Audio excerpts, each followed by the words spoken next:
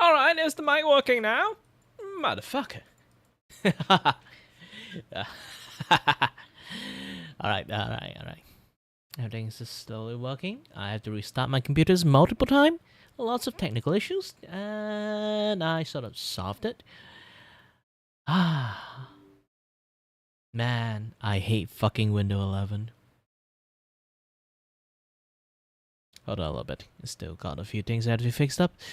Hello there, good king. It seems that you loved your. Hope you loved your like art stuff. I don't know that you can like adjust your own like things position or not, because it was not originally made for like like profile pictures. Technically, you can. You just have to zoom it in. But I don't know when you make a profile pictures you can zoom in or not. If you can't zoom in, I will send you another like square version, a more zoom in version of your characters, so it show much more properly in the chat screen and stuff. I have quite a lot of things still like fixing up. I still haven't like really fixed up everything yet. It's going to take a while, because Windows 11 decided to say fuck you and then like mess up with a lot of things again. So I have to like do a lot of emergency patch up. Most of the things is kind of like functioning.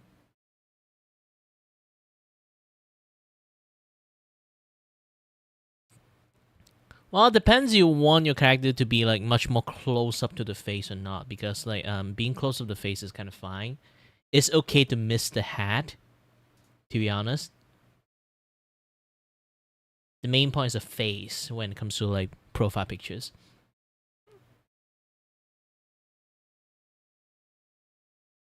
Speaking about like profile picture stuff, I should update mine too. Like, did I update mine? I forgot. Like, is it like super fucking close to my face? No, not this. I need to update my profile pictures then. This is the old one, the winky face one. Yeah, like finally my body is much more functioning because I'm starting to eat my medications. So my brain is finally like the gear is moving back again. Like I've been like really dull lately. Like my brain is like super dull. Okay, so I end up my brain just not working in the tip top shape for quite a while.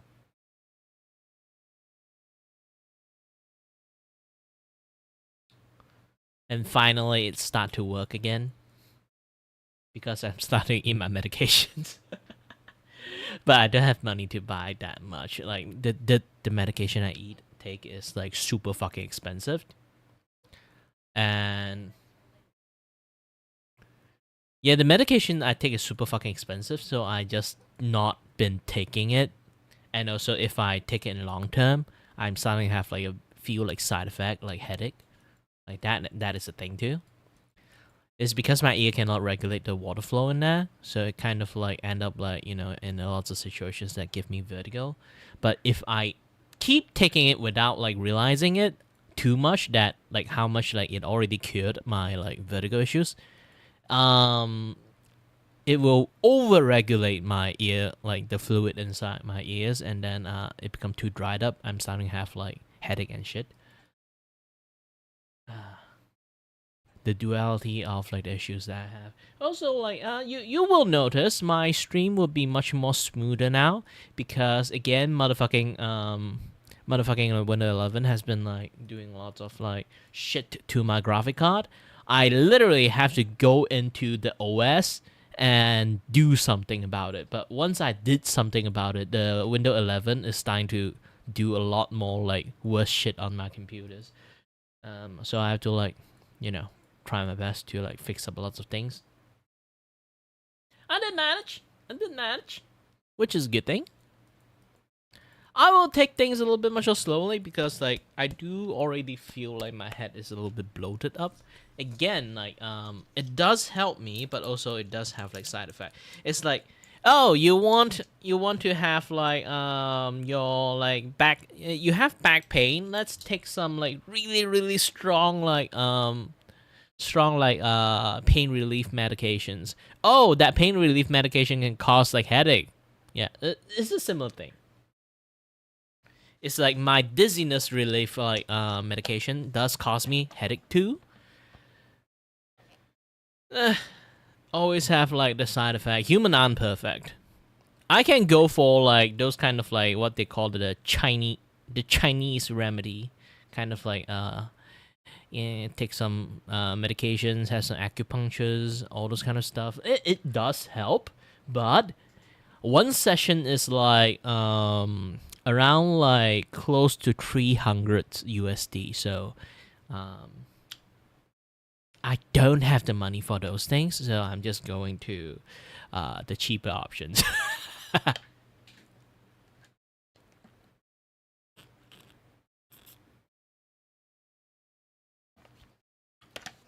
Usually, the acupuncture is basically it's like chiropractic. It does only temporarily relieve you.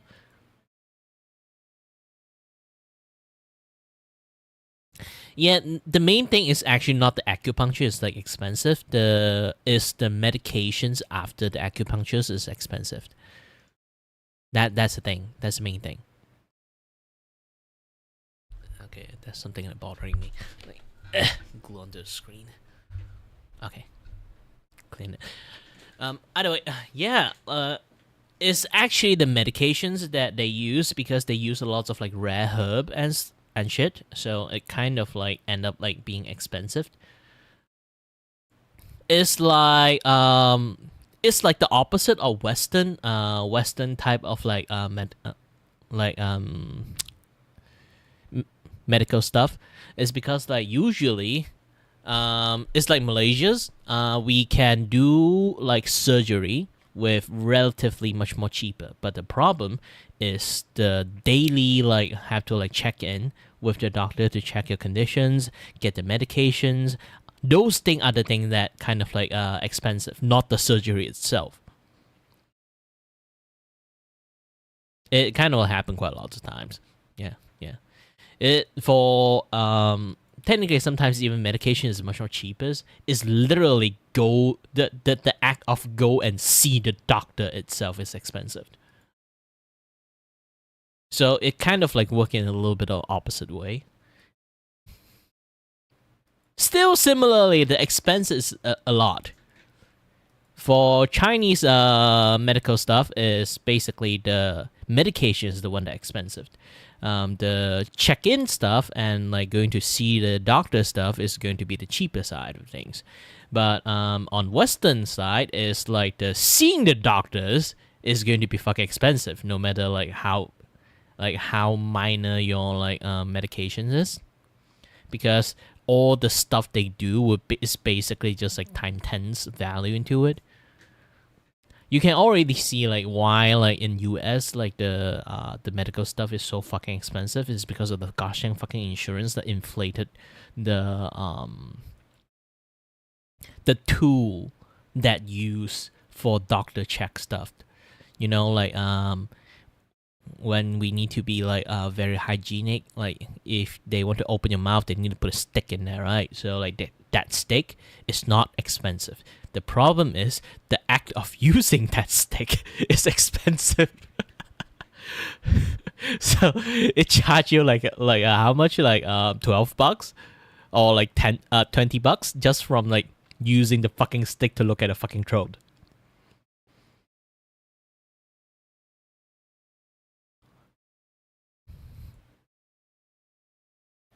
Yeah, yeah. Like medical stuff is always overbloated by gosh dang fucking insurance. In reality, it's not that expensive. It's not that expensive. Like Malaysia's is literally have free healthcare. Okay, Malaysia have free healthcare, and I've been like in the mercy of Malaysian free healthcare for a very long time. Else, I'm already fucked over a long time ago. I just didn't go to the hospital anymore because the doctor can't help me. And most of the medications is like they start to issue me like lesser and lesser medications. So I decided to be, like, fuck this. I'm not going to see doctors again. At least I would still go and see my eye doctors, but not going to see my, like, vertigo, like, ear doctors, those kind of stuff, because, like, my ear stuff is really beyond help. So, yeah, they can't help me. And the other doctor, I basically go see 3 departments, like my eyes, my ears, and then another department is actually my psychology department. It's basically like, imagine if you live your entire life being really fucking dizzy. They are really afraid of my psyche is like going to break down or something like that. It's like they constantly check that, am I depressed, am I this, am I that, like lots of things. And then they'd be like, holy shit, you're one of the most like positive motherfucker we ever seen.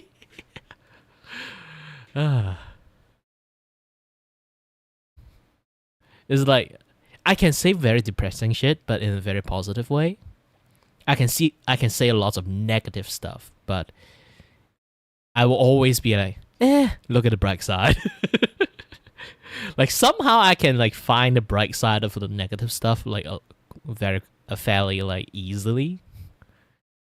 This is because I don't look at the negative stuff and see like only the negative.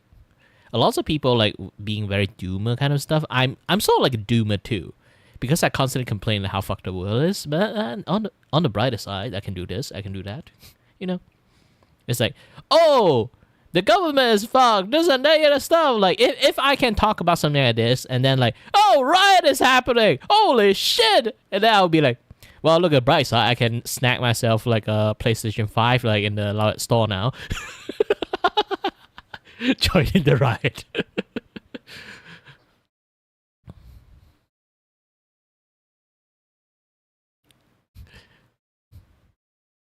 And some things like, oh no, the egg price have been risen.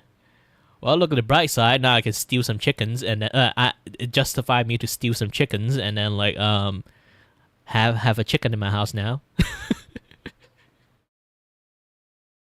Start to learn how to learn husbandry stuff. Not husbandry. Yes. This is what they call like like farm. There's like 2 type of farm, like the animal farm and then like the the farm, the vegetable stuff. Yeah, it's time to learn how to like self-sustain yourself. I'll be like, oh, I lost my house. Well, it's time to walk. It's time to like start practicing Bear Grylls stuff. It's me, Kira Grylls. Now I'm going to survive in the goddamn fucking jungle in the middle of the city.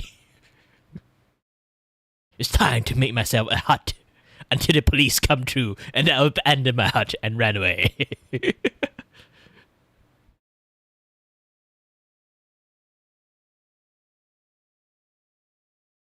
At day 15, I accidentally started a forest fire because I have no idea how to start a fire in a safe place. And it's a goddamn fucking forest.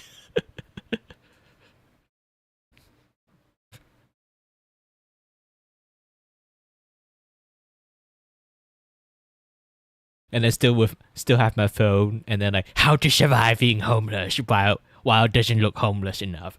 Live streaming. I'll live stream my homeless day, and then time to time I will get some donations so I can go to a hotel and take a bath. So at least I'm not looking as homeless as I thought.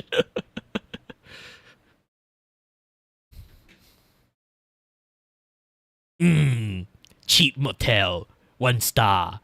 There's lots of bunk bed, but there's still a shower in there, so I can take a shower and free soap.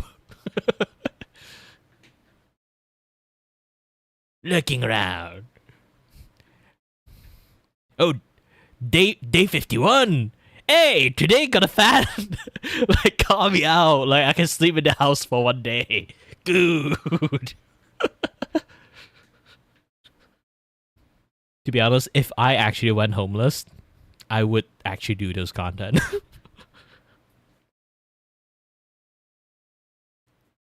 Not even kidding. It's like how do you live as a homeless person? Live as a successful homeless person. Main thing about like homeless person is like a lot of them like barely showered. maybe there's a commune showers or like like fight or flight situations. A lots of things people had to like fight for resources. For me, it's like internet. Hey, donate me so like tomorrow I still have internet to like stream. Hey, like I've been sleeping on the street for like 3 days. Can you donate me some money so I can go to the motel and like take a shower?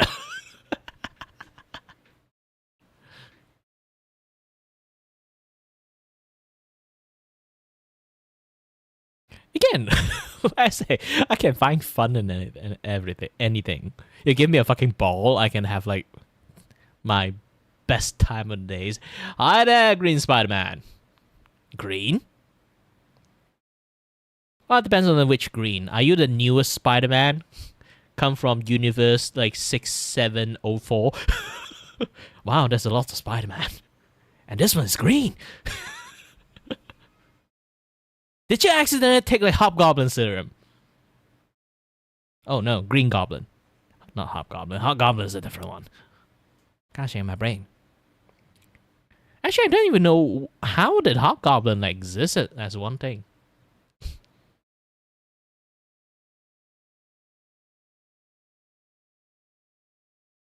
I didn't say that. Did I say that? Yeah, I said 7604. You should put like the number there if you don't want people to say that. I think you're hearing like the 6-7 word too much, to a point that even when you hear the 7-6, you still like retranslate the word into like 6-7, which is not a good thing. I don't even give a shit about 6-7, to be honest. Like, here's the thing. I thought like at the very beginning of like that meme start to become a thing, I thought it was the like do you watch SpongeBob? Have you seen that scene that like that particular episode, like a SpongeBob and like Patrick go to like the driving school, and then like what's funnier than like 34 35? I thought it was that one. I thought it was a referencing on that one. It's literally like the next numbers after that is funny, and then everyone like just take upon that and then just say 6-7. I'm not even know what it is. The true meaning of that particular meme, I have no idea. So my brain still kind of like locked in is actually that SpongeBob like reference. I think I literally like have that thing saved up so I can like show it to people when I talk about it. Or maybe I can find something like in the internet, like that particular like episode, that particular scene. Like in YouTube, they always like have lots of clips of like SpongeBob. So let me try to find it.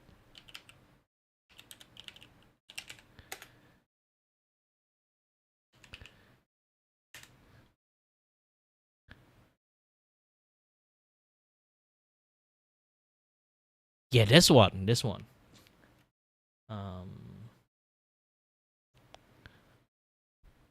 Let me try to show it to you guys.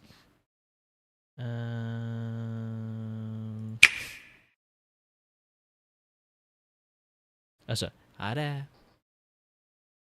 Yes, I'm the kind of like VTuber that show my face. Let me switch to another scene because I need to like set up that one. Rexy. Okay, this is like the thing. I thought they were referencing this particular scene.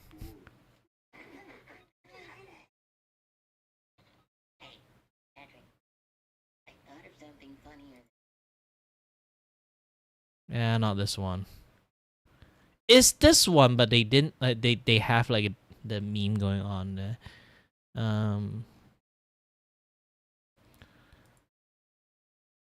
Four.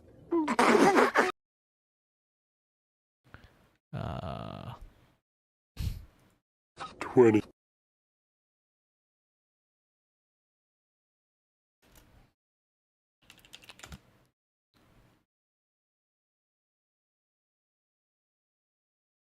Yeah, this one. Stand up and introduce yourself. Who's the fat kid talking to? You, Patrick, she's the teacher. Oh. Come on now, tell the class your name. Don't be nervous.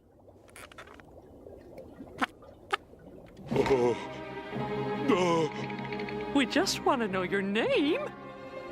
No. Yeah, this part. Oh, they laughing. I guess it's just an... Genius. Yeah. Why are they laughing? I guess it's just in the timing. Oh. Today's first lesson will be on turning. 24. Yeah. It's literally this. Patrick, What? I thought of something funnier than 24. Let me hear it. 25. That's enough! Yeah, I thought it was this scene. It's literally this. 24. Hey, Patrick, Maybe I'm just too fucking thought of old. something funnier than 24. Let me hear it. 25.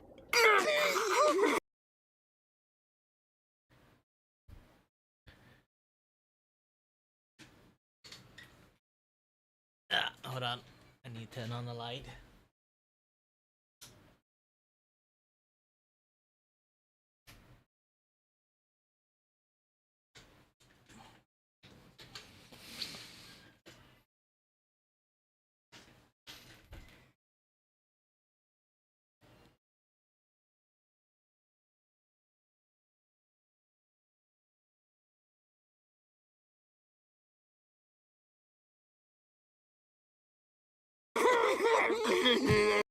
If you guys like want to know this scene, I guess I'll just like post it out so you guys can like.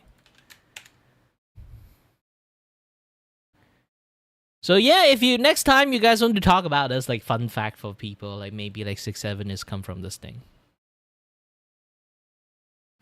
Like so far, I'm the only one who recognized this reference. Literally, I'm the only one who recognized this reference until like I talk about it, and then people are like, oh yeah, that maybe that it is. Who knows? Who knows? Maybe it is. Maybe it isn't.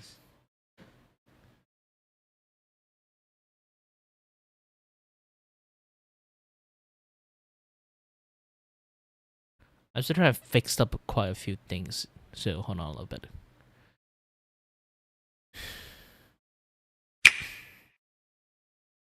Bam badam bam bada bada ba bada ba bada ba ba.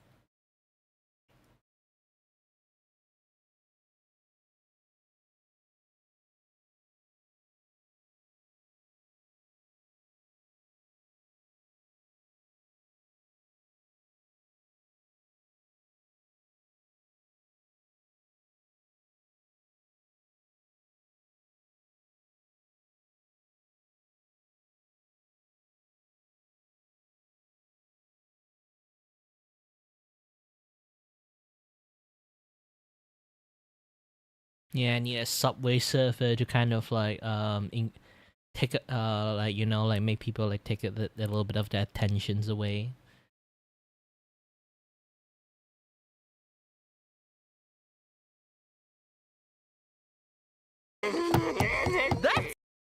Oh, by the way, BTW.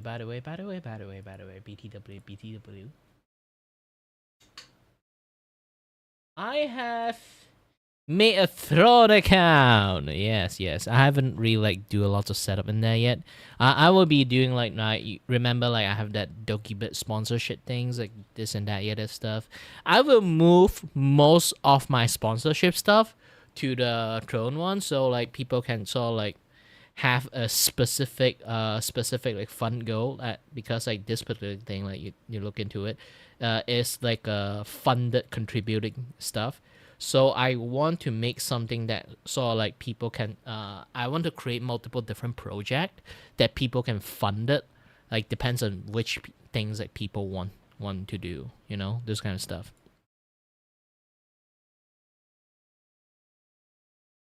So I will try to like do some like stuff that will make it work, and I will try to like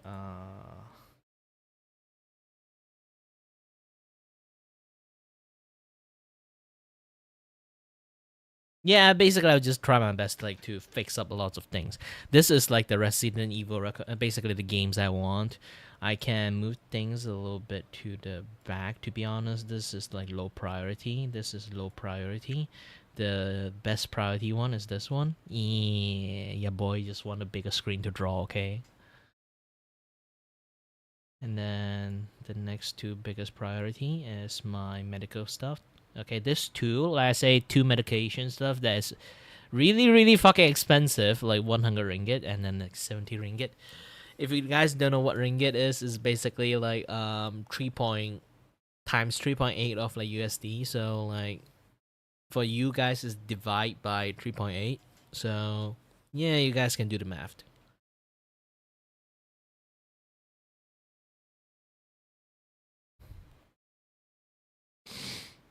I believe when you go in there, you will see it in USD if you like go in there. Depends on your currency and stuff.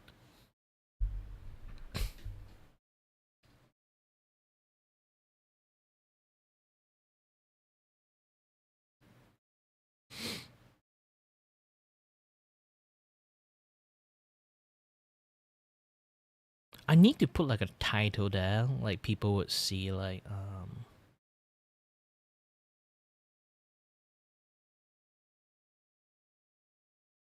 yeah, I need to like add a little bit of name like this and that, yeah, there's stuff.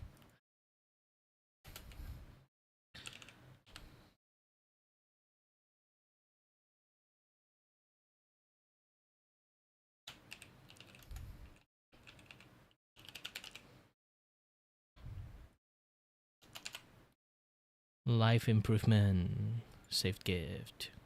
So this is like for life improvement.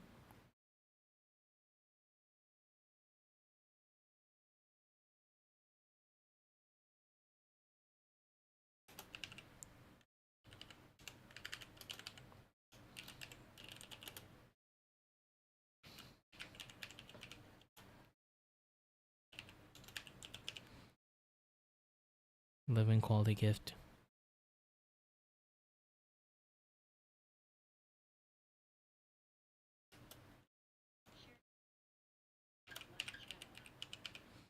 Life quality. Yeah, I think like life quality improvement is much more better.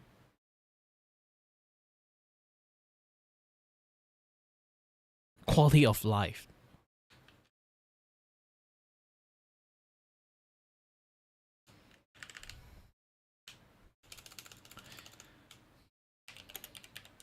Yeah, this one sounds better. Quality of life gift. Save. This is the type. That will be quality of life, quality of life. And then anyone want to buy me like food?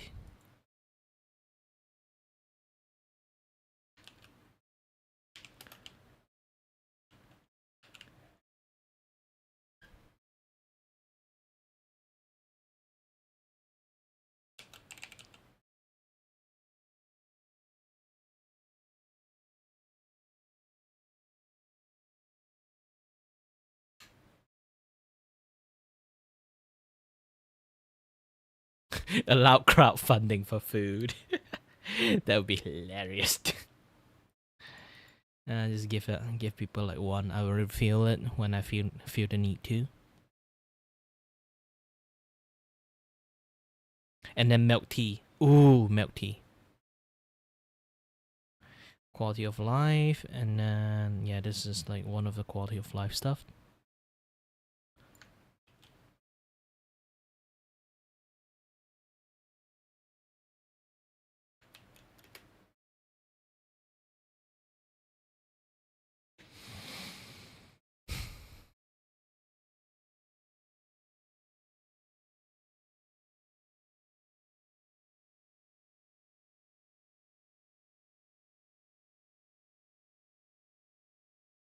Oh, it's just that I made a Throne account. Like, remember, like most of the things that people like as the content creator they have it.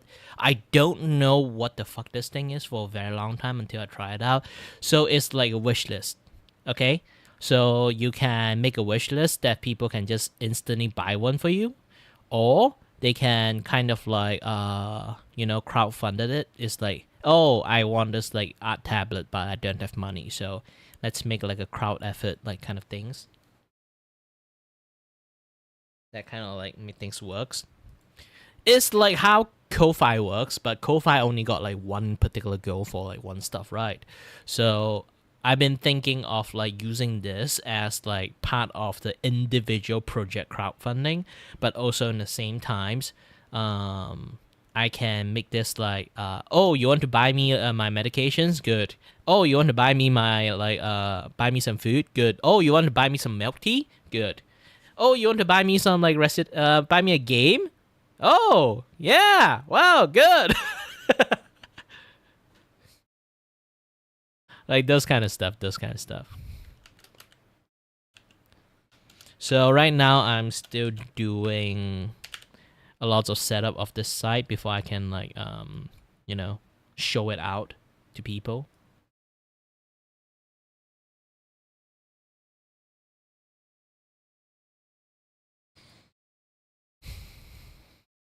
So there's like a proper mic. If anyone really want me to do a lot more like voice content, you guys can like buy me a better mic and then I'll do it. Or I try to work for it. Obviously, I'm just going to try my best to work for it. But if anyone who are rich enough want to buy me shit, yeah, go ahead.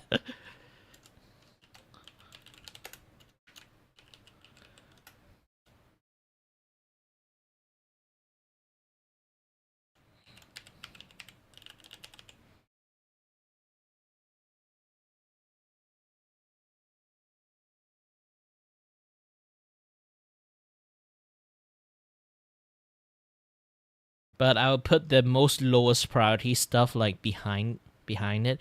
To be honest, I should put this thing like right behind the gosh dang the medications. I really need this. I'm still working on quite a lot of stuff. I haven't really truly started yet. Else I'm just going to put like everything on share and stuff. Like my drawing tab, I really want this drawing tablet. I've been eyeing for it for quite a while. I know there's a better version of it, but I don't want to be too greedy, okay? This is still expensive already. It's like 4,000 ringgit, okay? That's a lot.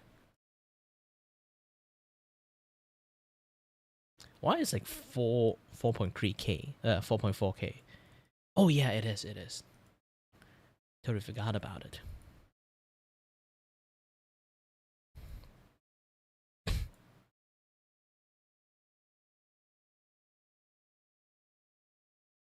Yeah, if I'm not really like disabled like in actual like medical license and stuff, technically I can get it. I just too lazy to get one.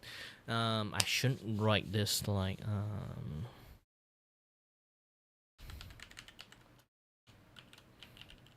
yeah, a pseudo disabled grade. That would be fun. Okay, green. Everything green, green.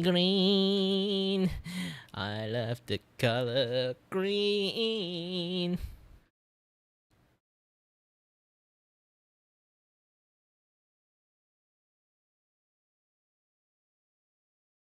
Yeah, anyone who want to buy me milk tea, like this is the best time.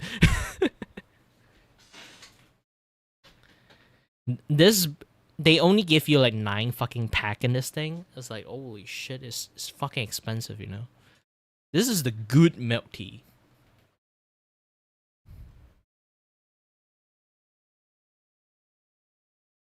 I should add more stuff. It's like my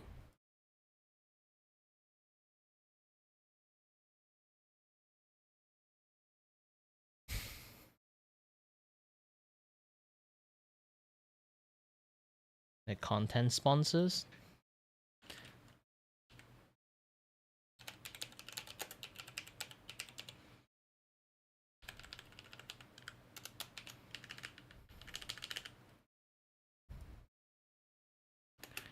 content sponsors, sketchathon. Then let's make it 500, like 400. Yeah, too much. Allow crowdfundings.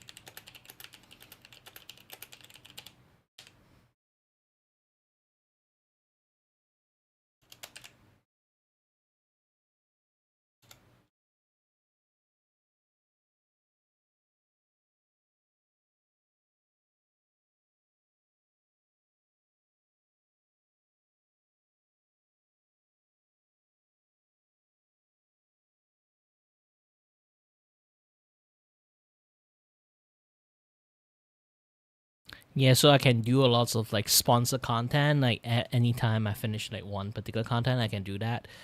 And also another one that is going to be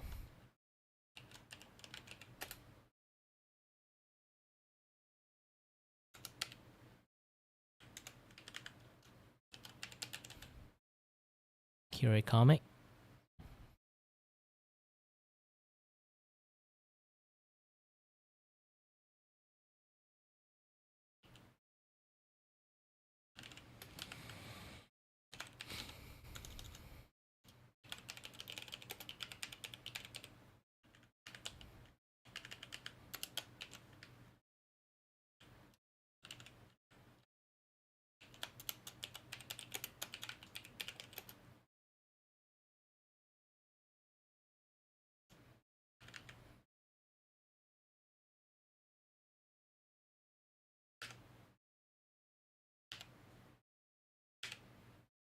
Oop, I can't do this.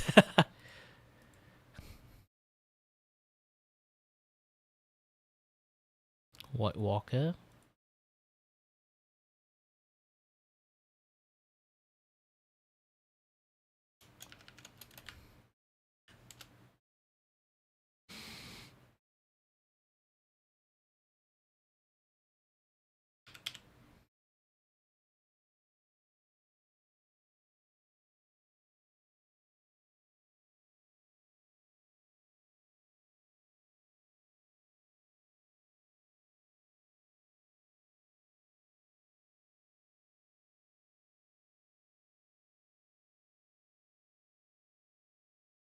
I will make like a picture for it.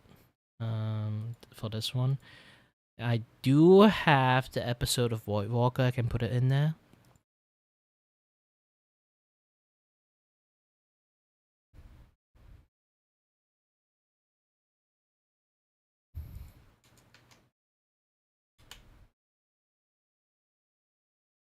Oh, it's too big. Okay, I need to shrink the size of Void Walker. Um,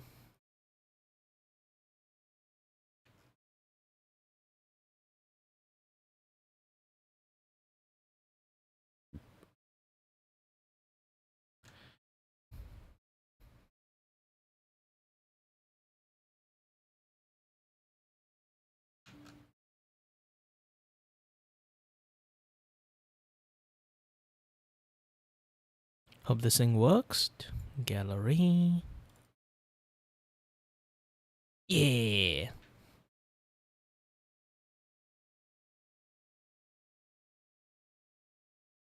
Ta-da!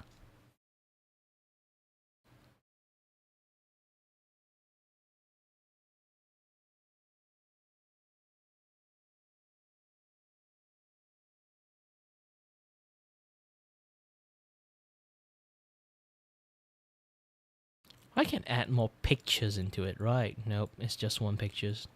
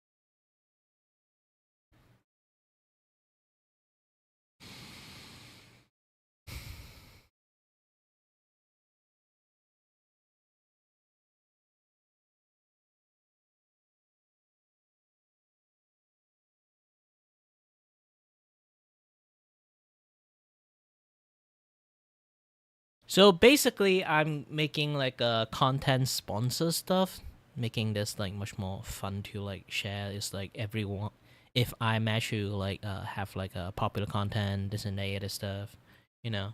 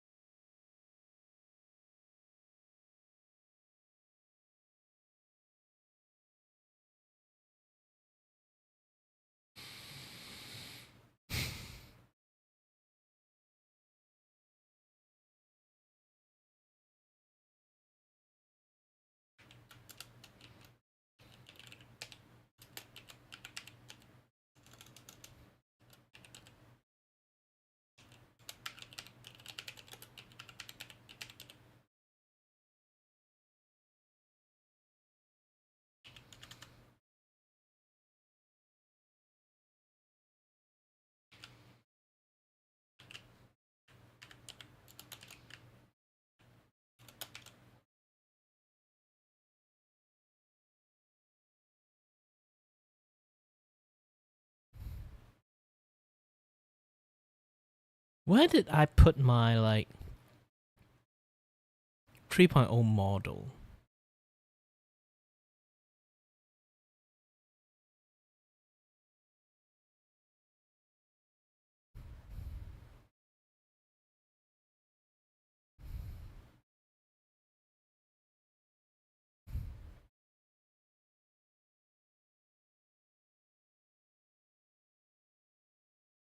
Let me try to take a look in here.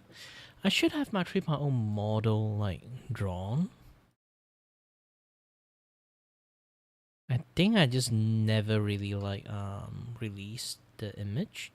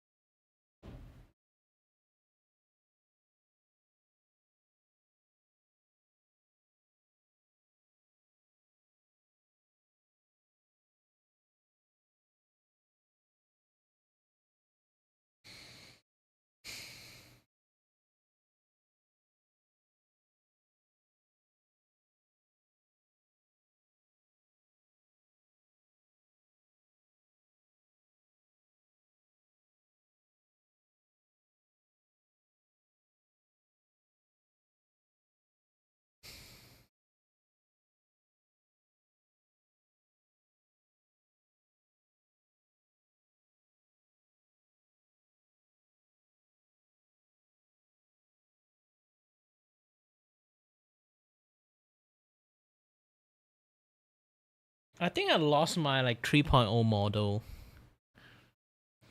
like SketchUp.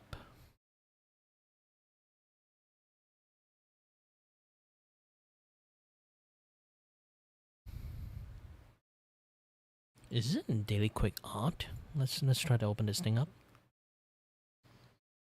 I think it's in Daily Quick Art. I think. Not really sure. Oh, so my tape is gone. Let's play some music. Oh, not this one. This is a different one.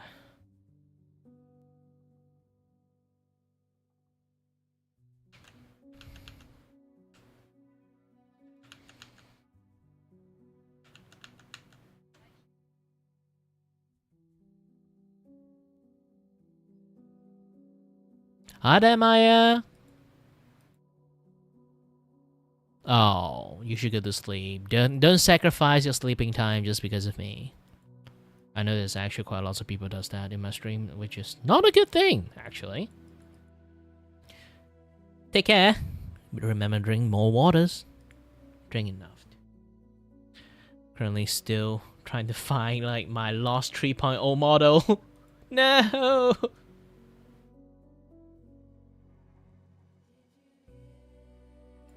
Good night.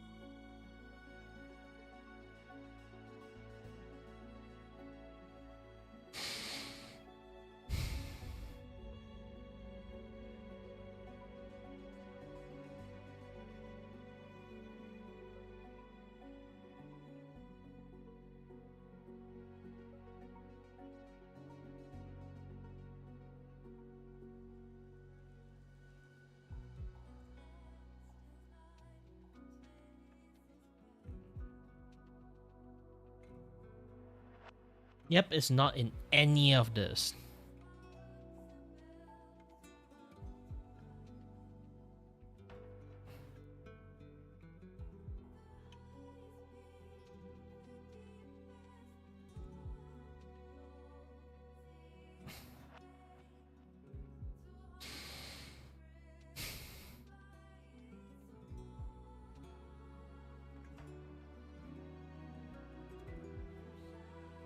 I guess I just have to like redraw everything for my 3.0 model.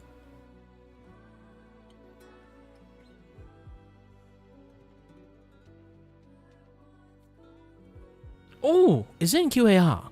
QRA. QRA is basically like a quick. Back then I did like this thing is like I quickly draw things out just to make it like a quick retweet. Might have it in here. Oh, it is in here.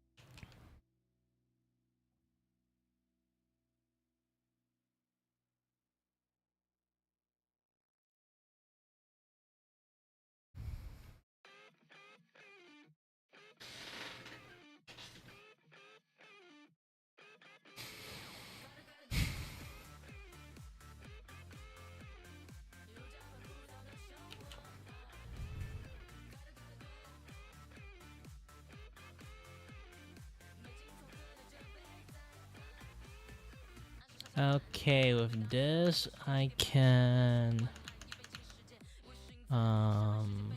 what is it? What is it?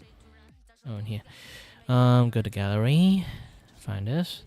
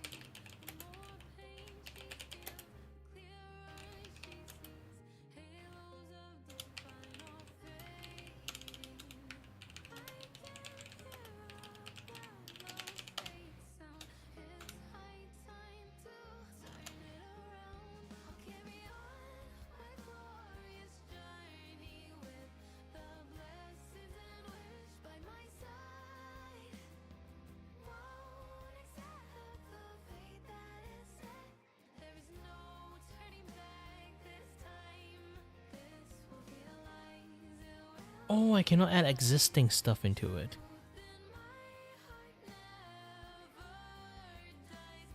Can I? Add this to collections, yes.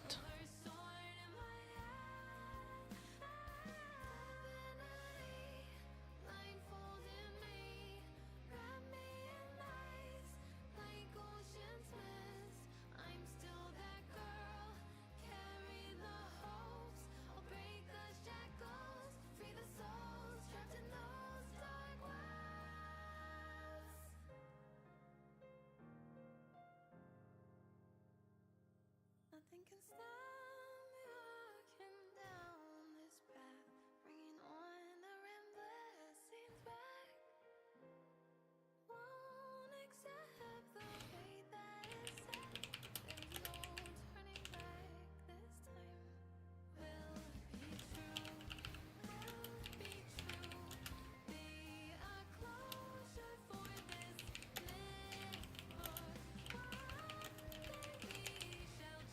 A happy Kirei will make happy content.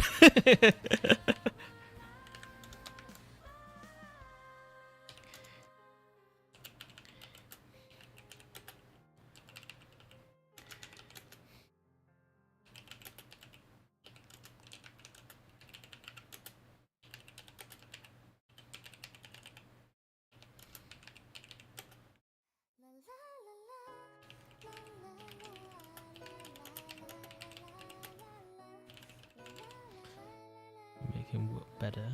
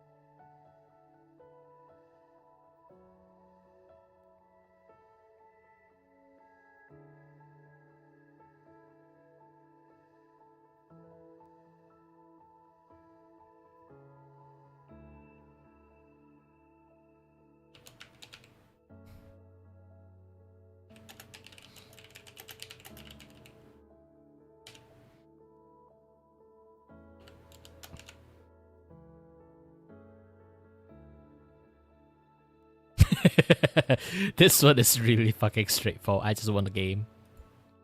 Nothing more, nothing less.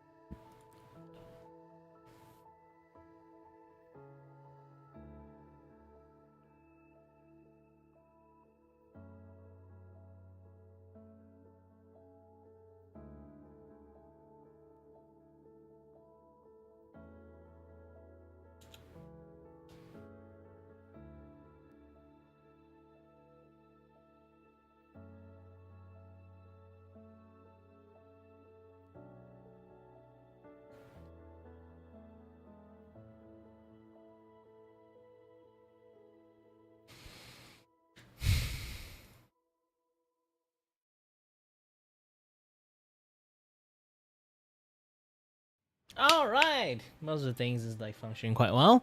I hope I can keep on working more stuff and then everyone can work together to fund the stuff that I need. Ooh, I have so many like crowdfunded stuff.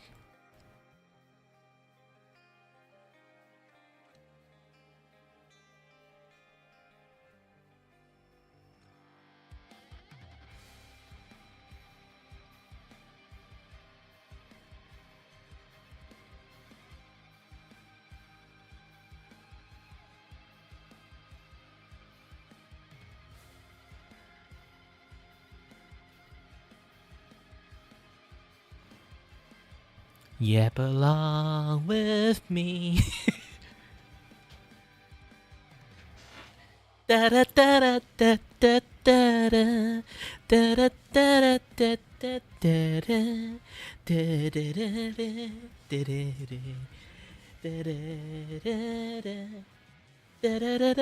da da da da.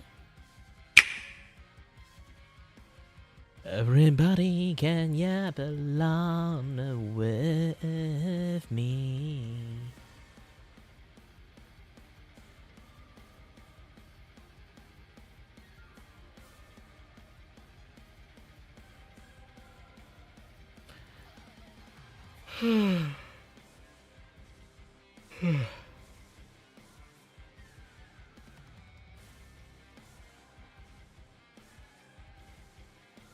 Temporary coaster, my cleaning tissue on my screen.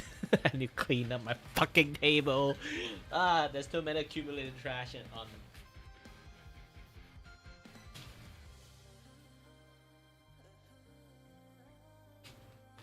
I guess I should actually buy a coaster. Who knows? Who knows? My hair is not that great today because I kind of crimped my hair the wrong way. Or I kind of like, you know, just speed crimped it. Usually I take my long, sweet ass time to crimp it nicely, but... Ironing the hair is hard, okay? It takes skills. And those skills I'm quite rookie at, so I need to take some time to actually like, do it properly. Maybe in the futures, I try to like ironing my hair on the spot, I guess? Who knows, who knows?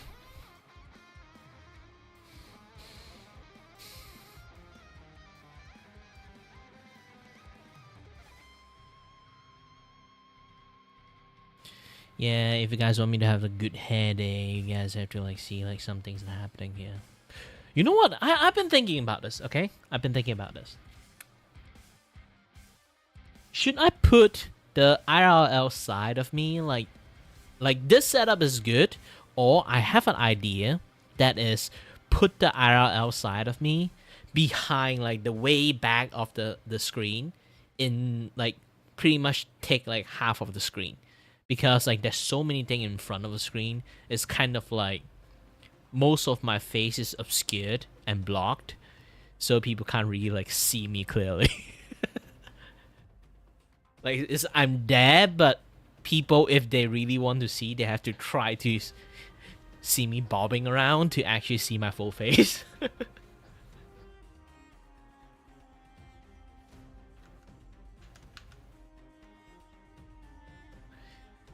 Yeah, again, I talk about this. Like, have you seen? Like, I think you missed this part about like the guy that is kind of like talk about like no more 6-7, and then I talk about the reference of 6-7.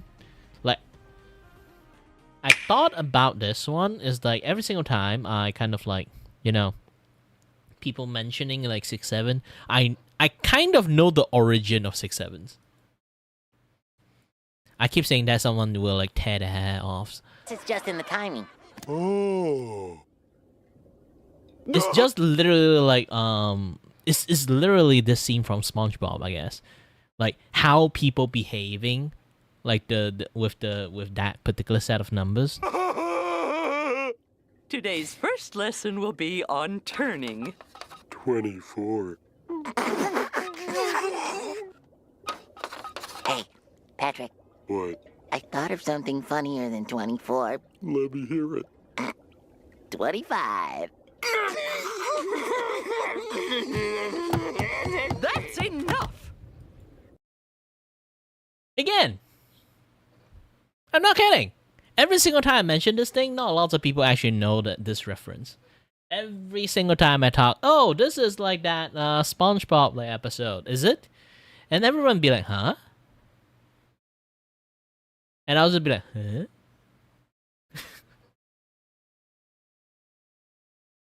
What? Like, literally is this. It's literally this.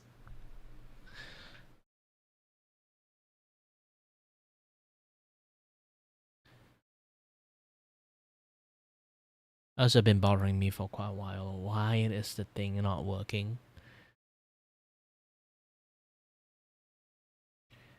Hold on a little bit. My chat system is on the fritz at the moment.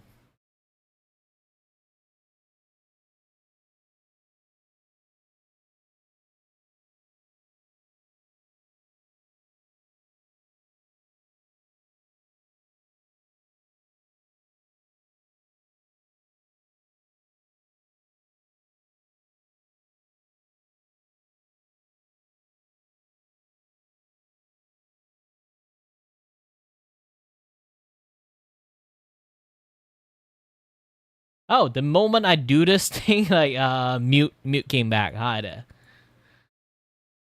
What, your question mark about the conversations? I have to repeat this again, I guess. The 6-7 things, okay? It's been like contaminated the entire fucking internet. And then every single time I see it, I say, oh, is it referencing the SpongeBob episode? And then like people ask me like which SpongeBob episode. And I point at this specific scene. And everyone just don't know this particular scene.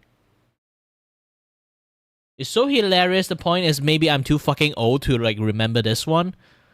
Or I was like also very immature when I like watched this episode. I still think this is actually really funny. Okay? Try think this. 24. Hey, Patrick, What? I thought of something funnier than 24. Let me hear it. 25. It's literally this. It's the same thing.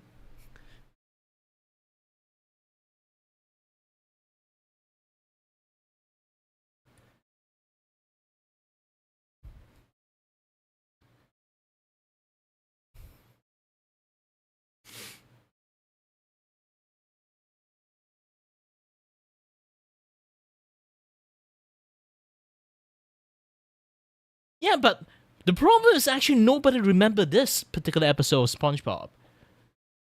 When this like when that like 6-7 memes is literally everywhere, it's like nobody used this meme. No, it have like any resemblance from that particular episode of SpongeBob. I'm the one who immediately recognizes that one.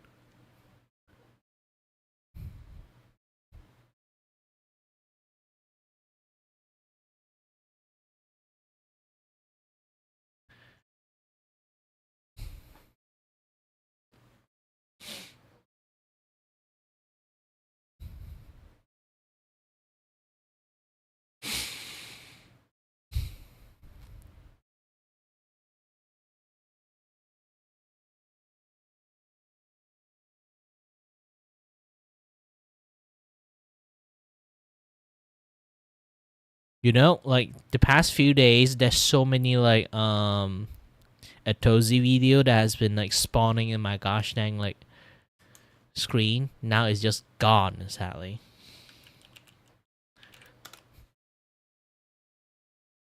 Hey, keep showing me more Tozy video, okay?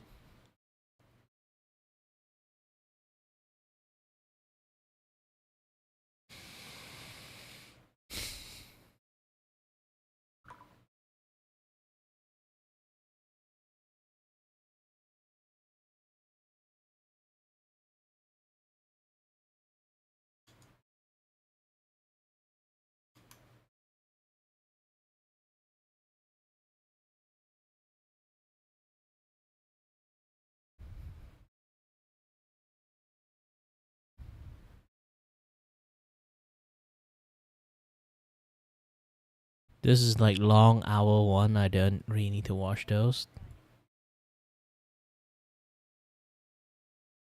Oh yeah, I know. And then, do you know what's the funniest thing in the world? Is because like the deepfake stuff, like he is actually got slapped with like sex offender like label on his head, so he can't even do any commune work that have like it's basically working a group. So he can't even be a cabbage farmer. So he had to do some like really shitty ass jobs that is he have to work alone, something like a sewage drain like sewage worker or something like that. You have to like work alone. He cannot work in a group. He can't even do cabbage picking. No kimchi making for him. Like who the fuck want to eat the kimchi he made?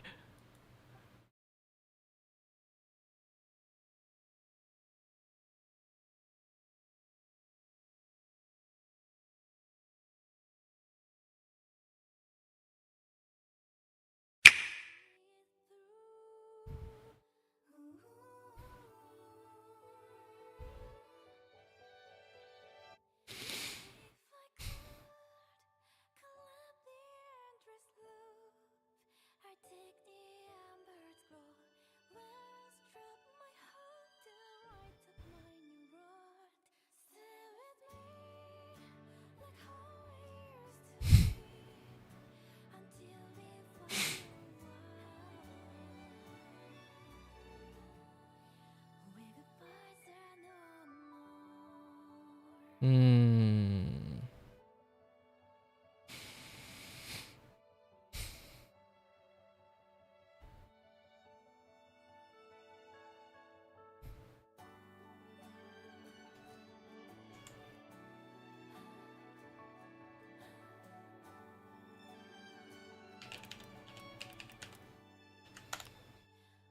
Any new Penguin Zero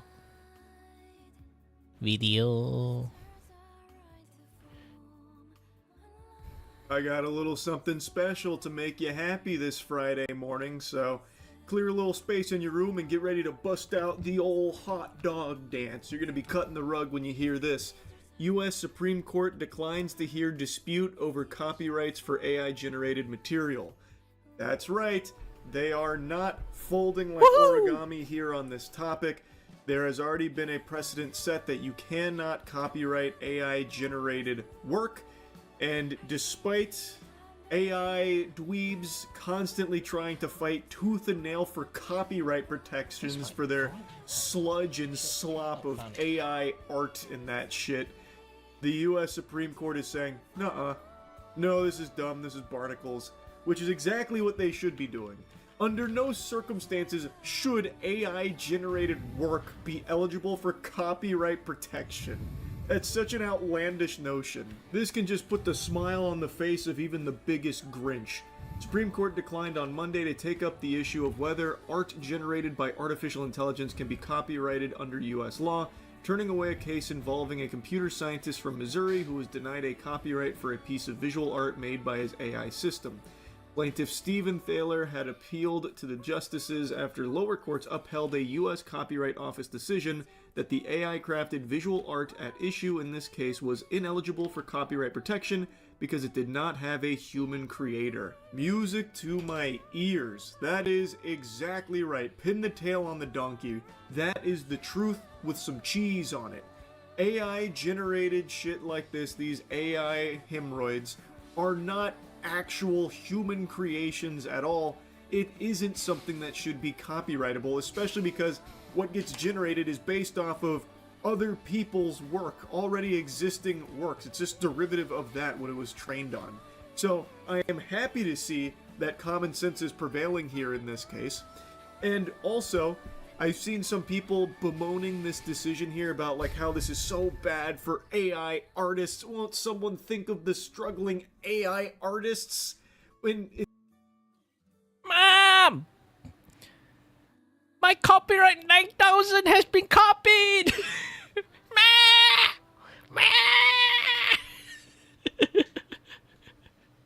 it's interesting because one of the core arguments I've seen from that community is that IP is a scam. No one should own IP. It should be freely and readily accessible to everyone to steal and Then don't iterate copyright upon. your shit. And yet, then they turn around and try and copyright their own AI trash, their own. Like, basically, they insult artists like, you guys do not have the right to have ownership. And then after generate, like, this is the perfect art I generated. I need to copyright it. And then someone copied his. Well, they'd be like,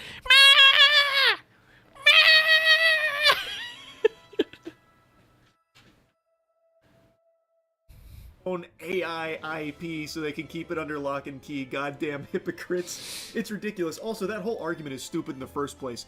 If there was no such thing as IP, then you know who benefits? It's not the little guy. It's not like the average Joe Schmo. It's the big corporations. They can just take all of your shit and pump out endless content far better than any normal person ever could. So while there definitely are some very real problems with current IP law, the whole idea of IP is sensible and necessary, because if it didn't exist, what stops Disney from just going online and just taking everyone's shit, right?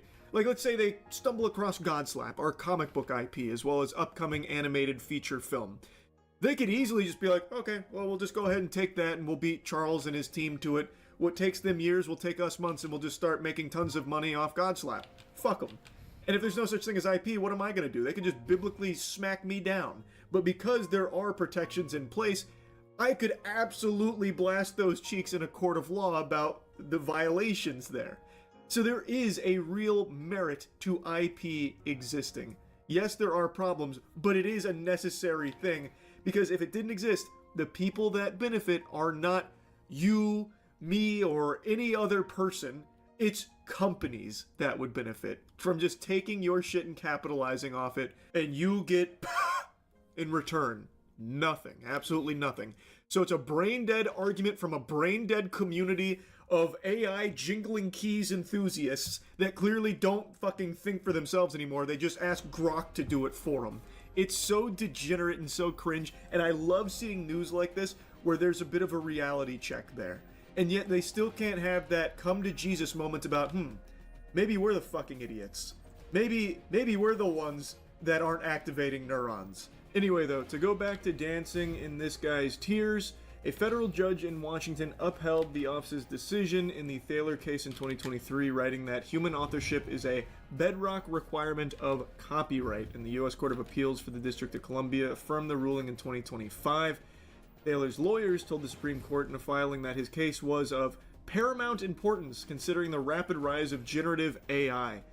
Oh yeah, I'm sure this is a big life or death moment here. This case we're going to be talking about for eons to come, no doubt. About this one about how fucking dumb that stupid asshole asshole's is. Dumb AI generated piece of art of train tracks going to a portal. Like, yeah, I'm sure this is the one of paramount importance. Oh my god, it's so cringe. With the refusal by the court to hear the appeal, Thaler's lawyer said, even if it later overturns the Copyright Office's test in another case, it will be too late. The Copyright Office will have irreversibly and negatively impacted AI development and use in the creative industry during critically important years. Stop, no. I can only come so hard. I can only handle so much good news all at once. Oh, that just sounds so wonderful. Smooth silk in my ears. Although the Copyright Act does not define the term author, multiple provisions of the Act make clear that the term refers to a human rather than a machine, the administration said. The Supreme Court previously rejected Thaler's request to hear his argument in a separate case involving prototypes for a beverage holder and a light beacon concerning whether AI-generated inventions should be eligible for U.S. patent protections. This guy just sucks. What a loser. His patent applications were rejected by the U.S. Patent and Trademark Office on similar grounds. You don't say. This guy just keeps hawking anything AI generated and taking it to Big Daddy government. Hey guys, can we get some patents and protections for this trash, please? Oh, come on. AI worked so hard on it. I'm a prompt engineer. Think about me. Please copyright it. Please. You know, as an I can't really say I'm an engineer because I'm not licensed, but in many cases I did study engineering. I did get a diploma of engineering. All I can say is, from persons on the engineering standpoint and also transition to artist standpoint, fuck that guy. A disgrace to anyone that is like knowing art and know art and engineering stuff in the same times. Fuck him. Desperation is like a tasty treat here. This guy wants copyright protection for his AI-generated trash, yet believes that it's totally fine to take from other real human beings' work in order to make his shit. So it's like, okay, I can steal from you, but if anyone tries to take my train tracks to a portal, it's getting pugilistic, okay? Government, back me up, please. What do you mean, no? This really is such a good thing, because let's think about this at scale, even outside of this dumbass's train track AI piece. Companies that, like, replace their entire creative workforce with AI down the line. Well, assuming these rulings continue to be upheld, it's going to mean that their output won't be protected by copyright anymore because it will not be human created, right? That would be the implication. They've set the precedent. You know what? Since they cannot copyright it, okay? Do you know like any of those like AI commercials that like big company put out? They don't have copyright of it. Means you can actually take the AI commercials that the big ass company made and make a clown out of it. Preferably, if you want, use your like incredible power of understanding of how a fucking content works, make a clown out of it. Or you know what? Just use AI to like clownify like everything they made. Go ahead. They don't have any copyright of it. You guys can do any fucking thing you want out of it. Okay?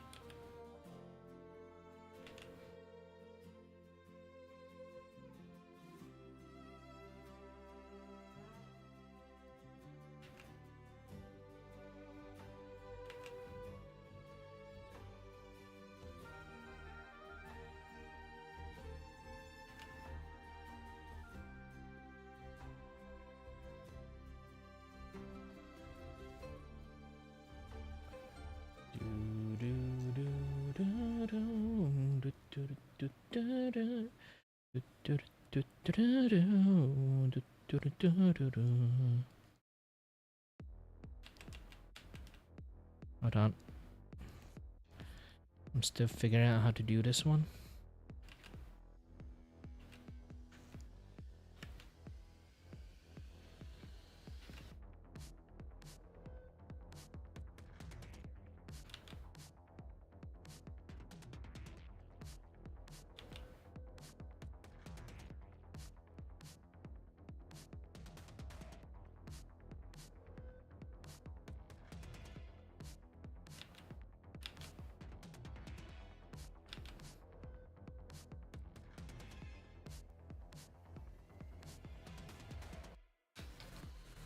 if you want, you can. Blender can do a lot of like parallax animations.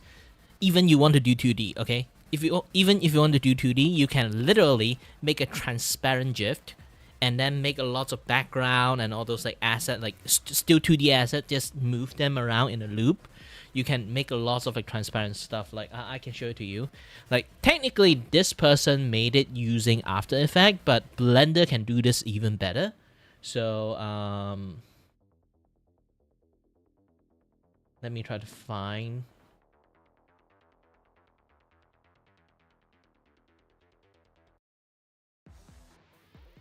Yeah, it is worth it.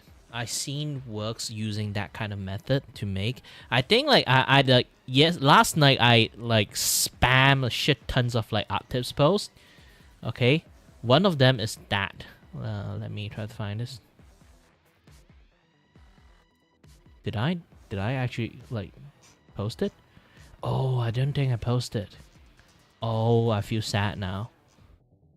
Oh, it was so beautiful. It was so beautiful.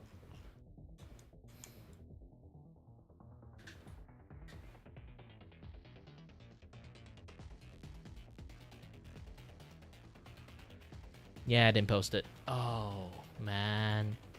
Feel sad now.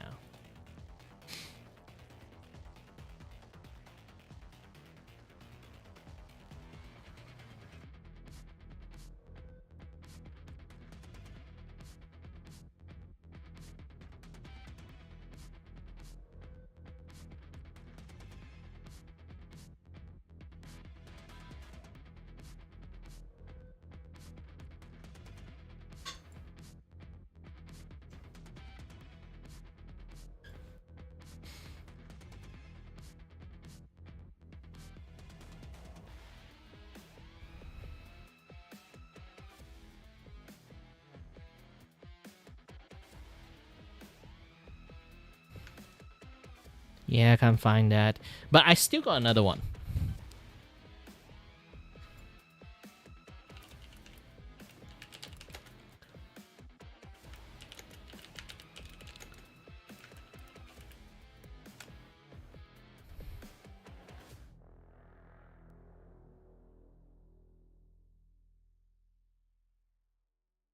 Yes, this one. This video will teach you everything.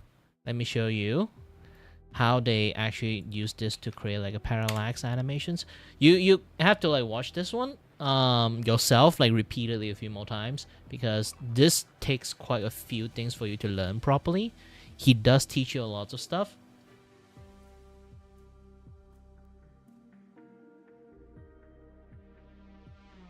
Let me go to the React scene.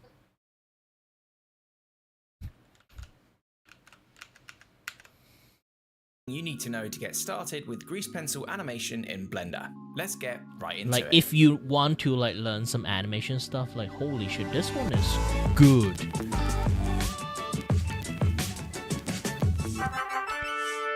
Tip-tot. Hello everybody and welcome back to Tip-tot. In today's tutorial we'll be taking this Hollow Knight sketch and turning it into a layered 3D grease pencil animation in Blender. This video will be useful for beginners and those looking to refresh their memory, but if you're completely unfamiliar with Blender, just try to follow along and do your best, and leave any questions in the comments. Yeah, You can this draw your one is sketch good. directly in Blender, but I've sketched mine ahead of time to help keep this tutorial as concise as possible. You can download my sketch file if you want to follow along exactly with this tutorial. The link to the sketch is in the description. We'll first go through setting up our scene with the sketches, then take a look at drawing with grease pencil using part of the background as an example. Then we'll animate the characters and finally go through setting up the render. If anyone actually like come from tutorial, like what you Adobe Animate, okay, yeah, Adobe CC or Adobe Animate or Adobe like like Flash, like it's essentially the same concept, but in a much more 3D. Try to think like you're doing Adobe Animate, but using After Effects tools. You can draw with a mouse, it is just much harder. I've left a link in the description to some good entry-level tablets in case you're interested, but don't let it put you off. Final thing, the keys I'm pressing will be shown on screen, but I also tried to call them out as I use them. Also, this is just one way to work with the grease pencil tool, so if you do like this video, let me know in the comments below and we can do more. Alright, let's jump right into it. Alright, so first things first, we need to get our sketches into Blender. I'm just going to select everything in my scene and press delete to get rid of it all. Then holding Alt and middle mouse button, we're going to flick to the left to get to front orthographic view. This is so that when we Shift A image reference our sketch layers, which we will navigate to now, they will be aligned to the front orthographic view, which is where we'll be working in this animation. But either way, like they will teach you a lot of stuff, to how to do the parallax, how to do drawing, how to do the work filling. Like you don't have to do too many things. And Like for it's now, actually again, quite we'll be easy to make quite a this lot of shell stuff. using the rocks. Selected. And this is just like a part one of it. You can do quite a lot of any other stuff with it. While you might think about this, like, oh, he just do like a single layer, single like color stuff, so it's not even like that well in cell shaded. But you have to understand this. This is freaking Blenders. You can actually have lighting on each individual like layers that you put into them, and then when you like do a lot of like parallax kind of like view in and out stuff, you can make like, you know, the entire like drawing on like maybe a person sit in the train, and then behind the background there's like another layer like put like a few feet back is like a bunch of like light pole. You can just let them loop, and then like you can put like the background, like literally just like tiny bit of background that is like the maybe sceneries, is like, you know, like you riding a train, you go to scenery, this and that area stuff, and you can just slowly move the train, and then also at the same times, like the like behind the scene, you also like move just a tiny bit to the like against, like if they this is how I do parallax stuff. Like you move the things to the right, the background have to slowly move to the left to show like some movement, like big ass movement is like going to move and happening, and then you can like shake the image in the front. It feels like dung dung dung dung dung dung, like those kind of like train stuff. Like yeah, like it's really wonderful. You can do that like properly. Like it's fun to do it. Like the more idea you have, like how to like make things as realistic as possible, but also in the same time is 2D. Like because a lot of people like don't really understand how a lot of like puppet animation work. Is like, look at his hand. I actually only have minimum amount of movement, but you know.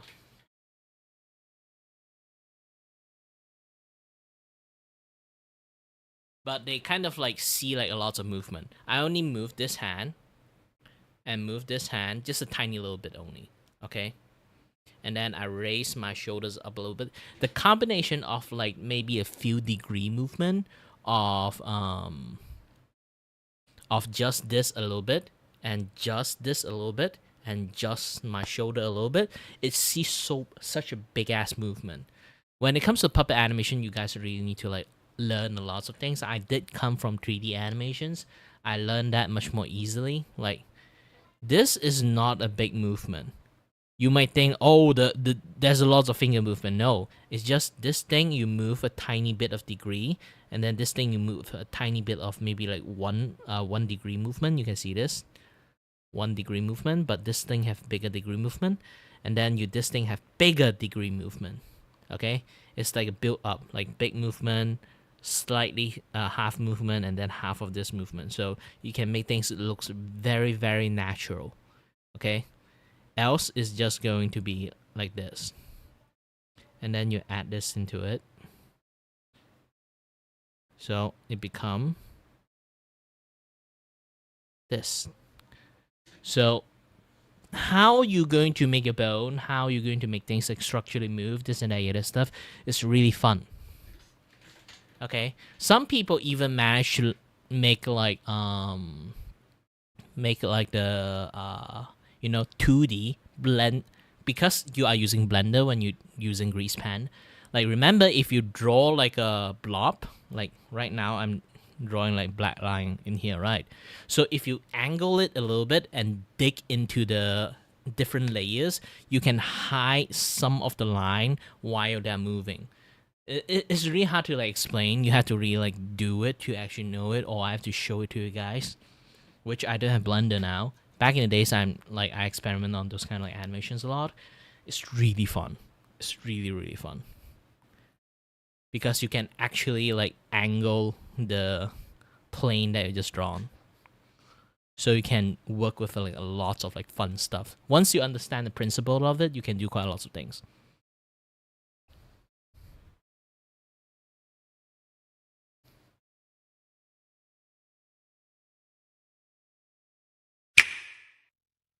Oops, wrong place.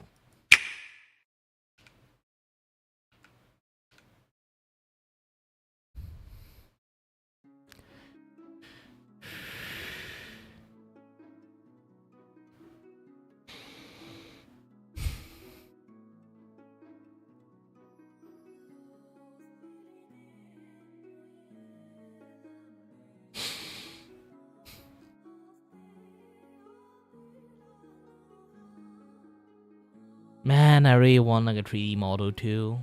Something to look like this.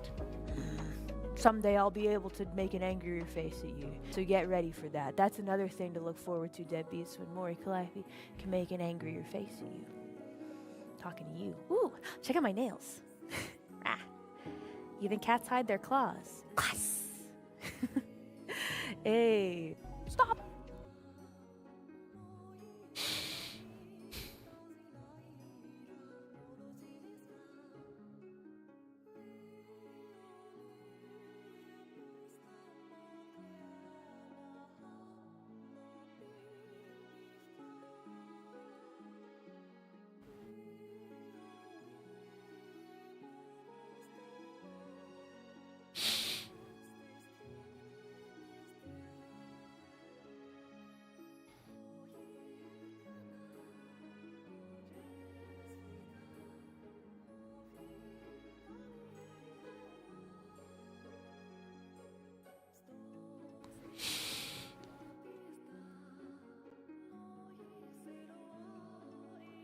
Hmm.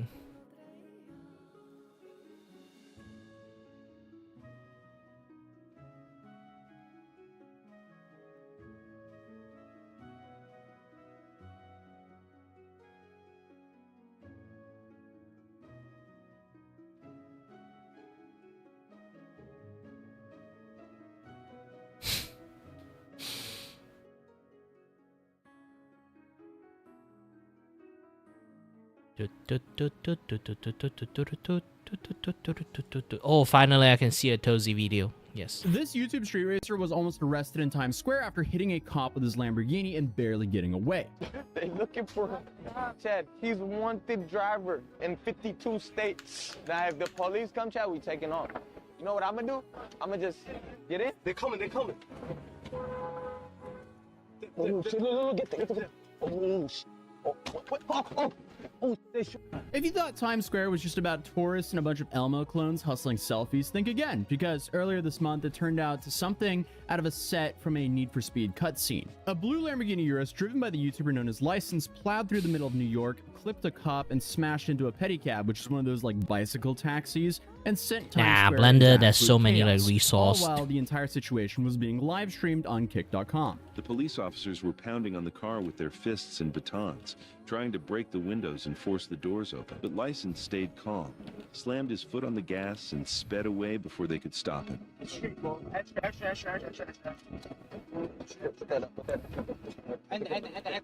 And now, License is still on the run, posting content, and the NYPD are probably hunting him harder than ever. So, who is this guy that I'm actually referring to? Well, License is one of those guys who became famous for cutting up traffic outside of New York City while avoiding the police. He's on YouTube, Instagram, TikTok, and kick.com, where he's essentially built this following of over 700,000 followers by posting this wild street racing content. And when I say wild street racing content, it's just like wildly stupid. I mean, essentially, he's just cutting through traffic, putting everyone at risk, including himself and the people who are sitting in the car with him. And overall, I mean, the driving isn't even that impressive. If you put any of these guys on a track, they would get clapped by someone who actually knows how to drive. Essentially, you have a bunch of high performance rentals just going way too fast through the New York City traffic, putting everyone at risk, and then then they're obviously filming this with dash cams and POV cameras and uploading it to YouTube to monetize it. And they make a point to blur out the license plates, and on top of that, distorts voice and hides behind a mask. So he's obviously trying to hide his identity for as long as he can. Hundreds of thousands of people have watched him speed through New York, but as of right now, he has still not been caught. It's a dangerous trend known as throughway swimming. It's when cars drive recklessly on highways, causing near misses or weaving through lanes. Do you feel like you're a danger to society?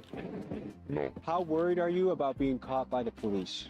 not worried at all. Unlike his friend Squeeze Benz, who was actually arrested a year ago. And if you go through his content, every video of him is either him taunting police, dodging chases, and then disappearing to park one of his rented cars in locations that he claims he only knows the location of. So when the news hit that he was almost caught in Times Square, that got a lot of attention. So here's how it all went down. A Tuesday night at the beginning of August, License was in Times Square with some streamers who happened to be live at the time, including one streamer by the name of Shangle, who had his own camera rolling inside the Lambo during the entire police situation. At first, it looks like the usual kind of like clout chasing fans stopping for pics, guys hanging out near the car, nothing out of the ordinary. But then you notice something.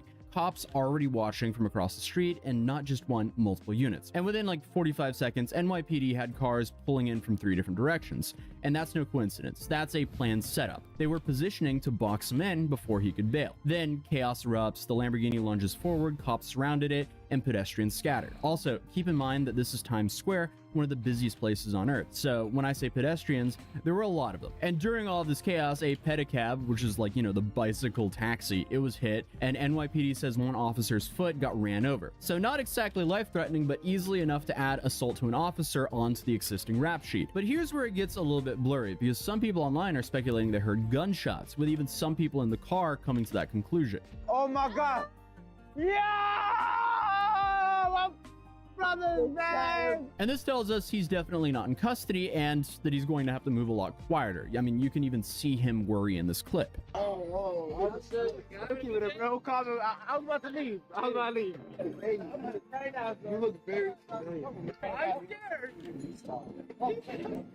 But going back to the most important detail, the way cops act in this situation, because it's interesting that they managed to surround him that quickly in Times Square, as this might be a sign of them actually watching the stream. Normally, if you call NYPD about an actual crime in progress, you're waiting for 10 to 15 minutes or maybe even longer. But in this situation, they were already there. So to me, it seems like a targeted operation, and it lines up with what NYPD has been talking about regarding their social media monitoring unit. They announced last year that they're actually watching streamers and social media accounts in real time. So if you're broadcasting your location with thousands of viewers, you're not just streaming to your fans, you're also most likely streaming to the cops. And remember, this isn't the first time clout chasing drivers have ran into the cops, because you have Squeeze Benz, a 19-year-old who went viral drifting through Times Square last year. He posted similar content fairly regularly, and if you remember, he was arrested as well last year. Oh, nah.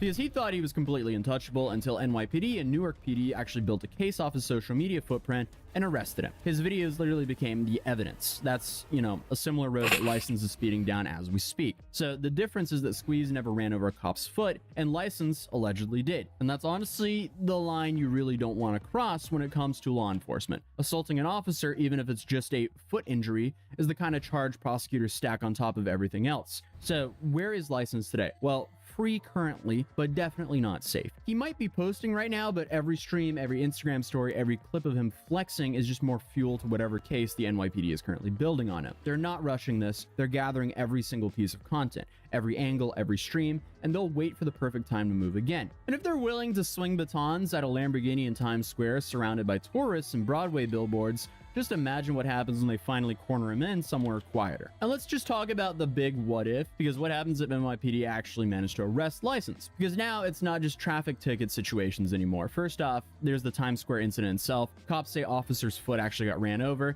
That alone could turn into assault on an officer, which in New York can jump from a misdemeanor all the way up to a felony, depending on the injuries. And even though the cops' injuries were reported as minor, the fact that it actually happened during an active police operation makes it a huge deal. Then you have the reckless endangerment, because he was allegedly speeding through Times Square, one of the busiest tourist spots on Earth, with pedestrians and cars everywhere. That is literally textbook reckless endangerment, which is also a felony when people are put at risk of serious harm. And since the reports say a pedicab and other bystanders got hit, that only makes things worse. Then you add on the fleeing and eluding police, which is another charge that can jump up depending on how dangerous the chase was, and this was one in front of hundreds of witnesses, on stream in 4K. And then finally, you can't forget the car itself, because he's always on high-end rentals. If prosecutors can prove that he used fake info, or if those cars were damaged while being driven illegally, that can also tag on fraud or Grand Theft Auto type charges. But obviously, the kicker is all of this is happening while he's actively being shown on live streams and his own YouTube videos. So it's not like this is just like one incident that can be used against him. It's his whole YouTube channels. So literally every time he does something like this, it just becomes more and more evidence. Oh my god, oh no, oh, no, sir. Oh god, oh my god, no, it's all full over. I mean, no wonder Jack looks so scared here. He's very aware of how easy cars can crash. Oh,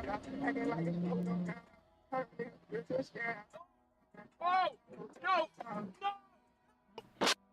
The bottom line is, like, half the people we cover here on this channel, every video, every TikTok, every kick stream, he's basically just farming more evidence against himself. So I would not be surprised if he ends up just like Squeeze Benz, because that dude, he thought he was untouchable until cops essentially pieced together months of footage and hit him with a mountain of charges. License is arguably way more reckless, and now that an officer has been hurt, the system has every reason to come down even harder on him. Bottom line, if they catch him, License could be staring down that has got bribery. No, thank God you didn't need to work. Civil lawsuits from anyone hurt in these stunts. License might think that he's playing some game, but the truth is, the game has definitely changed. And also, just doing this in New York City is incredibly stupid because you have more CCTV cameras there than like any other city in America. So it's really not that hard for the police to just pinpoint where he's parking his cars. But obviously, social media clout got him famous, but it's also given the cops a playbook, and the more he posts content, the closer they get. But at least he wasn't super gluing veneers into people's mouth like this woman was, who's currently facing 15 years in prison for that. So I would definitely check out that story here because it is just an insane story. But other than that, drop a like on this video, subscribe if you're new, and I'll see you in the next video. Peace.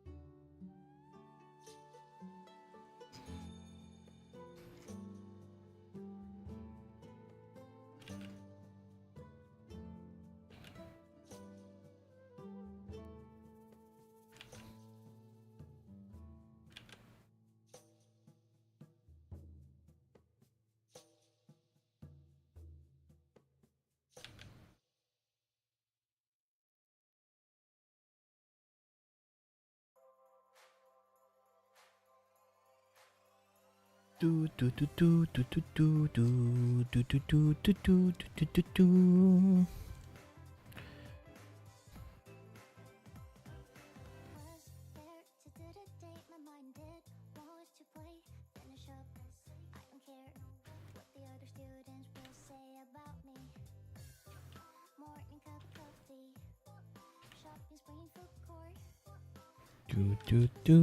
do do do do do do do do do do. Do do do do do do do do do do do do do do do do do do do do.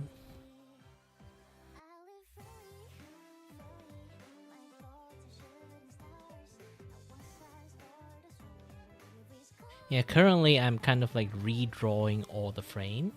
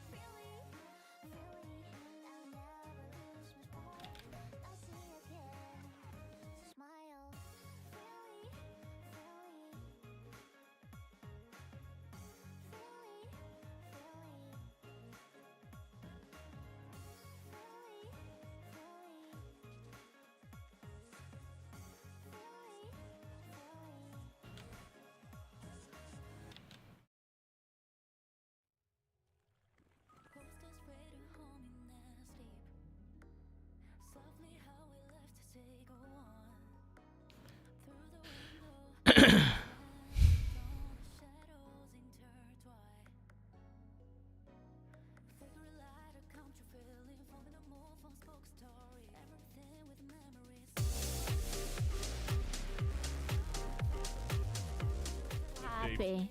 Massive day for the unemployed. Oh my god, I thought that it was actually Gordon Ramsay standing behind her. Fucking scared the shit out of me. For the unemployed, Pokemon is in a hot water That's my t-shirt, Pokemon. Please give it back. Thank you. and I think she can swim. She said a bunch of more dumb on the internet and people are roasting her. Can I tell you guys something crazy? And I know if there are guys watching, you're not gonna believe what I'm about to say. Okay, okay. I'm not a guy, but I'm listening. I'm listening. That we should eat the rich? Adult people are almost never blonde.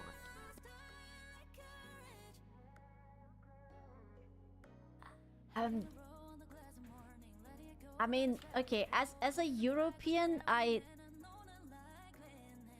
did have natural blonde friends, and they were adults. Obviously, it's not going to be platinum. Maybe she means platinum blonde, because, like. Well, explain yourself as Kusuj. Well, obviously, I'm dyeing my hair, right? But like, there isn't platinum blonde in real life. That's like albino shit. But you can still be blonde. Why is she so dumb? Maybe she's just not exposed to many blonde people. Aren't you blonde too? No, I'm a brunette. Originally, I'm absolutely a brunette. Like, adult natural blondes basically don't really exist.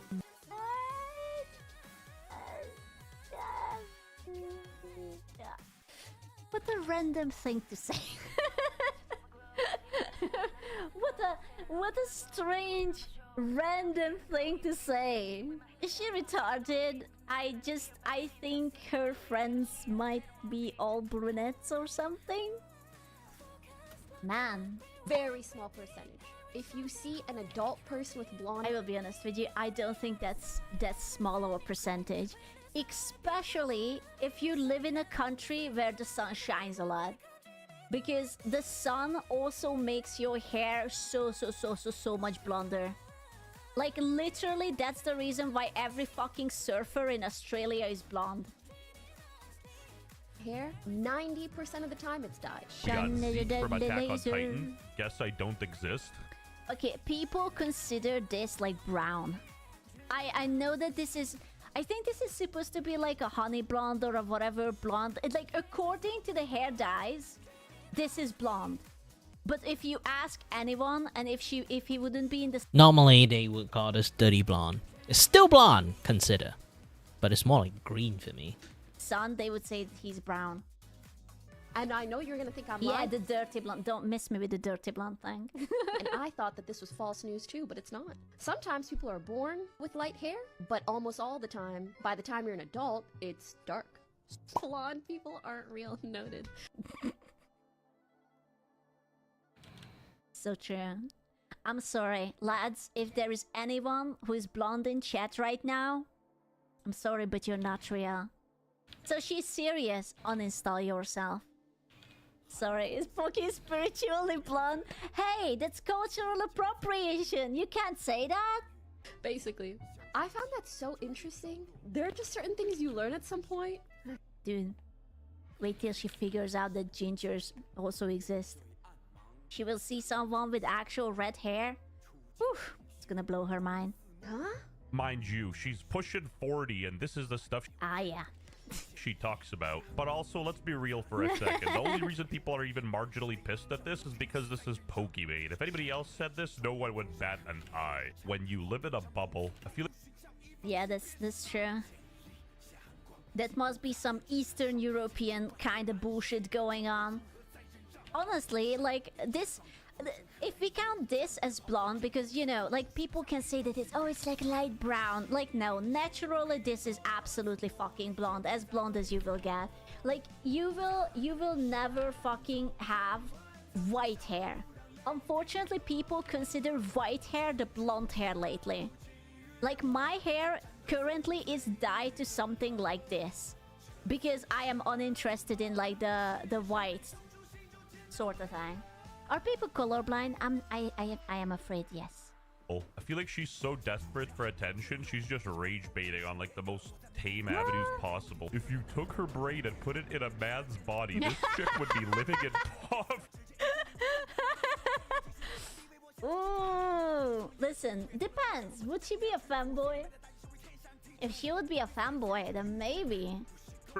Somebody just said laughs in Swedish. Ooh, Banana Gigi got featured. Aww, I have to shit talk more. Hello. I want to be featured in his videos too. Yeah, what's right, dude? Pewds is blonde too. I just completely forgot. What's wrong with you, Pokemade? Don't think Swedish people are real? Yeah, then what's this? Explain this one. Oh my god. Auschwitz on our Minecraft server. Albeit, the situation went pretty viral, hitting 6 million views, but this wouldn't be enough to make a video, honestly. But Pokemade delivers. We got Big Keemstar with... Dude, she's having such a bad time. I swear to God, if I would be Pokemon, I would be paranoid to stream. Every time she says the most meaningless things and someone makes a news out of it. Like, I envy her in a way, but I also am just like, Jesus fucking Christ. Keemstar's still a thing. Drama alert. Pokemade responded to a viewer who claims men and women can't be friends. Ooh, the age-old debate. Okay, here's my hot take. They can if the woman is ugly. Unironically, they totally can. If the woman is ugly, or if the girl is really not into the dude. Okay? They can if they have partners. Cockche. Why am I still getting hate? Why? Because I will tell you why. Because you have G Fuel, which is obviously inferior compared to the superior gamer subs with code Scooch and 10% off. Last day to get a cup, bitch. That's why you're hated. Getting hate. Why would any man want to be friends with you? It's impossible. Ooh. There will always be sexual interest.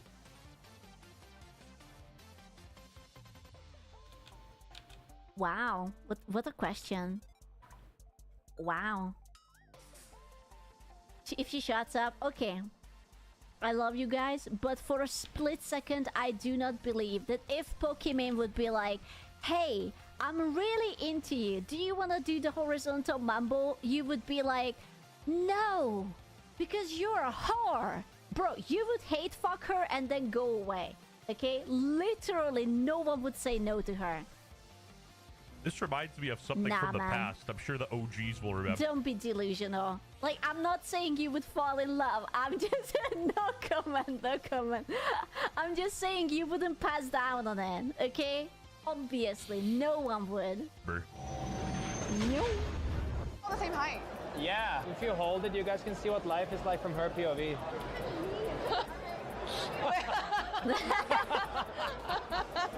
Is that your two girlfriends? Yes, that's my two girlfriends. Yes. That's how it works. We all know that you cannot have female friends, so yes. Basically, Unk was hugging a... So true. Everyone knows he's into her. Boom. Also into her, but also into him.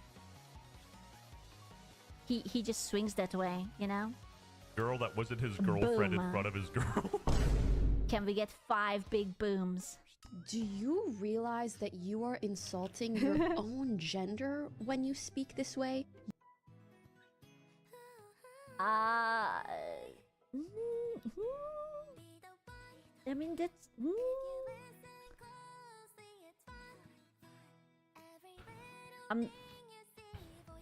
I'm not sure, but yeah, sure, continue. You are saying that men are incapable of desiring friendship if it's with a woman? Well, I don't think it's that. It's just, I will be honest with you, I think men have a softer heart than they are willing to admit, and they accidentally fell in love more times than they are willing to admit. It's not that oh, I am gonna friendship you so fucking hard. It's just like sometimes you Yeah, start to the talk to little someone and it's just moments. like, oh shit, why the fuck do I think about her again? Oh shit, and then you're just like, Guys oh, is very man. easily falling You off know, in and like then the you're just most like, random little moment. You know, you have no proof. it's I'm like just saying. just it's a hypothesis. literally being It's noticed a itself can. It's a theory. You know, It's a you just game like theory. randomly like just send them a message like hi, like at that maybe like the time that you know anyone yeah. have that time that kind of I'm an like animal in would bed. just think like, oh, I'm just alone, like nobody in this world understand me, and then suddenly like a random message that occurs that you know just say hi. Trust me, immediately got smitten. Can say temporarily, men can be fickle too, and they try their best to be fickle in some sense because they don't want to be like the kind of like manhole, just like literally anyone talk to them just like, ooh, I fall in love. Like we are actively trying not to be that persons, but you know, we can't actually like fully immune to this kind of things. It does happen. We try to like be stoic about it, like put things like behind our brain. This is why I say, like, girls, all your guy friend, more or less, maybe one point at a time, are interested in you. Maybe they try their best to shut off the emotions. Like I say again, self-control. Okay? What men's have, especially your guy friend have. If you guys manage to be a guy friend for a very, very long time, you have a guy friend, they have the strongest fucking self-control, or they already believe that this relationship is beyond help. They don't have a single chance, and they more or less gave up. So they can be a normal guy friend. They always have to go through that kind of like, you know, that steep slope. Not a lot of people can like make it happen and stuff.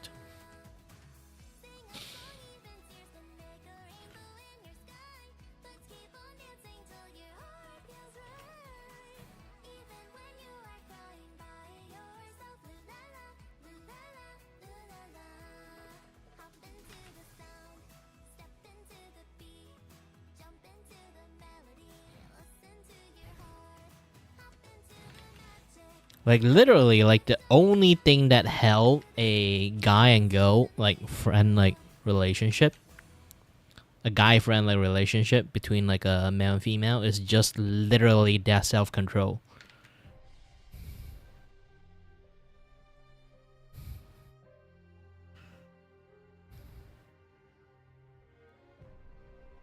There's a reason why even a guy friend, we can like you kind of like realize that there's a lot of what we would say like no homo like jokes, you know, like the things that we ran through, because we need to self-check ourselves like daily times, like not become a homo, not be gay, like some days like fall into like the relationship of being like, am I gay?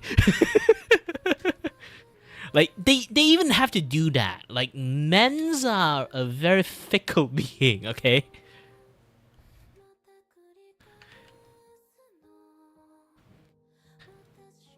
They are the most easiest. I mean like literally the most easiest being to being gaslight.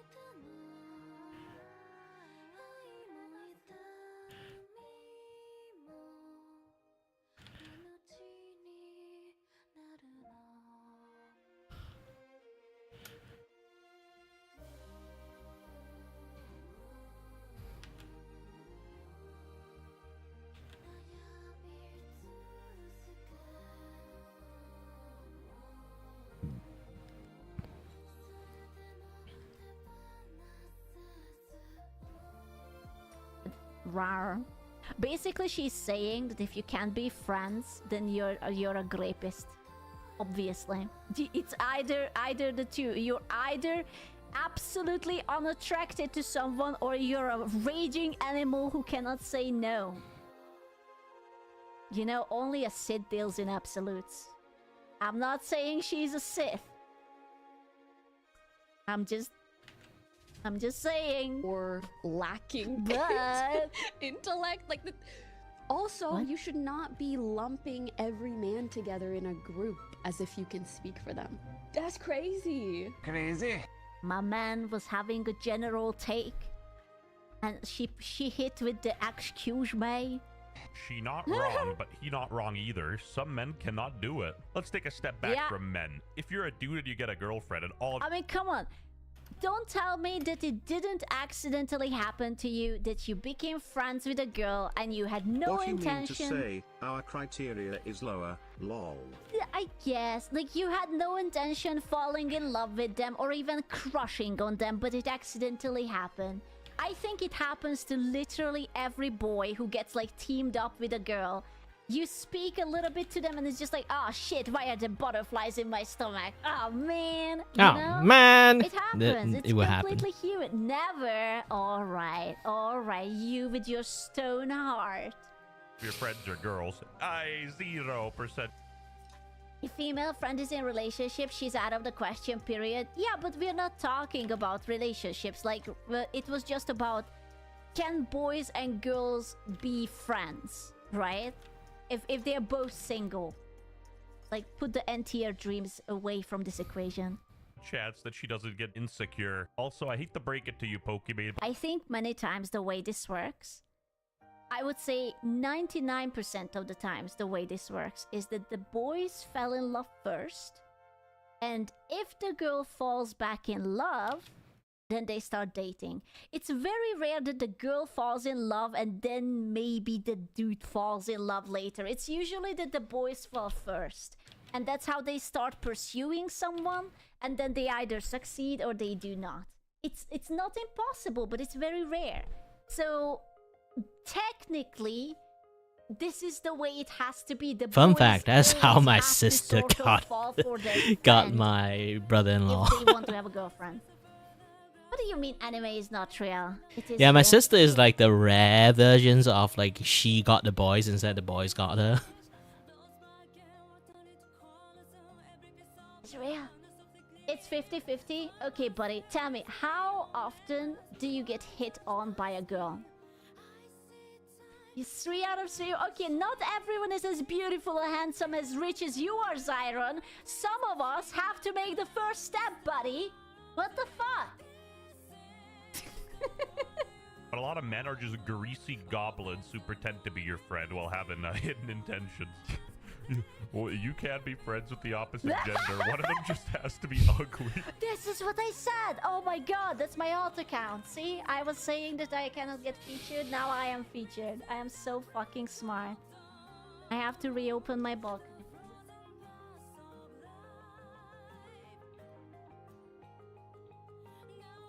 Already going through menopause. It's too cold and it was too warm. My feet is too cold, but my upper body is too warm. God damn it. Or fat. When you think the class is finally over, but it's just your bro got into the bonus. The what? Millions of people have seen my face, but I don't feel like you really know me, so... Isn't me, like, here's the thing, like, she is beautiful, but is it me that, or is it just me, or like, you know, like she immediately brought that, like, how should I even say it? Insufferable bitch, like, aura. Like, you know, like those kind of like very, very high maintenance girls that also like the kind of like the kind of person would just say yes queen, like those kind of girl. I don't know. I like, if I'm gonna say, like, if I need a broad categorization of like what kind of girls that I would prefer, I would say like someone like Scoot is basically like the practical girl kind of like persons that will say that like will admit that they will not say sorry even though they notice like the things that they were arguing is wrong. Like at least they're honest about that. It's like really straightforward persons, you know, very practical. My mom is like that. My sister is like that. Most of the girls that I know are like that. Maybe it's because I prefer those kind of girls because I'm generally surrounded by those kind of girls. So when I see like those kind of girls, the opposite kind, like Pokimane, I have a profound disgust. Not disgust, it's at least like, you know, like distancing away from this kind of girls. Because for me, I'll be like, oh my head. Like dealing with this kind of girls is going to be a lot more headache than a thing.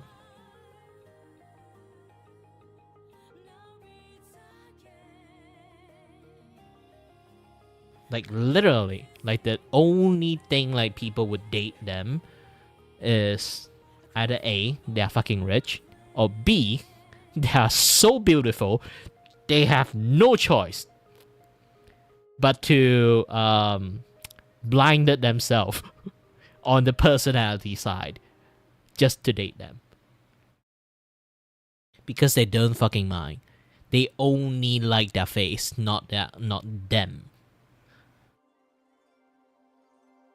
At that point, if that is the case, I feel sad for any girls that land on such predicament.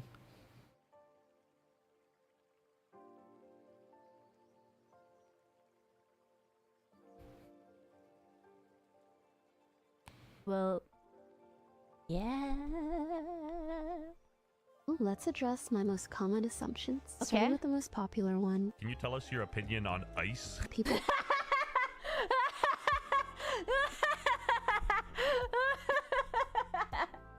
Good one. Good one. That caught me. Good one. People thinking I come from money or have millions of dollars lying. You absolutely have millions of dollars lying around. Girl, Girl, don't even start. How much? Yeah, like, try to think about this. Like, some people might want to argue with me, but here's the thing. Why there is, like, beautiful girls, like, date fat bastard?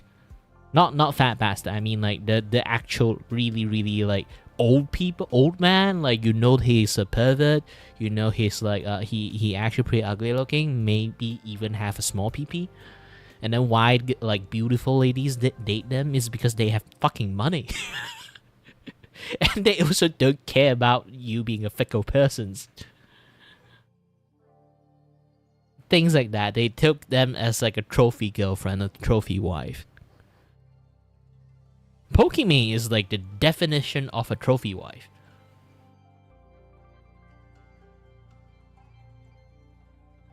Which was that ring?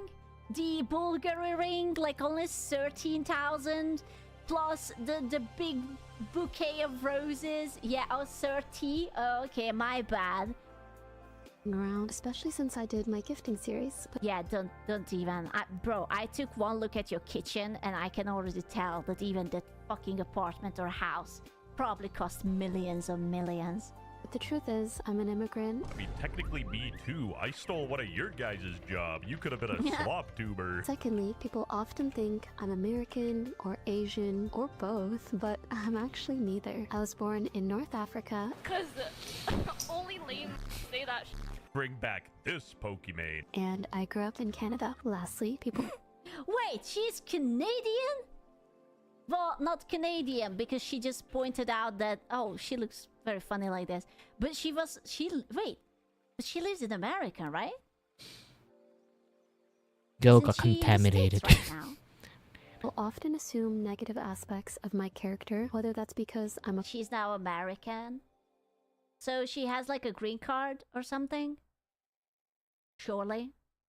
Content creator or how I look or whatever clickbait article they read about me. Have you noticed all of the things she said don't put any blame on her? She's like, oh yeah, clickbait articles, or maybe I'm a content creator. I mean, I'm not even sure. Like, what's here the assumption that she's... that she's not American? Like, that's it. Oh my god, you guys don't know me at all. Biggest assumption, I am not American. Do not call me American, anything but that. Whether that's because I'm a content creator or how I look or whatever clickbait article they've read about me. Have you noticed all of the things she said? I want you to know that Yeah, she she's, say that she's not like a millionaire. Just Like, you definitely know, like, this is like practically like I say again, like most content creators, like you can like see like maybe like 50 or 60% of their like actual personality like surfacing out. Like Pokimane is like completely like the kind of persons that completely like 100% is a fucking mask, but you still can see through that fucking mask.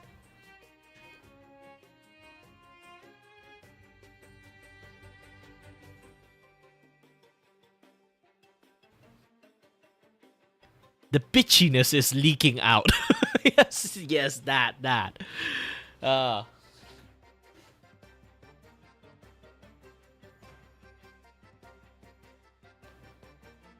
this palette is $70 to $80. This little bitch ass thingy with 4 tiny thing.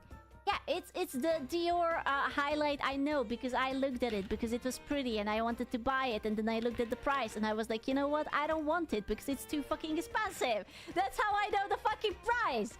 I was daydreaming about it, and then I was like, I don't want to daydream about it anymore. So I can tell you, it's between $70 to $80. One little thing. Have you noticed all of the things she said? Don't put any Would you even use it when I go outside? I put pretty on. blame on her. She's like, oh yeah, clickbait articles, or maybe I'm a content creator or a woman and people are weird. Like, she takes zero accountability for her mistakes, and this is why people don't like her. Truth is, when I started posting online, I was just a girl studying engineering who was oh no, she was also an engineer. Oh no. Obsessed with the internet, social media, and video games. And although my external circumstances have changed a lot, and I absolutely recognize the privilege associated. Lady, what are you doing? Don't rub your wrists together. You're ruining the aroma. Stop. You know, I didn't even want to say that, but you're absolutely not supposed to do that. Unironically, but then, how does he know? How does... Sir, Masjid, come on, boy. Stop rubbing your wrists after spraying your fragrance. What, you never see a f***ing Jeremy Fragrance video? With that internally, I still feel like that scene. I will be honest, no one puts on perfume like this. You usually squirt that motherfucker all over you, and that's it. Not like, oh, I'm touching my wrist and then rubbing it against my neck and stuff. No one does that. Girl, have the same hobbies, same humor. Maybe. Dude, she is very beautiful though. Same girl, have the same. She definitely got something done. I don't know what she got done, but she has something done. Like maybe fillers or Botox or something. Her face is too smooth. And I know. Face-wise, makeup. I can actually somewhat see her eye got touched up. The eyelid. The eyelid got touched up. Little bit of nose job. Little bit of nose job.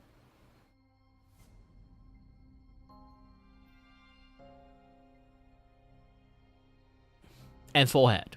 Yeah, there's some touch up on the forehead. What? I'm an artist. I got eye for that, okay? I got eye for that shit. Oh, you guys are gonna be like, oh, it's filler or something, or a filter, but she's just so smooth. Hobbies, same. Like humans are not this smooth. I swear to God. There is Envy. No, she's fucking beautiful. Okay, like just give me the people who you worked with. Maybe you're just boring as. Same hopes for my future. Anyways, everyone gets judged on. I'm sort of like focusing on her eyebrow. I think she might have Botox. Like her eyebrow doesn't really move up or down. It's always her eyes. Huh. What?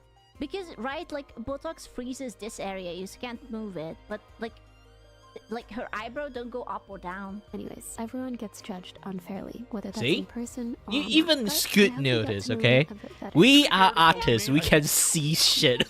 You think she deals with more bullshit other people, but I do think that You're trying to fit. She just looks good, okay? She looks good, okay? You can say a lot of things about her, but you cannot say that she doesn't look good. the way she deals with it is by kind of building up walls. Whether the criticism is constructive or not, she sort of groups Maybe it all she painted together. That's on. why she's never had this kind of growth. It took me years to style my bangs just Like, I remember this video. Everyone is always bringing it up. Dude, it's always going to haunt her. Poor girl. The one picture when she was without makeup. And she looked like a little bit puffier. No, it's just, dude, it's like a bad fucking angle, okay? And maybe she lost weight. I think she might be skinnier right now. That's right. So let me show you how I do it. Dude, you can't be doing this, man. Can I tell you a secret? I'm really into celibacy. Oh, yeah? I want to know about You can actually, like, here's the thing. You can see, like, the makeup is doing lots of jobs. I can't, I need to switch scene to, like, show to you guys, okay? The makeup is doing lots of jobs in here. Like, oh, my mouse is not capturing it. Look at her cheek, okay? Look at the cheek. Where her finger is, like, look at the other side. You can see, like, the concave, like, push-up thingy, like, in there. Okay, when she talks. Like, this particular part.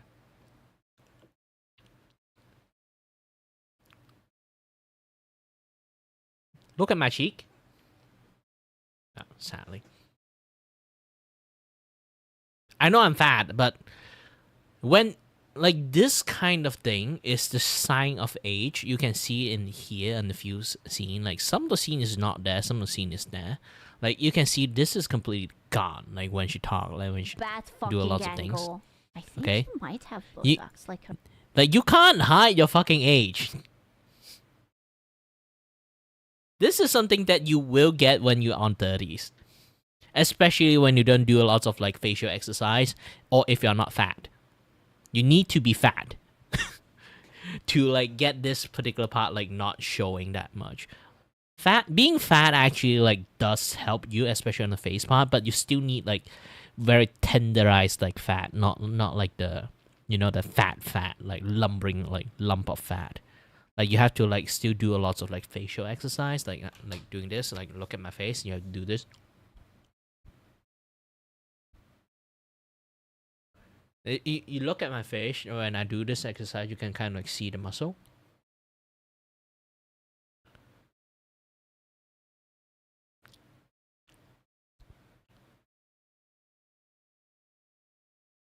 The muscle didn't hide.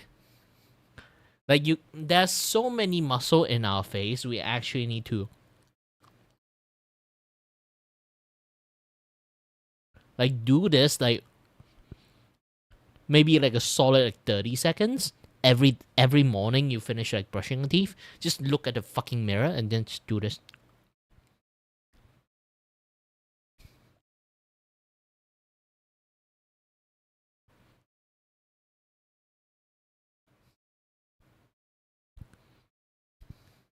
Yeah, you have to do this thing to kind of, like, keep your face, like, very tender, you know?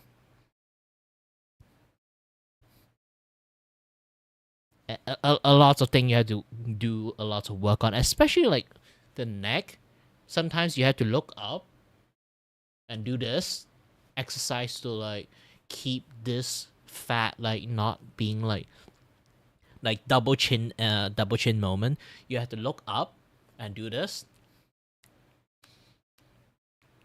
Like, try to smile, but just smile on the lower side of your face.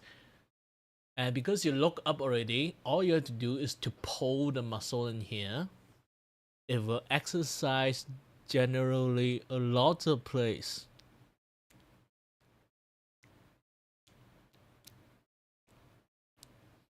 Then remember to pull here, okay? You can see the muscle is moving. I'm touching it. You can see my fingers moving because the muscle is dragging it up. Like, each movement you have to do, like, for 30 seconds each. Every day, you will have a very, very nice face, okay? Being beautiful Tix works. I'm natural beauty. I don't need to do that shit.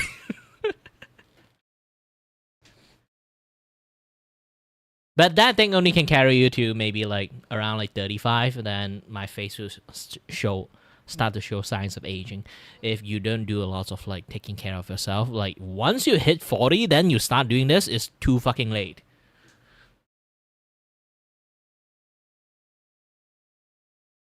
Like you have to start doing this when you hit like 25. Or even like hitting 20s. Like even like you can start doing this like young. But don't do it too much because it will thinning your face a little bit too much. You already need like a healthy dose amount of fat on your face when you start to do this. If you don't have it, you're just going to show like lots of bony part of your face. Like know what exercise to do on different people is very important. My kind of face is I have a very rounded face, so doing this does really help.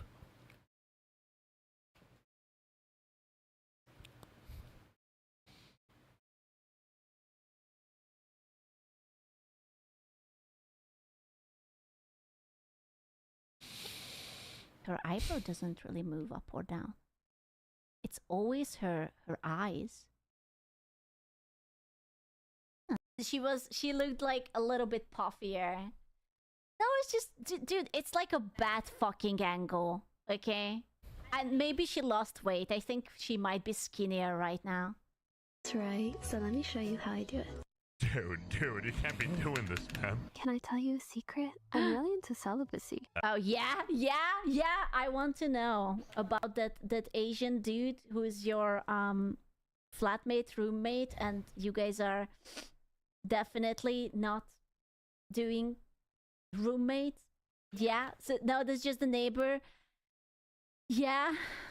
God, I wish I would have neighbors like that. Good for you. Like, you want a cookie or something? Let me tell you guys a secret. A cookie? Wait a second. Let me just... Aw, darn it. I cannot buy her cookies anymore. Self on the weekend. And that can range from not kissing on the first date to saving yourself for marriage. Pokemon, you are 30 years old. Trust me, nobody cares if you have a boyfriend or a husband or you're getting ready to get married or have children. That's the normal part of life. And if she did have a boyfriend, wouldn't it make sense to kind of share him in the first place? Because then all the parasocial weirdos go away. Come get to know me, but this time it's personal. For starters, my real... Dude, where does she does this? Like, does she have a TikTok or something? These are fucking hilarious. Just like soft ASMR talking and like get to know each other, and she just like says like such weird things. Where do you think? I don't know. It could be like YouTube shorts. I don't fucking know. I'm not looking this up, bro. I am absolutely looking this up. I am going to absolutely brain rot myself. I'm checking. Is it Pokimane? Pokimane. Oh shit, yeah. Oh, I'm so putting a follow on it. I'm gonna be parasocial for her. Let's go. My name is Walter Hartwell White. People are often curious about my personal life and whether I have a boyfriend, but to be honest, I don't really like the concept of a boyfriend. I'm sorry, gentlemen. From now on, you as a concept cease to exist. Sorry. Oh, you wanted to be a boyfriend to someone? Well, boo fucking who? You are not a boyfriend. You can't even be a boy anymore. Now everyone is a girl. I do want to start a family someday, and I plan for my next... Do not put in the bunny with the clock. Do not put in the bunny with the clock. Partner to be my husband. Next partner implies a first partner. Sorry, Chud. Is she good? Dude, she do be kind of thick. She's like kind of like Schrodinger's thick. She's either very thick or she's super skinny. I don't know where sometimes the thickness is coming from. You know? She has Schrodinger's ass. Is the yoga pants? I do like yoga pants. Fine, you Visku. See, I told you. I told you. Where is she on the leaderboard? Wait. There is a retarded leaderboard? And Miskiff is number 1? Oh my god! Oh, that's amazing. What? That's... Please. No, I said no more Mizkif clips, but he's literally first on the max. There is a retard. I am not even going to dare to erupt. Aw. Pokemon is number 3. What the hell? And they have like seasons. Bro, do they have like battle passes too? I'm a retard maxing. I'm googling it on my phone. Oh, I can't find it. I will have to look. Big leaderboard. I feel like she's kind of having a midlife crisis or something. She's like, it's like a little crash out. Because she's... I will be honest with you. Like, what is she supposed to do? I don't understand when people reach a certain age, especially girls, and like, what are you supposed to do? Just die? Like, you hit like level 30 and then you just breed out children and disappear? Like, she looks good with technology and like skincare and whatnot. She will look good even when she will be like 50 and 60. Like, is she supposed to just hide away and like, I don't know, you know, hitting that age? Yeah, it feels like a psychotic break. Like, just everything she's been doing lately, the way... She's fine. She's prowling for a husband. Come on. She's trying to hunt one down. Just around. She's been moving. It's very odd. Yeah, rip Pokimane lol. Time to usher in a new... Bro, I want to be like Monica Bellucci. She's like 60 or 70. She's so fucking bangable even right now. I know I don't have enough tits for her, but... Era and embrace my name, Iman. I want to share the facts of who I am, someone who's as unique as my... Wait, that's her actually name? Site is. I thought it was just a Pokemon joke. Name. During the month Is that the first or her last name, or what? of Ramadan, since my name translates to faith, it's a reminder to have faith that everything will work out. This is huge for the unemployed. Can't wait for WestJet to get his rent paid off. You guys can't keep getting away with this. Also, Mizkif is a little rat. He's just upset that Pokimane cut him off, and now he's firing shots from his, like, forgotten corner in the internet, paying people to post clips of him. Anyway, Pokimane admits she's embarrassed for mispronouncing Manon's name from Cat's Eye this whole time. I am so embarrassed because I only just found out that Manon from Cat's Eye's name is actually pronounced Manon. Sorry for being mean, but how are you a French speaker and don't know how to pronounce one of the most common French names? Like, these... Wait, I thought that she was like half German though. Band music No, people not the Pokemon. I thought that the Cat's Eye chick was half German. were pissed. Ooh, nobody gives a shit. These K-pop-esque fan bases are weird, bro. Like, who cares if she mispronounced a name? Okay, to be fair, I think Pokemon is big enough that she actually hung out with K-pop groups. Like, I swore that I saw a picture of her hanging out with like big... You know, this is the thing. She's like, oh, misconception of me. I totally don't have millions and millions lying around. Also she's hanging out with literally superstars. You mixed with black? No, but I am African. Wait, mixed with African, so you are low-key black. No. I am 100% African, but I'm not black. And when I say African, I mean I'm Moroccan. Morocco is in the north of Africa. So she could rip the soft A, but the hard R is too far. If you're from Africa, why are you white? Isn't Elon Musk African? Anyway, subscribe to the channel if you're so tired of Pokemon you would rather live in the woods. Oh, dude, I love this guy. He's such a dumbass.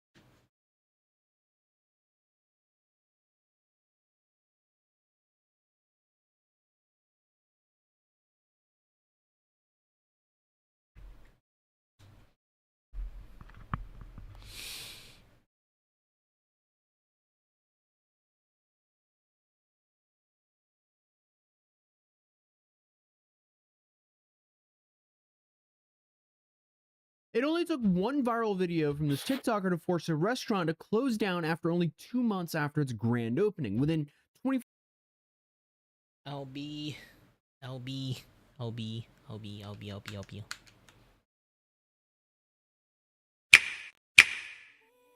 I'll be going to the toilet a little bit. Yeah.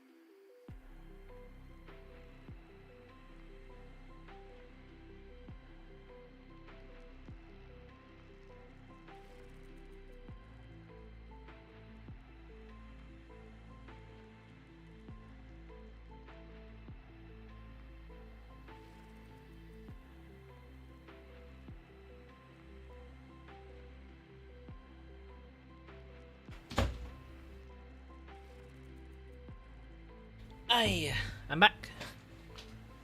What did I miss? Hope nothing I missed.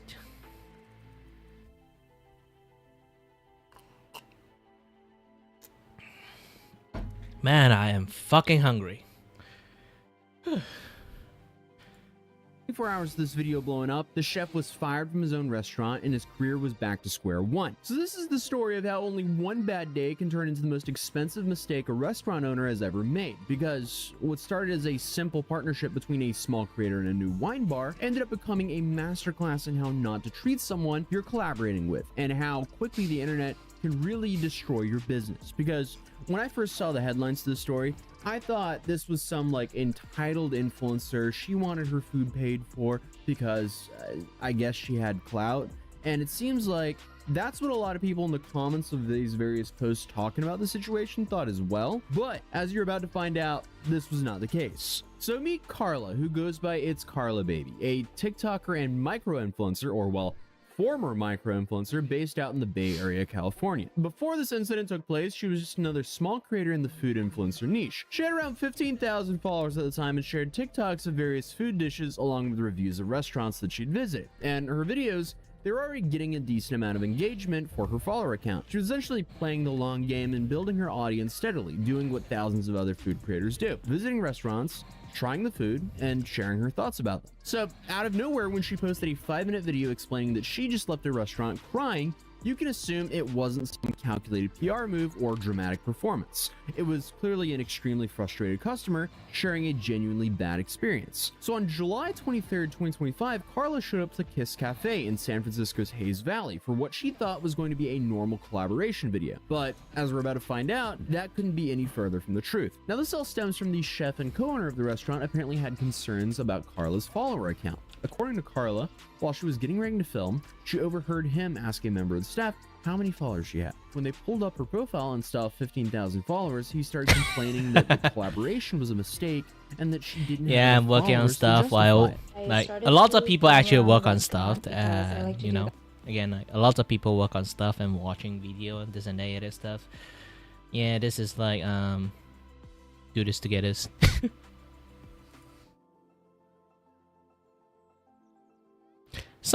Sometimes I actually don't like have the audio on, but yeah. By the way, like the guys I'm watching is called Tozy.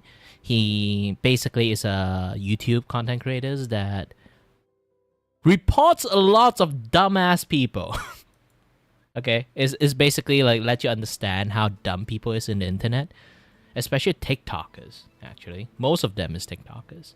It's like, why do people do crime, film it, and post it on fucking TikTok? Nobody knows, but there's so many cases about that. It baffled you. Watching his content let you understand that you do not do stupid shit. Let you understand that what kind of stupid shit that you do and don't.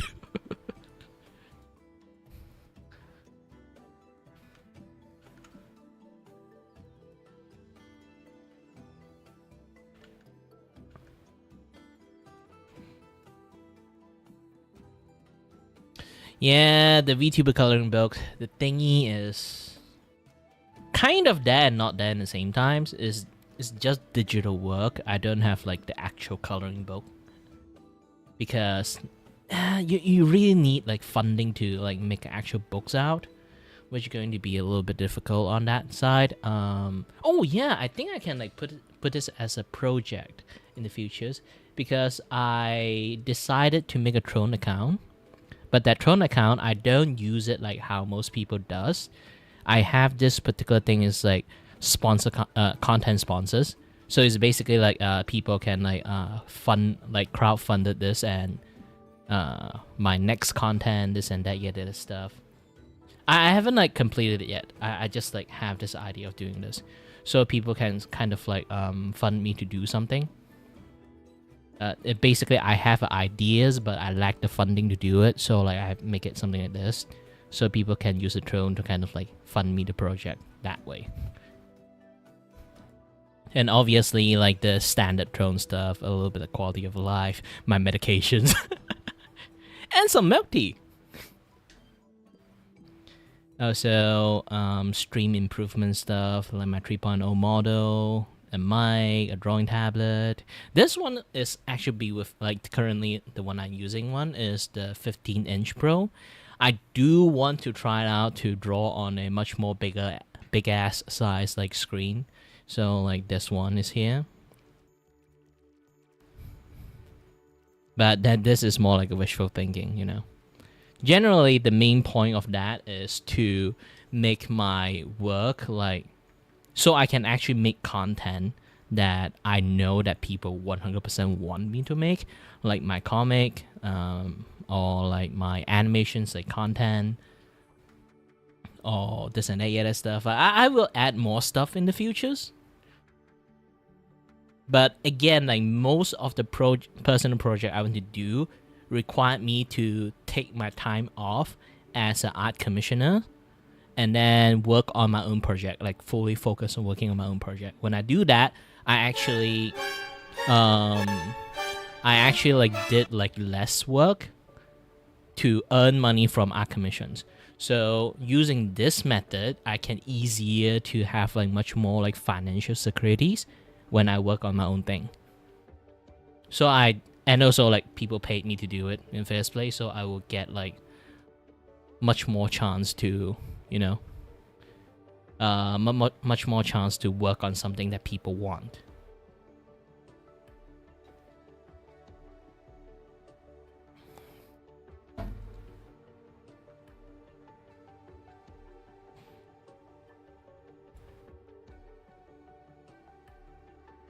I use Throne account in the most weirdest way I know, because most of the time like people put like Throne account, it's like, hey, want to crowdfund and buy me this? Want to crowdfund and buy me that? I'll be like, no. Hey, want to crowdfund and then give me money so I can make content for you guys? Oh, not good. There's a few times I stopped streaming, is because my eyes, like the split visions is like getting bad. So I need some time to like touch some grass and, you know, rest my eyes a little bit, those kind of stuff.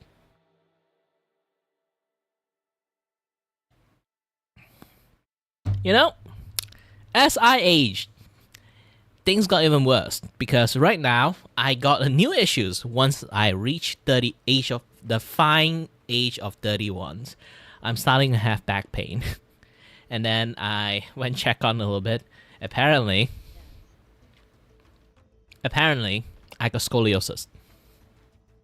So my back is like bent to the, you know, it's a C shape.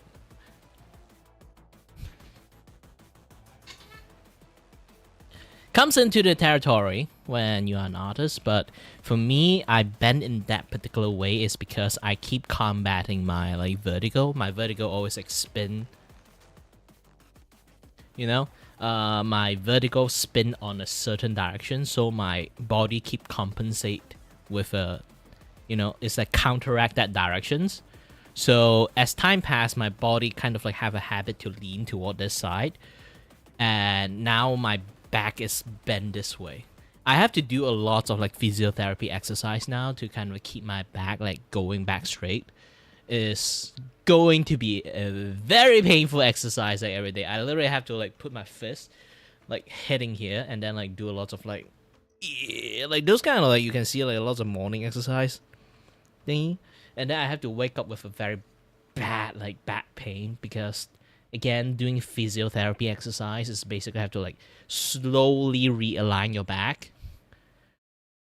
It's because my back, the bend is not that bad, so actually it can be realigned back when you do a healthy dose of like proper like exercise to kind of like slowly like gel your body back. But it's going to take ages for me to like fix it, because I'm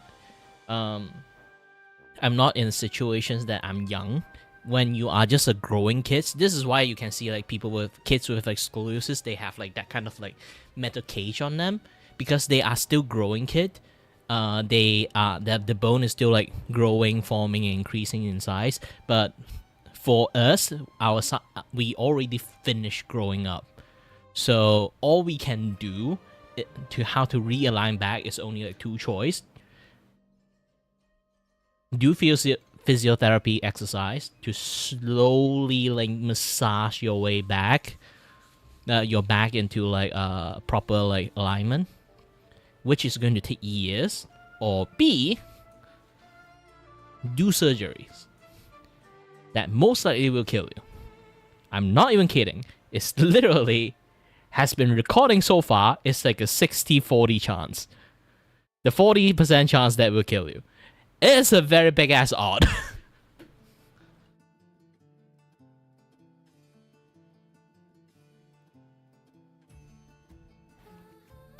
And the first option one, the physiotherapy one, is the much more easier one, but also is almost as like the first options are doing the physiotherapy one. Thank God I still got that options, because there are lots of people cannot have that options because their back is a little bit too bent, like completely C-shaped. Mine is just like this kind of bend, just a tiny amount of bend. It's just that my muscle right now is not really aligning properly. It's like one side of the back muscle is bigger than the other side of the back muscle right now, so it's kind of like curved my back that way. All I need to do is to fix my muscle. It can squeeze the spine back to spot. It's like an imbalance, like sitting positions, and also like, you know, like my body tends to lean toward this side.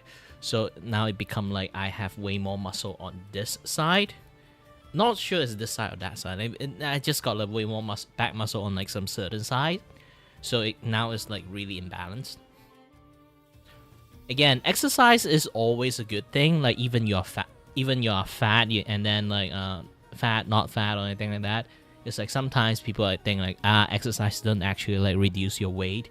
Kind of do initially, but after like a 2-3 months, it will stop like working its magic. But still, keep on the exercise is good, because like it keep the certain fixed balance muscle on your body.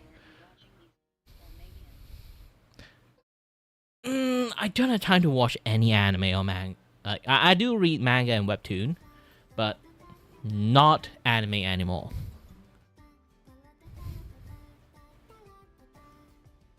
But at least I make animations right now. Ta-da! I'm still redrawing like most of the frame though. Like this particular frame, I'm still like redrawing most of them. Like you can definitely see the quality difference. This one is just placeholders. This one is an actual like proper draw frame.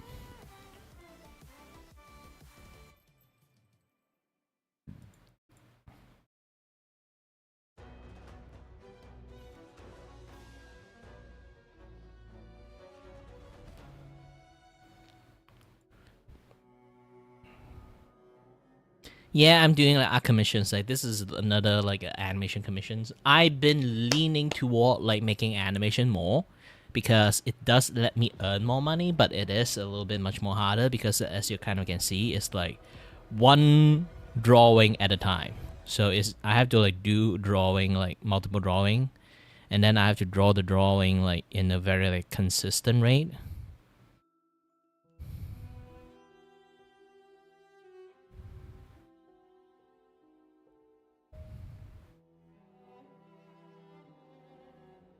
They can see like the tail of this one is like really fucking bad, so I have to like readjust the tail. How to do it is by opening the onion skin, like compare like both of like the difference of the tail, and then I have to like somewhat satisfy both by drawing it in the middle.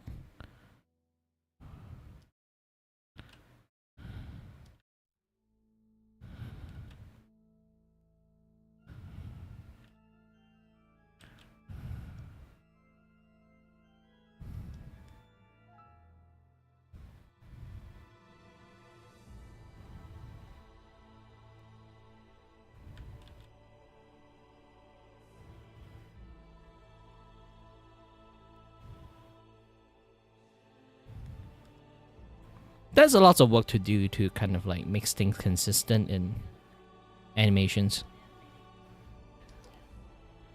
Yeah, I'm going to like keep watching the video while I'm doing like the animation stuff. I might add like more commentary more than a thing. But I'm not going to like stream for too long. It's just that usually I kind of end my stream at around 5, but it is Saturday, so not sure. That early on when there's less people and continuing to film the setup in the kitchen and stuff because it's really cute, but I hear the host and this other guy talking, and this other guy is behind the counter, so it's a small restaurant. He's like 2 or 3 feet away from me, so I can hear everything they're saying. I know that they're talking about me because I can hear them saying TikTok, views, followers, so I start listening in. The new guy is asking the host who I am, why I'm here, and how many followers I have on TikTok and what my TikTok is. And this guy pulls up my TikTok and says that I have 15,000 followers and I have some videos have millions of views, whatever, and this guy is not happy about it.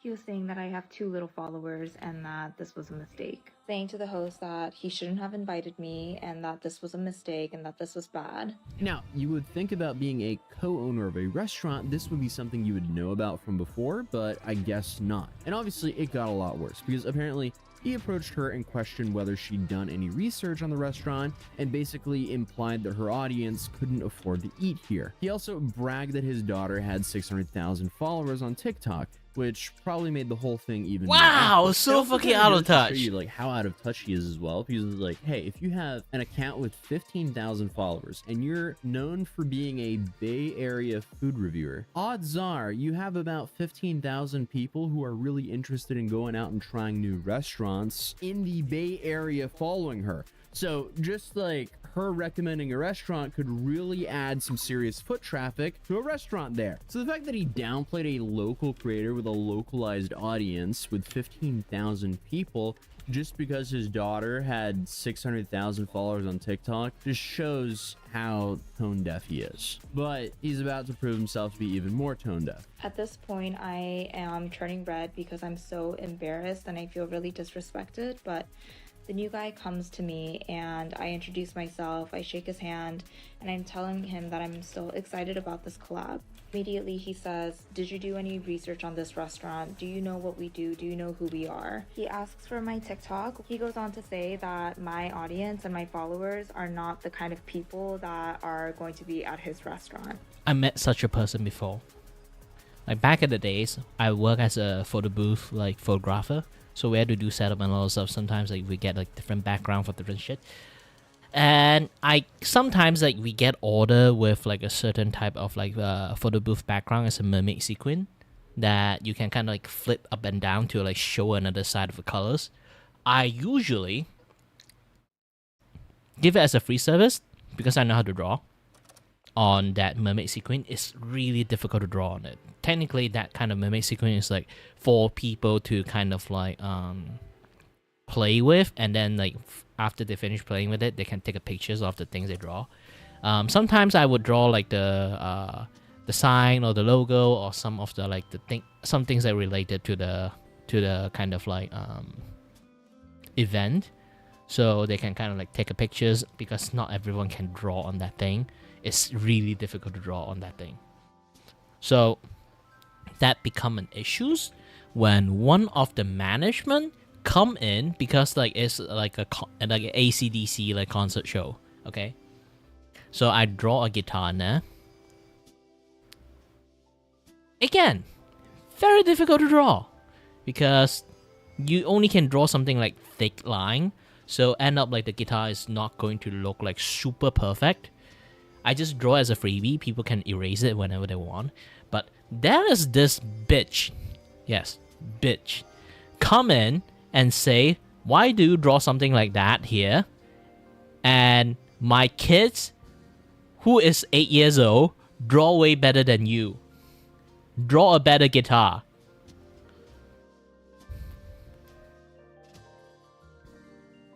And I erased it. The problem is, because I erased it out of like frustration, like because she is a bitch. But that's the thing, like a lot of people actually come and took a picture. They really like the guitar I draw, and they also try to draw something on it. They realize that actually it's really hard to draw anything on it. So when I erased it, when they come back, they want to like take a pictures again, like with a different like higher up. There's to be like, where did the thing go? And I say someone say like they're 8 years old, is drawing better than me, so I erased it, not to embarrass myself. And then like later on, she came back and say like, hey, can you draw it back? Like, no, fuck you. I can't say the fuck you part. Obviously, the business side of things are going on there. Like I just refuse to draw after that. Like after that particular event, because I've been drawing so many for that people in multiple different events, and basically a lot like the company I work for, which is my brother's one, they got a lot more like they literally got a lot more orders on that particular sequence is because I draw on them. But after that incident, I never draw anything on it as a freebie anymore. No more drawing on it. Even it shows to me, because it have double sides, sometimes when I want to draw, I draw something behind the backdrop. I'm not going to draw anything on the backdrop that people is going to take pictures with.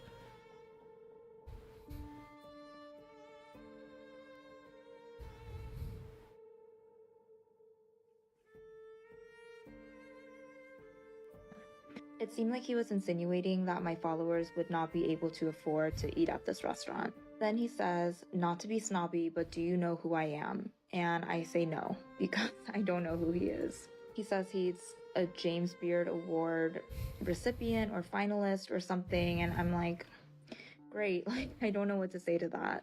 And he said that his daughter has 600,000 followers on TikTok and that I'm not at that level. Obviously, Carla, she felt disrespected. She canceled the collaboration and walked out. And later on, she posted a 5-minute video explaining the situation. And the chef in question is a man called Luke Sung. And it's not like he's a rookie chef who's still figuring out what he's doing. This guy had some serious credentials, especially in the San Francisco restaurant scene. Apparently, he was honored by the James Beard Rising Star Chef nominations in both 2000 and 2003, which is apparently a very big deal in the restaurant world. He made a name for himself with the Cal French restaurant called Isa, which is named after his daughter. Isa was actually a pretty big deal in San Francisco's dining scene for a few years, until Luke eventually sold the restaurant in 2010. But even so, it established him as a legitimate player in the city's competitive restaurant landscape. So, when he decided to open Kiss Cafe in May 2025, it was almost like this is his comeback story.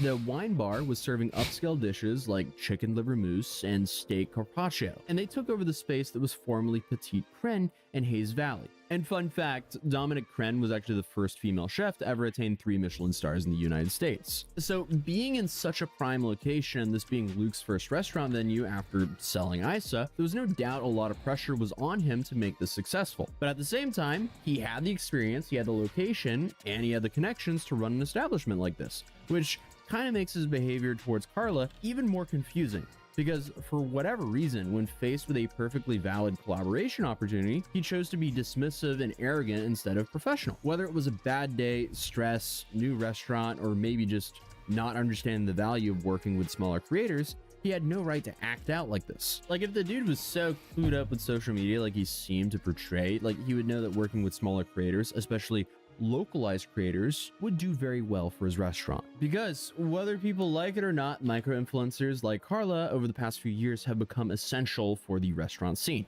not just in the Bay Area, but everywhere. And since these creators are localized creators, typically with less than 100,000 followers, restaurants have been increasingly choosing them over bigger names for some pretty smart reasons. First off, they're obviously way cheaper to work with. While mega influencers with millions of followers might charge thousands of dollars for a single post, a micro-influencer will obviously be way easier on the budget. And obviously for new restaurants just trying to get their name out there, this is a huge win. But it's not just about the money. Typically, micro-influencers have much more higher engagement rates in proportion to larger creators. Since their audiences are way more niche, they're more engaged, which means on TikTok, when they recommend a restaurant, their followers actually listen and show up. And after all, smaller influencers feel more authentic and relatable. When someone with millions of followers posts about a restaurant, it can feel like it's an obvious paid ad. But when your friend's friend with 15,000 followers is like, hey, this restaurant's really good, most likely people will kind of listen to them a little bit more. It just feels more genuine. Whether it is or not, that's a whole nother debate.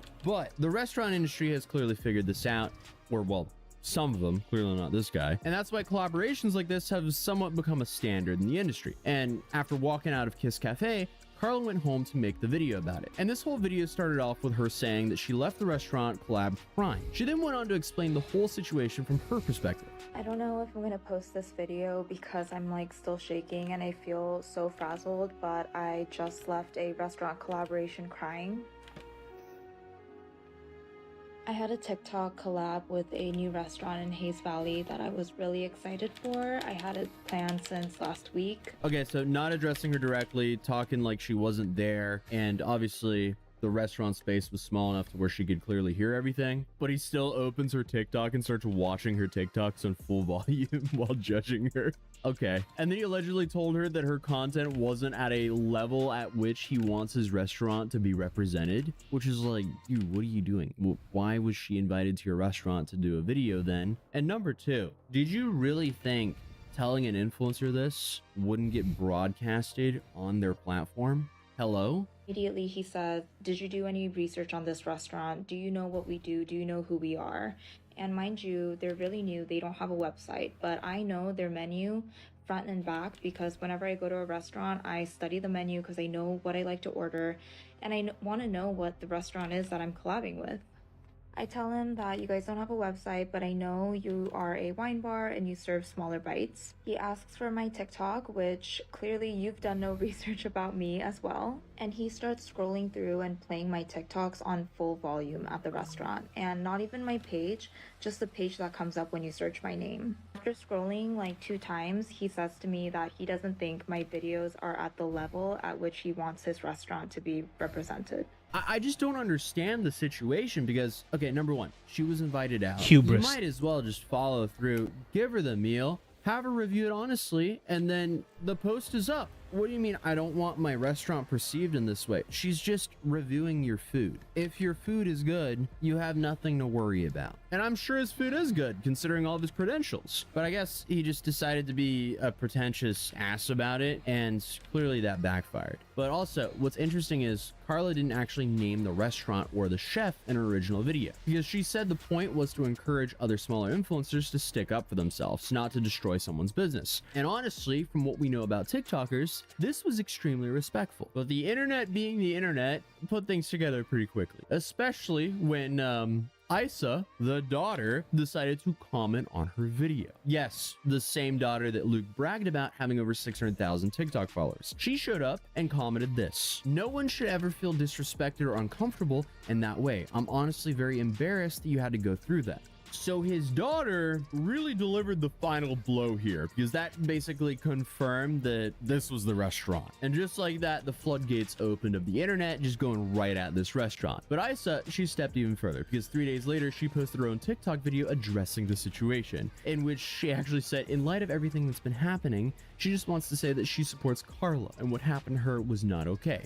She also revealed that as soon as she saw Carla's original video, she immediately recognized who she was talking about and contacted her father, urging them to apologize. I know I wasn't the one who said those things, but hearing him use me as his daughter to belittle another person, a creator or not, was a complete shock to me and was unacceptable. Meanwhile, Carla posted a follow-up video thanking everyone for their support and saying she hadn't expected the situation to escalate the way it did. And once Isa's comment confirmed that Kiss Cafe was the restaurant in question, the internet did what the internet does, and it canceled the restaurant out of business. Users started review bombing Kiss Cafe with negative comments across every platform. And by the weekend, their Google rating had plummeted to a 1.1 stars, with more than 4,500 reviews. Their Yelp score that dropped to a 2.8 and received an unusual activity alert due to the high volume of suspicious negativity. Most have since been removed by the platforms, but the damage was already done. And even on Instagram, there's just a bunch of comments dissing the restaurant. And the backlash was so intense that Kiss Cafe's other owners had no choice but to act fast. So the same Thursday, less than 24 hours after Carla's video went viral,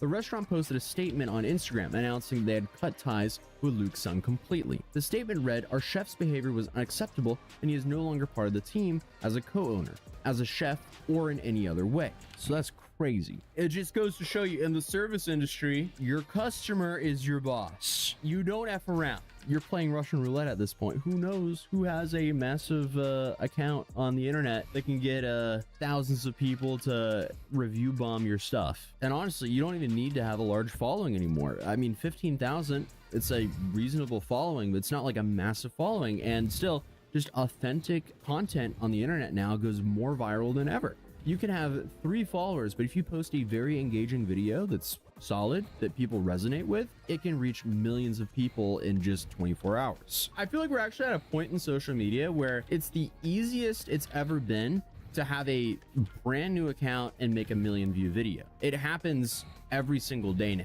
But 10 years ago, I mean, that never happened. But it really goes to show you that you can't let your feelings be your actions, and the typical parent comment of "think before you speak" clearly still stands to this day. And on June 27, 2025, they posted Luke's personal and public apology, in which they took full responsibility for the situation, apologized to Carla, and also to his daughter. And whether their apologies were genuine or not, by that point at least, unfortunately, it was a little too late. Despite firing Luke Sang and issuing their statements, Kiss Cafe announced over the weekend that they would be temporarily closing. But that temporary closure quickly became indefinite, as according to their Instagram bio, the restaurant is now permanently closed. The apologies being the only post remaining in their feed right now. And just like that, a business was completely destroyed. The restaurant industry has always been notorious for how volatile it is, but 2025, it's just completely different because information moves so quickly now. And it's honestly kind of wild to think about because Luke and his business partners probably spent months planning the restaurant, dealing with permits, hiring staff, developing a menu, getting everything ready for their grand opening in May, and then less than 2 months later, it was all over because a chef, not being able to leave his arrogance in the kitchen, decided to be passive-aggressive to a TikTok creator that they plan to make a collab video with. I don't know if this is a hot take, but isn't this a little bit over the top? Like, I mean, okay, the dude was a douche, but completely destroying his career, that is wild. But also, I see why it happens, because if anything, it just shows you how quickly things move in the social media age. Because if you have this like one bad moment and it's documented on the internet, a lot of people do not want to support that. So then suddenly they just stop going to the restaurant. And of course, if word spreads out and you get review bombed like that and all that, like, people just don't show up. They vote with their feet. And obviously, investors can easily use this to force you out of the business. But after all this happened, Carla was a big winner here because she can easily drop the micro from the micro influencer title. Because now she has a little bit over 460,000 followers, and her video addressing the situation racked up over 25 million views, which completely transformed her entire social media career. She's continued making food content, recipes, and reviews, and seems to be handling her newfound fame pretty well. Luke Sang, on the other hand, is basically starting over from scratch. His restaurant is closed, his business partnership is over, and his reputation in the San Francisco food scene has definitely taken a massive hit. This was his first restaurant venture in over 15 years, and now he's back to square one. And I'm honestly pretty torn about this because in the hospitality industry, it's not unusual for chefs, especially head chefs, to come across as arrogant because it's a high pressure world with brutal hours and tough conditions. But that still doesn't excuse how Luke treated Carla. At the same time though, Luke wasn't the only one who paid the price. The restaurant is now permanently closed. Other staff lost their jobs and months of hard work went down the drain. People obviously lose their cool sometimes, and I don't think a single mistake could define someone's entire character, but Carla understood that too. That's probably why she chose not to mention this restaurant in the first place. It does make you think though, like, would she have ever received an apology if she didn't make this video? Probably not. But this whole situation could easily become a case study when it comes to marketing classes or even hospitality classes and how to run a business in the future. Because apparently this is what can happen when you mistreat a content creator in 2025 and you don't know which customer of yours is a content creator. So you better treat all of your customers with respect, because even a small creator with 15,000 followers can reach 25 million people in just a few days. That's crazy. And the term small is used lightly there because 15,000 followers is not a small creator, honestly. I think it took me about 3 years of tryharding YouTube to get to 15,000 followers. So that is definitely nothing to scoff at. But I mean, hey, at least the chef was never investigated for allegedly being involved with a $15 million insurance fraud, like this couple right here, because that happened to them because an HOA Karen asked some women what they were doing at their house, and all of the women said, hey, we're married to this main guy who lives here. So I mean, it's safe to say that is quite the fascinating story. But either way, feel free to subscribe if you're new here, drop a like if you enjoyed this video, and I'll see you guys in the next one. I want to watch that one. This influencer couple is facing a $15 million federal investigation after throwing a few too many parties and annoying their neighbors. So apparently all it took to unravel an alleged $15 million fraud case was a couple too many parties. So meet Gabriel Luther and Elizabeth Brown, a fascinating looking couple who moved into a 9,000 square foot mansion in a very small and quiet community. This community is Eden Prairie in Minnesota, which essentially is a very low-key wealthy area where the biggest drama that happens there is someone forgets to mow their lawn this week and therefore the HOA starts attacking them. So when this new interesting looking couple moved right in next door in their 9,000 square foot McMansion and started hosting parties pretty much every single night with 200 people at a time, and most of the attendants were just young women, people started going, what's going on here? And one of these people were apparently Sue Donkersgood, a woman who lived across the street and is the, I guess, the queen of the HOA, or the president of the community. Oh my gosh. It was crazy. A cinematic video of one of the ragers held at the mansion across the street brings Sue Donkergood back. There's the money. They had the big chunks. Does this video make you miss your neighbors? Gosh, no. Back to the wild times on quiet Welter's Way in Eden Prairie, before filter-loving couple Gabriel Luther and Elizabeth Brown were charged in federal court. So I guess any normal person would call her the neighborhood Karen. I feel like anyone who lives in an HOA neighborhood probably has an HOA Karen. You see, in my case, I get in trouble sometimes because, one, either I forget to roll in my trash cans early enough, or two, I don't hide them well enough behind my house. So I've been fined multiple times for that. But my trash can negligence is nothing compared to throwing ragers that last all night with 200 people in a small, quiet neighborhood. And it gets a little bit more odd because apparently a bunch of the women who were there at the parties, they were all wearing wedding rings. And when asked, hey, who are you with? They'd say, oh, we're married to Gabriel.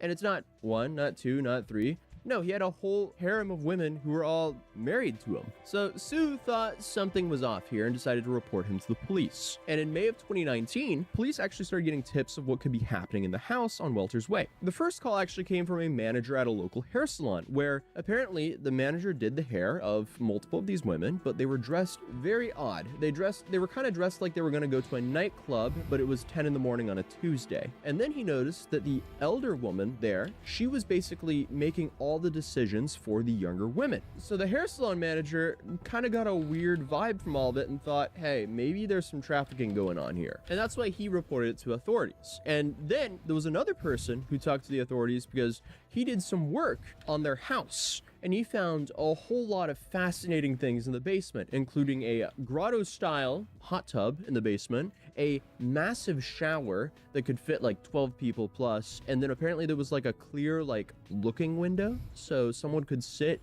and watch people in that shower. So not your normal house modifications, to put it lightly. So when investigators got access to Gabriel's phone, they actually realized, oh wow, he's actually calling most of the shots here in this house. Apparently, the women there had to ask if they could eat or drink from him. In one exchange in 2018, in quote, when responding to if a woman could eat or drink, he said, yes, but you need to work out more because you have a ways to go with losing weight. So, this guy is over here policing women on how they look. So that's pretty interesting. Anyway, moving on. In January 2023, when police started searching his house, they realized that he controlled far more than just their diets. Apparently, he dictated if they could leave the house or enter the house, what they were wearing every day. Even if it was January in Minnesota, they were not allowed to wear jackets for some reason. Make it make sense. But here's where that side of the investigation hit a roadblock, because when they interviewed all the women, all of them said, no, we love being here. We want to be here. So no laws were being broken there, so they couldn't really do anything with that. So then they kind of had to close that side of the investigation and look at the financial side of the investigation, because that's where things still did not make sense. Because in just 6 months between July to December of 2021, Gabriel, he received $1.3 million, which is, that's some good money. Very good money. But how did he spend it? Well, mostly on gentlemen's clubs. He spent over $100 grand a month on gentlemen's clubs, $30,000 a month on restaurants, $5,000 a month on Tinder. How do you even spend $5,000 a month on Tinder? I thought they only had like a premium subscription thing. I've been in a relationship for like 8 years, so I haven't been out here in the trenches. So someone fill in the gaps for me on how that is even possible. If you get the subscription stuff, you get so many super likes a week, but you can also purchase in addition to that. Oh, no way. Okay, so this dude right here is paying to have this face blasted in front of women's phones in Minnesota. Prayers to all of you guys out there. Well, while that kind of spending is unusual, inherently, there's nothing wrong with it. Where they started getting a little bit of red flags was how he bought his house, because apparently the house was passed around by a bunch of different LLCs, kind of like they were playing hot potato before he eventually moved in. So apparently every time an LLC bought this house, they resold it again after for $100,000 more. So obviously people were like, okay, wait, why are they doing this? And also, why are all these LLCs owned by the same people? AKA the people we're talking about here today. But at least now we have a picture of some of the spending here, but where is the money coming from?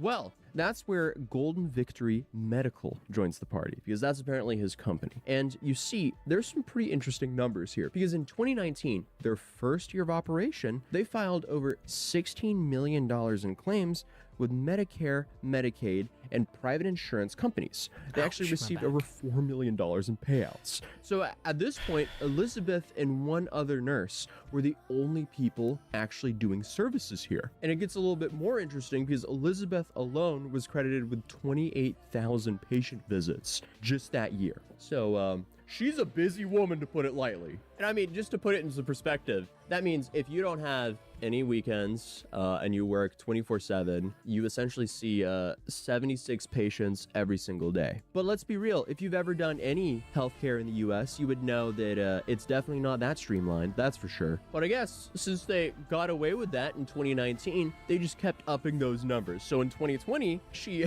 reached 450 patients every single day. So apparently Elizabeth is the greatest healthcare provider or single healthcare provider in all of America, because no one else can even put up numbers like that. And it gets even more confusing when you look at December of 2020, because in 3 days, she provided healthcare to 204 patients. The only problem is, if you look at her calendar, she was in Vail, Colorado then, at a resort. So apparently she saw 204 patients at her normal facility in Minnesota from Vail, Colorado. Does anyone see a problem here? I don't know. I guess she's just a really high performer. And at some point, Gabriel and Elizabeth actually hired a real CEO to come in and like run their business. And it didn't take them long to realize that over 68% of all the healthcare provided was fraudulent. So over 4 years here, you had about $14.7 million that went into GVB's business accounts. And $9.6 million of that got transferred directly into Gabriel and Elizabeth's personal accounts. And then, after 6 years investigation prompted by reports of concerned neighbors, federal prosecutors finally decided to indict Gabriel and Elizabeth for wire fraud and conspiracy in connection with allegedly stealing $15 million through healthcare fraud. So according to KARE 11, the indictment says at least 3 other women who lived in the house helped carry out the scheme, but only Gabriel and Elizabeth actually profited from it. So he allegedly had his side biddies committing fraud with him. Interesting. Both were arrested in Las Vegas and appeared in virtual court on April 30th of 2025. However, despite all of their spending, both of them claimed they were completely broke and requested taxpayer-funded attorneys to help them through this litigation. And of course, they pled not guilty. And something else that is pretty interesting is Gabriel's name wasn't always Gabriel Luther. He used to be Gabriel Langford. And if you look at Gabriel Langford, he has 3 previous fraud convictions from 2009. So in 2019, he petitioned a judge to change his name legally, claiming that he was very remorseful for what happened in his past and he just wanted to move on. But 2019 was also the year they spun up that new company, so I don't know how sorry he was. Allegedly, at least. Who knows? Maybe all of this is done by the books and she was actually seeing over 200 patients a day, even though she was in Vail, Colorado. But what's also wild is this guy who looks like this, he was very insecure about his age, and he apparently used fake IDs to show that he was in his 20s instead of his... Wait.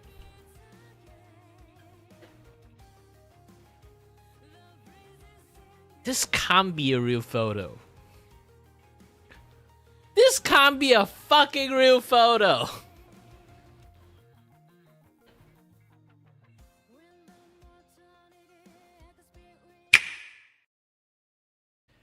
at this.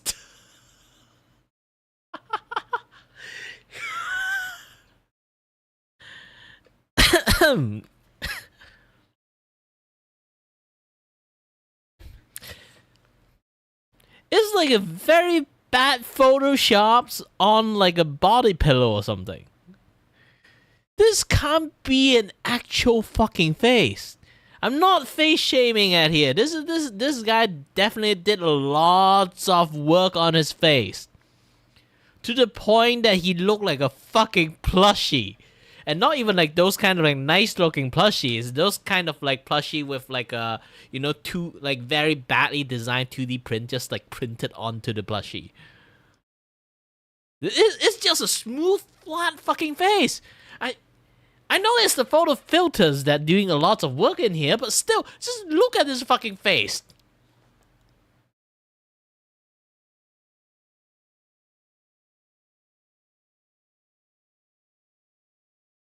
I'm no handsome person, but this guy definitely is not good looking, I can definitely say. Holy shit.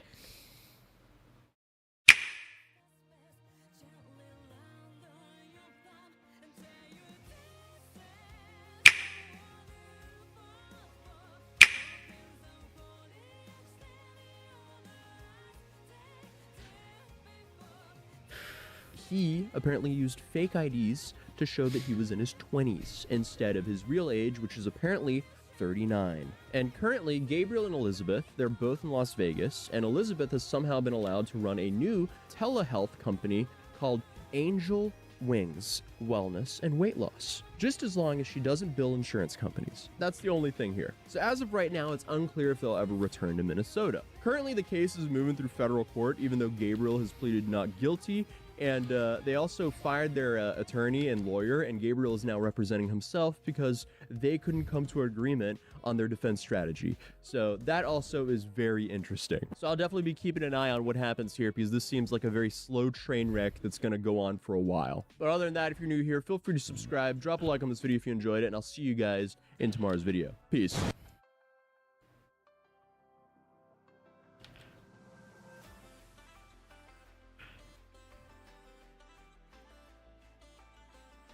Holy shit.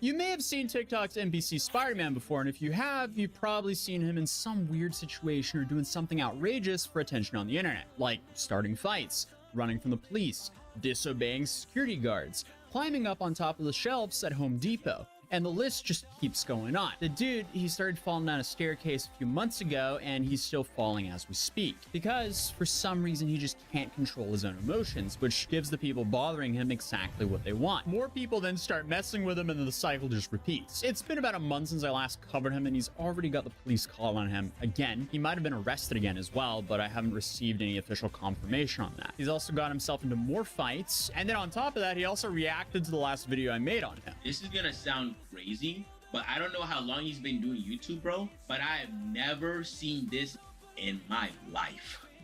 I have never seen this in my life, chat. Ever. Can we get my YouTube to 10,000 subscribers, bro? I mean, that's the funniest self-promo segue I've heard in a while. I haven't seen that guy in my life, chat. Let's get me to 10,000 subscribers. So we'll take a look at his reaction to my video later on, as he definitely lies in it, but also he does give us some more context into his thought process of his own actions. So the first thing that happens since my last video is he climbed up on top of a Home Depot shelf for a TikTok NPC live stream.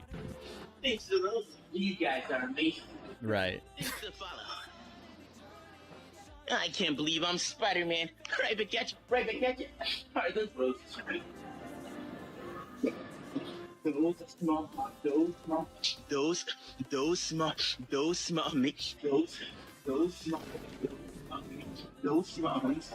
those small, amazing. Enough of those, I might have a bouquet. This is an interesting thing to have as a career. Supposed to teach me everything, you know. Enough of those, I might have a bouquet. I can't believe you got me flowers. These are for you. Those small, amazing. Thanks for the rose.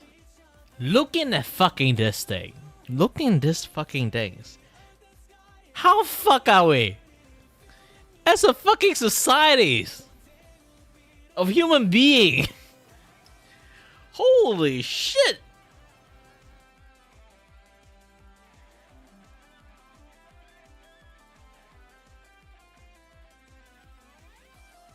The fuck? Holy shit.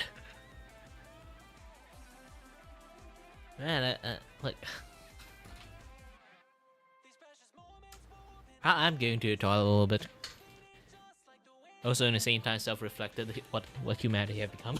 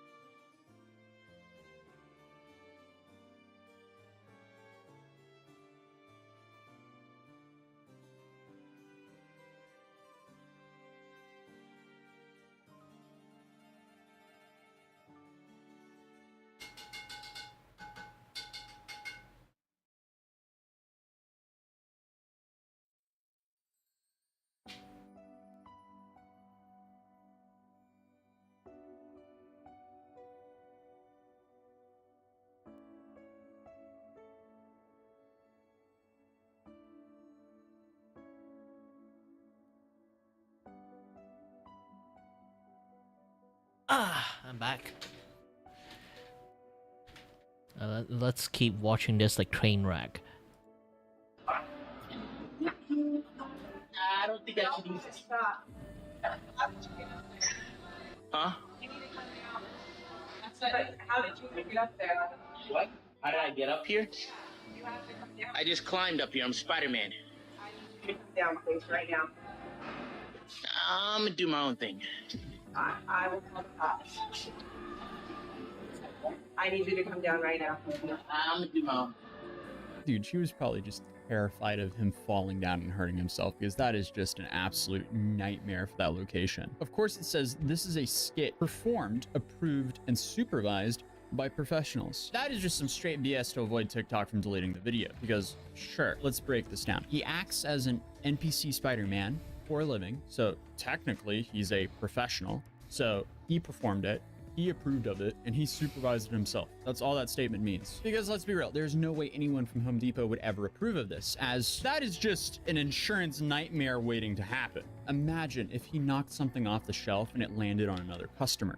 Lawsuits would be flying, and that location might not even be able to cover their own insurance surge after that. Even if he fell off the shelf himself, I think he could actually still have a case against that location. That's how broken our legal system can be. So going back to my original point, there is no way Home Depot actually approved of this.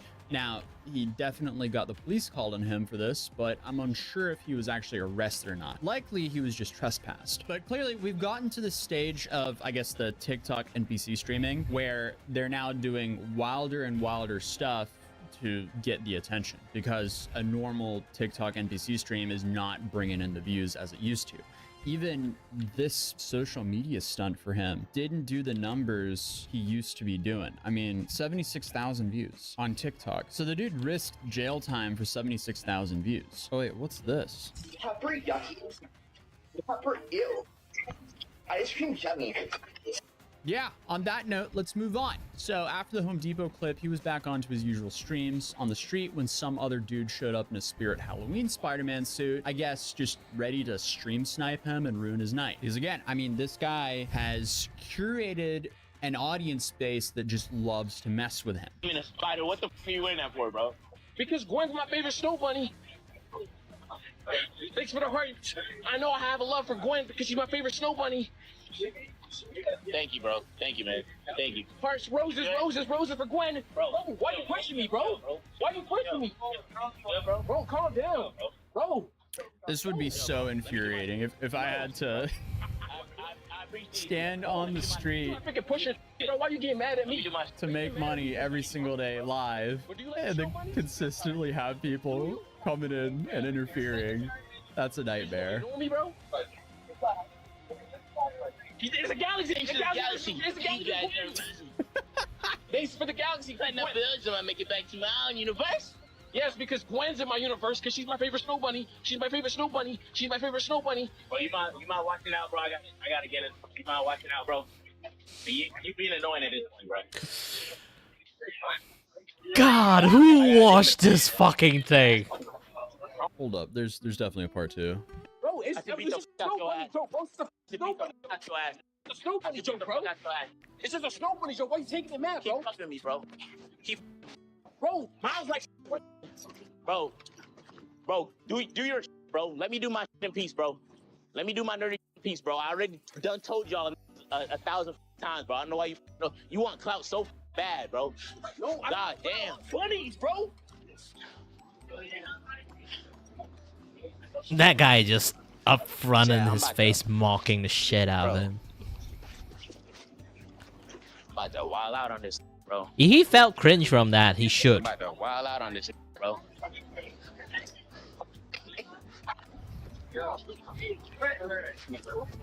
About to wild out on this. Chat the screen, bro. I mean, that guy is just so incredibly unfunny, but because of the way Miles or NPC Spider-Man is reacting, it's making it entertaining for his viewers. Bro, what you mean? Which one's the real Miles Morales, bro? That's obviously not a Miles Morales suit, bro. That's gotta be racist, bro. No, he said it was earlier. I'm Black Peter. You did not say that. You did not say that. I looked at like 20 minutes earlier.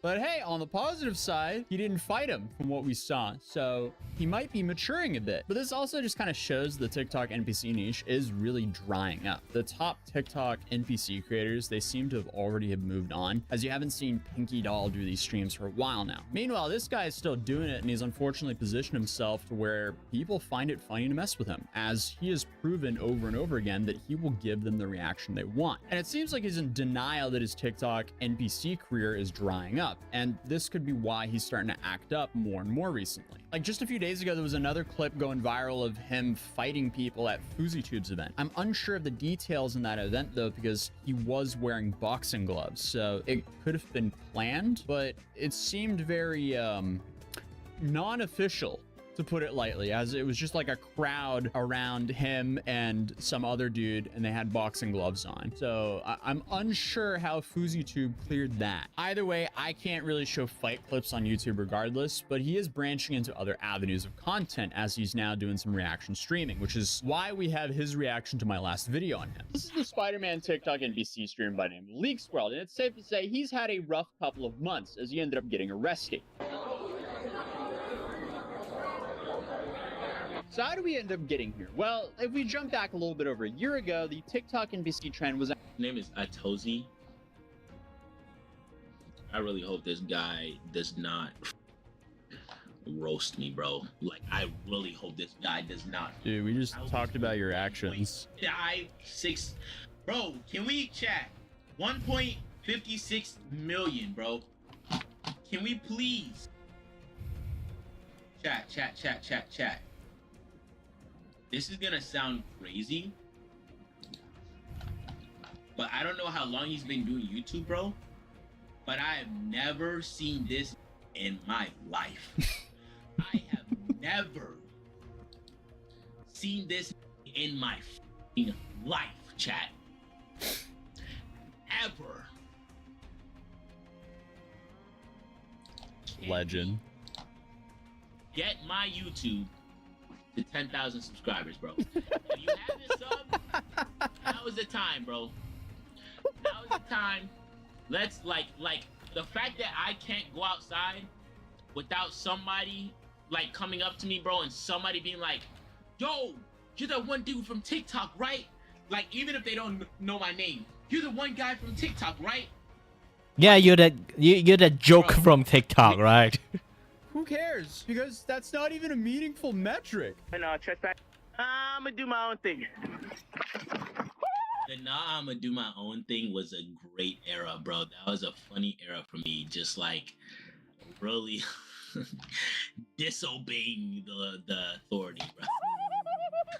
It was probably a fake ID, but still, when you get an amazing break like that, why do you just completely self-destruct and ruin it all? Like, there's no upside of doing this. Well, then he starts to lose his fans due to his... Did it for the TikTok, bro. Like, weird behavior. Like, here...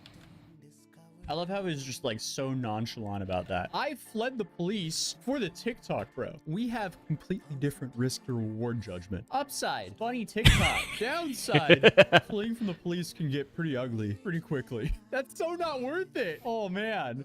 Yeah, if you guys. And then he just This is just what we call a complete idiot. Makes it kind of seem more real. I'm not sure if it's real or fake, but it came across as real. So then my next question. Yeah, if you guys don't know, that was a skit. If you guys still don't know, it up, bro. It up. Listen, bro. Start watching my explanations. You need to really start watching my explanations, bro. I explain over and over and over and over again, bro, and people still don't watch my explanation, bro. Dude, I didn't even know you had a YouTube channel until Curse made a video mentioning that you reacted to my video on that YouTube channel. So, yeah, I feel like most of the views from this video came from Curse's video as well. Actually, there's a combination of me and Curse in this comments here. Didn't know about Leaks World until Atozy made a video about him. I wonder if I step in a room and he steps in the store, who will get noticed first? Who cares about this metric, dude? Like, the thing I don't understand about so many people in modern society is the need for fame. I don't see the appeal in it. Because if you look at actual famous people, not internet nobodies like myself and this guy, it just seems like doing normal things becomes somewhat miserable. I want to talk about laughably stupid stuff that happens on the internet for a career, but I also want to feel as normal as possible. So I'm actually kind of in this perfect sweet spot right now. I can afford to provide for my family, doing what I love to do, and I still feel normal. Now, don't get me wrong, if you see me in public, feel free to say hi. I have so many great interactions with you guys. Very few are actually negative. It doesn't happen often. I feel like the last time something negative happened was a couple months ago. I was at a gas station. There was a gas station employee who was like, "You look like you have terrible opinions online." And that is literally the last negative interaction I've had. And I think the only thing I said to him was, "That adds up.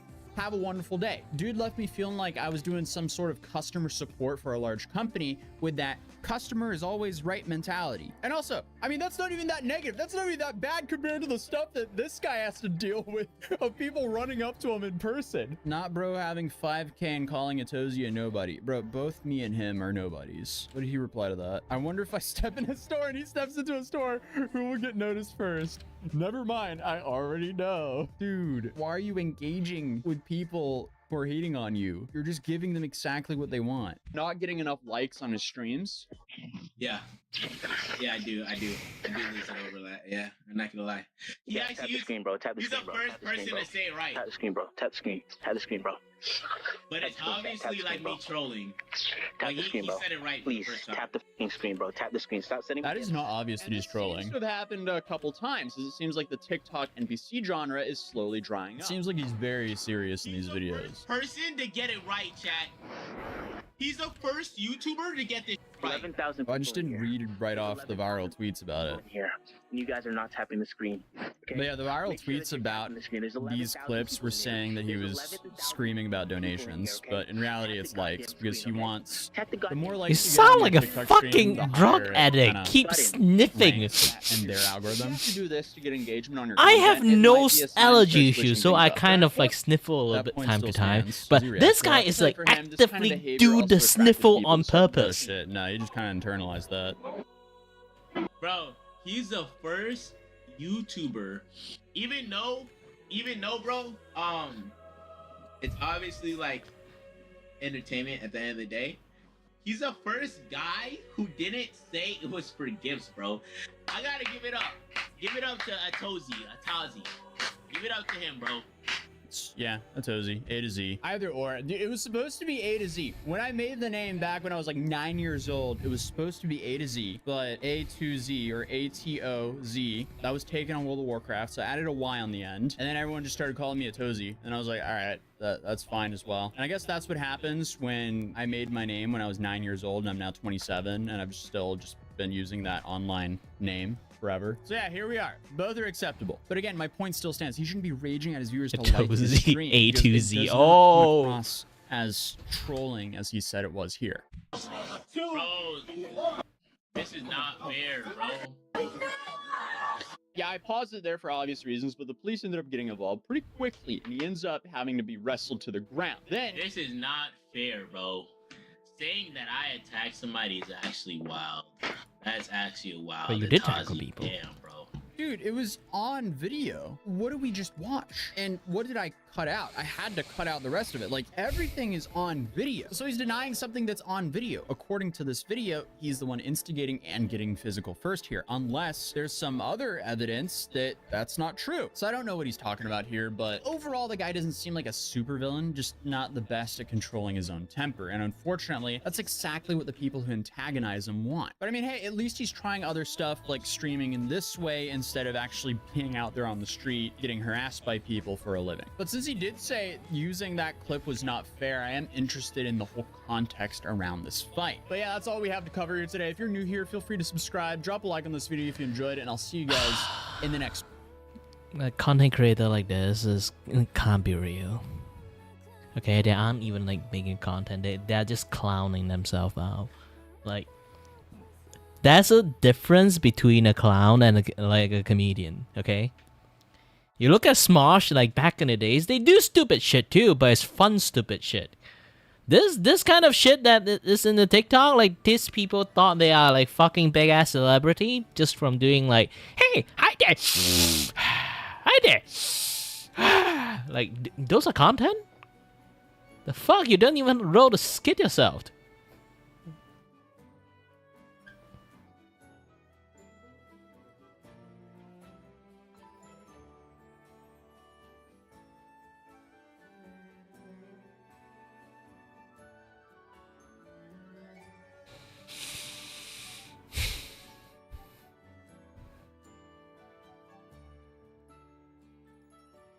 Why are there so many restaurants getting destroyed? One single TikTok was all it took to completely destroy a business, and this whole story revolves around one of the largest TikTokers by the name of Keith Lee. He's built a massive career off of doing food reviews and extremely kind gestures to small businesses. This man has turned struggling businesses into thriving businesses over and over again. And it's always interesting when he's brought up into these viral internet feuds because Keith just seems like a blessing to everyone surrounding him, and this situation is no different. Keith just completely blessed their restaurant, and their own actions turned it into a curse. But this video starts off with the son of the business owner making this TikTok when he saw Keith was in Dallas. Keith Lee is officially in Dallas. So I asked him for help and come to visit my mom's food truck to hopefully turn it around. She is an award-winning pastry chef. She is a culinary chef. She has 2 degrees. We are just from Milwaukee and here in Dallas, it's kind of hard with the marketing because we don't know our way even around yet. Keith, I guess, saw this, pulled up, and did his thing. Well, we here. I got it. Let's try it and rate it 1 to 10. He spent $80.11. We are in North Dallas, Texas. We in a hood. I'm not gonna say it no other way. We in a hood. They outside cutting hair, doing braids, waiting on us. They both on live at the same time, him and his sister. But they outside ready, so we had to be 00 this whole time. I'm talking about 007 agents. It's a party out here. The customer service, my family said, was pretty good. And it was alive the whole time, so we can kind of see it. Only thing is, the only person cooking is the mama. So if you do come, please be patient. It's only one person there cooking. But it's a lot of people, so she got the option to have a lot of hands. I'm gonna show you everything I got, and we're gonna try it and rate it 1 to 10. So he then goes on to review the food, even said it was good, but before he left their restaurant, this is what he did. Before we left, we went in and had a conversation with the mom, and we thanked everybody for having us. Me and the mama prayed together, and we left with $4,000 tip behind. God, it's amazing. Thank y'all for having us. I see y'all giving out haircuts and doing braids. So we want to leave $1,000 in the barber, so we can trust everybody else. We want to do $1,000. So we put that here. We want to leave $1,000. Yeah. So please charge my barber $4,000. Y'all hit the higher stuff.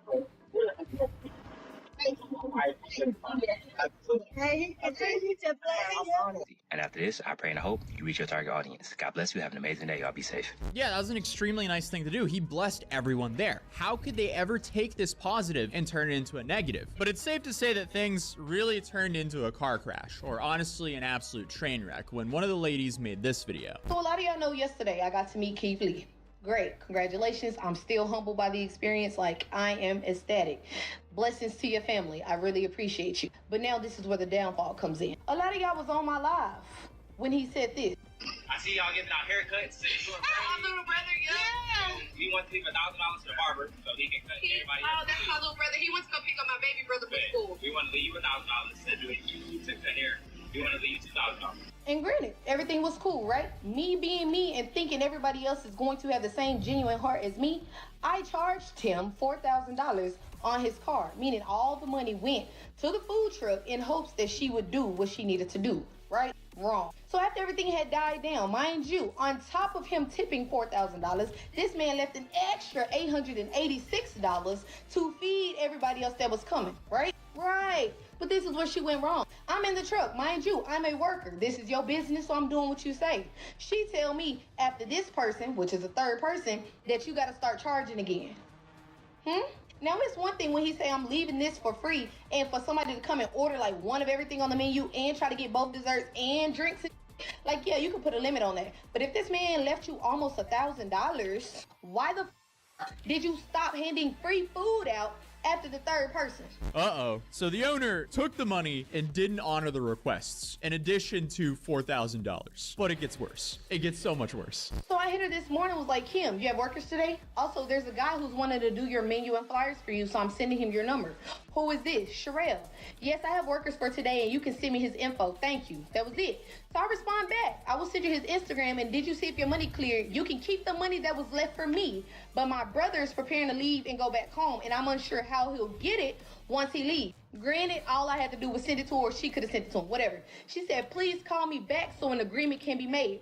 But before we even got to those messages, she called me and she was just like, well, I didn't invite your brother to come out there and cut hair. I didn't invite you. My son invited you. So what I'm going to do is I'm going to give $1,000 to my son and he'll give y'all whatever it is he see fit out of there. Oh, but that doesn't even matter. The dude who paid it is seen on 5 different live streams saying $1,000 for the barber and $1,000 to the woman doing the braids. And she was even wearing the company's merch. So for any random person, they would assume they're affiliated. So yeah, clearly they were there to promote the business. I mean, everything seemed great until the business didn't do what Keith told them to do with the money he donated to them, which is just so insanely short-sighted it's almost baffling, because Keith's video saying their food was good received almost 7 million views as we're recording this video. With that amount of potential traffic, $4,000 is small change. Why are they showing millions of people they can't be trusted when trust is basically the foundation of all business? Well, then the son came onto TikTok to explain himself, and he added a sad song in the background, which just right off the bat just seems really off. Okay, so let me address this situation and let me tell y'all the truth, unbiased of what's really going on. Basically, somebody wants clout and they want their name involved in this situation so bad that they are telling lies in order to gain attention and followers. Notice that all of their videos mentioning Keith Lee, whether positive or negative, are the only ones on their page that are over 100,000 views. Check out mine. That's not the case. What does that have anything to do with the story? The dude is on a bunch of different live streams saying where he wants the money he's giving to go. Where's the money? Why haven't they received their money? I do not have to use Keith Lee to exploit for views. I would never do that to him. The fact that somebody I call my friend is doing that is making me sick to my stomach, and that's why I was not trying to make a video to address it. Like I told Sherelle, let's handle it privately. However y'all want to do it, we can email Keith Lee, we can talk to him, we can figure it out. But this internet stuff, ain't no point for that.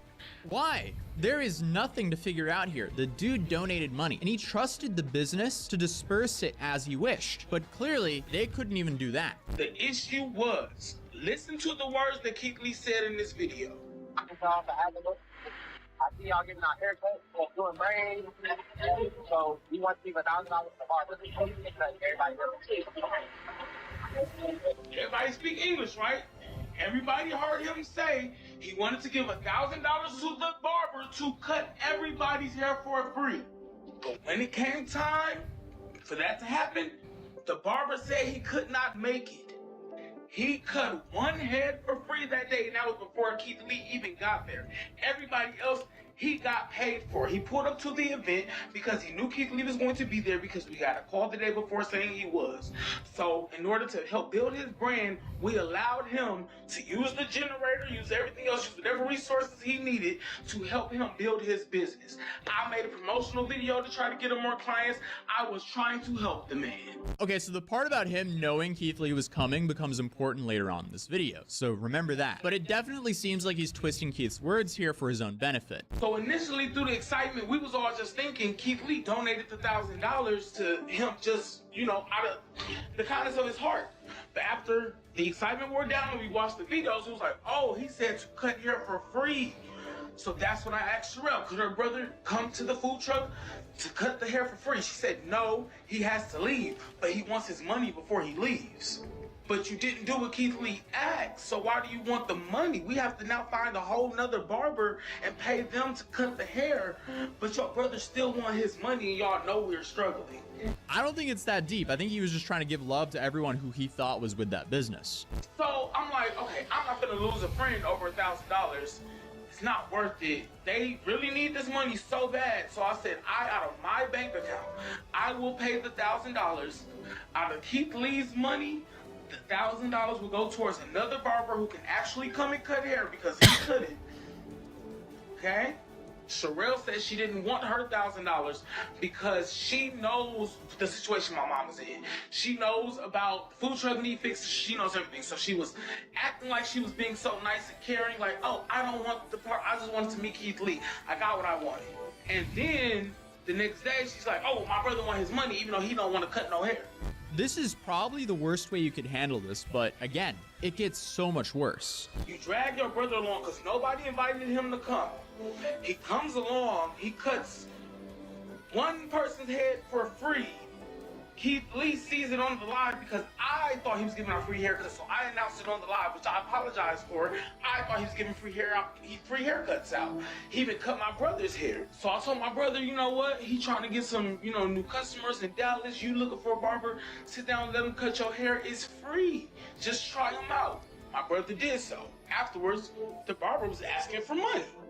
I'm like, I thought it was free. He's like, no, I need my $30. So now I'm irritated. I'm just like, whatever. I got 20 I can send you. So I sent him the $20. I don't know why he showed that, but this is actually important to the story because we can clearly see he sent $20 here. I can still give you the money because I don't want to argue with my friend, but my bank card got stolen. I can't get in my account right now. He got to wait till I can make it to the bank. They wanted the money. It was like 5 p.m. at this point. They wanted it that same day before he left. How I'm gonna get to the bank? I don't got no bank card. The bank closed. What you want me to do? So now his bank card's stolen? You don't need a bank card to use Apple Pay or Zelle. We just saw that you used Apple Pay. This story is just so sad to watch. Like, how do they fumble this good of an opportunity? Mom says she does not have the money to give because the payment has not cleared yet. Said once it's cleared, she will send over the money. So she will send it to me and I will send it to him because she's not dealing with Sherelle or him at this point because of the way they were acting. So okay, to give the guy the benefit of the doubt, from what I can tell, Keith was there on January 30th. She made her original video calling them out on February 1st. So the lady complaining might have been a little bit quick to start complaining because the business was alleging the money hadn't hit their account yet. I don't know if that's true or not. So again, to give them the benefit of the doubt, payment processors do take 1 to 3 days to get your money into your account. But also, it doesn't really help the business owners that much because they already switched up on how they wanted to disperse the money. They started interpreting it themselves for their own benefit. And as if this story couldn't have gotten worse, the business owner also got on social media and said this. Give that barber $1,000 for free haircuts. He should have said, anybody, come on, who wants their hair?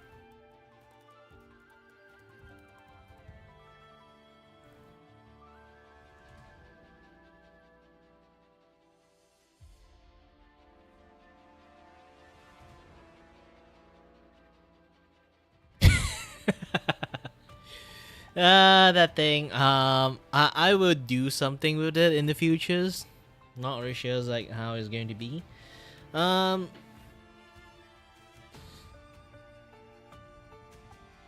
canvas is super inactive at the moment because I'm going to in the futures make something like something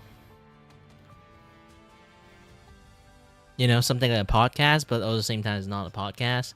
Everyone, the people I invite will be the one who drawing on it.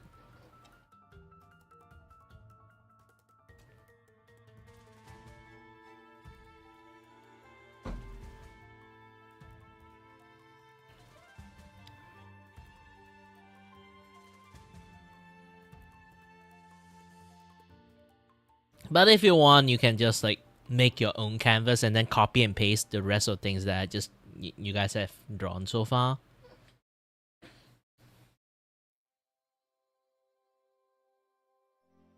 Yes, you guys can do that one. Like copy the layers and then paste the layers.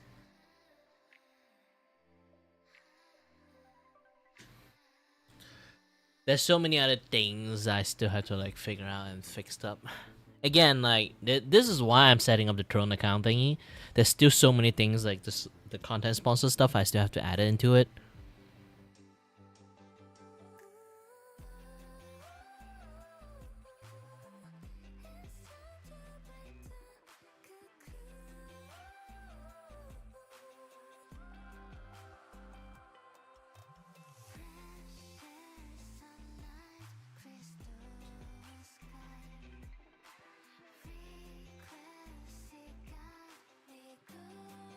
Yeah. Yep.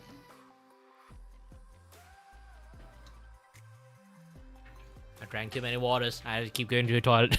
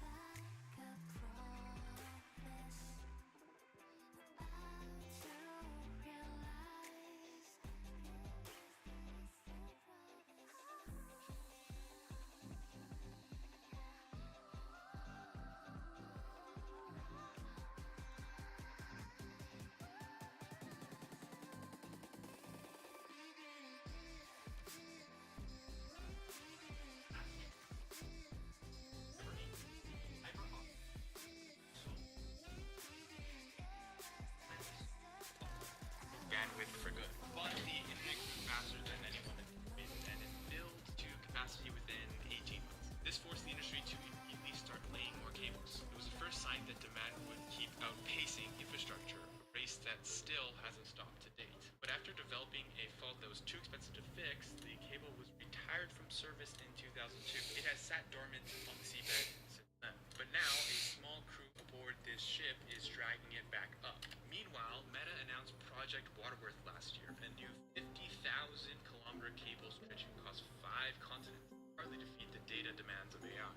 What's crazy is that the entire global internet runs on cables like this, built and maintained by a few thousand people working in places most of us will never see.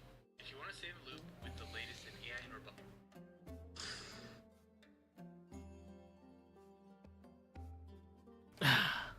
I'm back.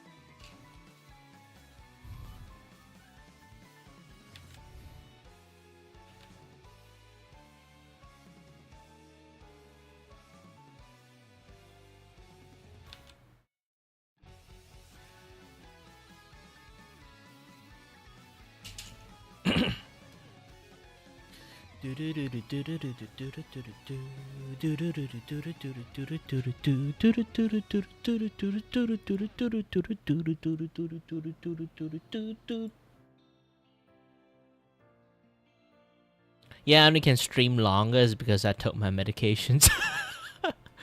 Man, I literally have to survive through like taking medications just to like function properly. This is not good.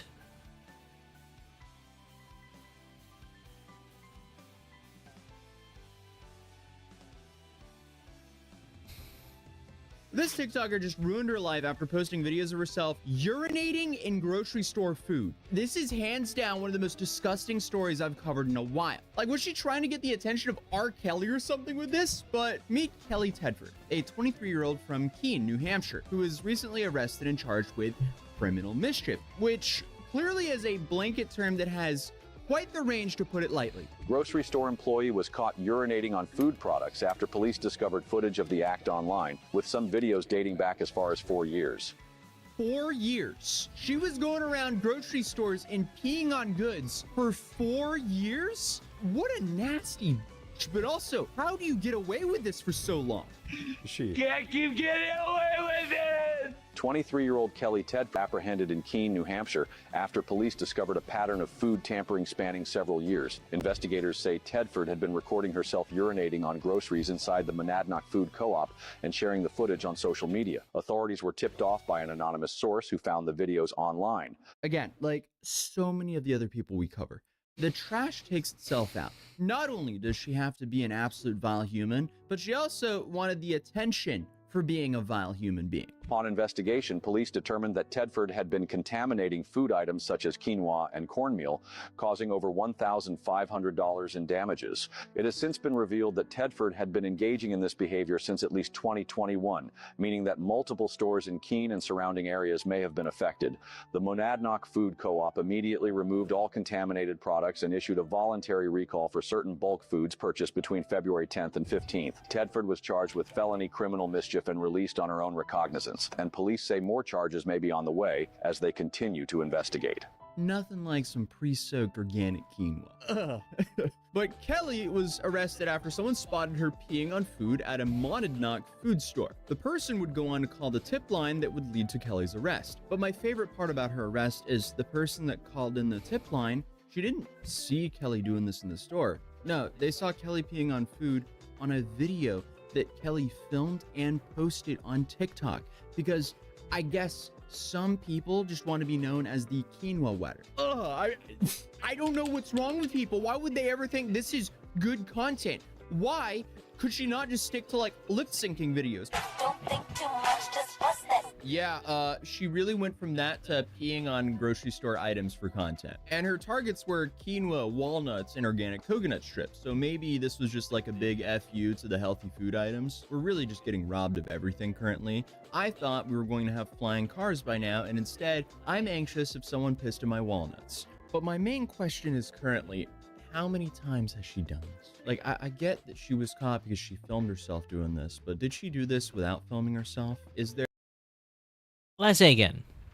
Crime and video do not fucking mix. Don't do your crime and then film it and then put it in fucking TikTok. They do not mix.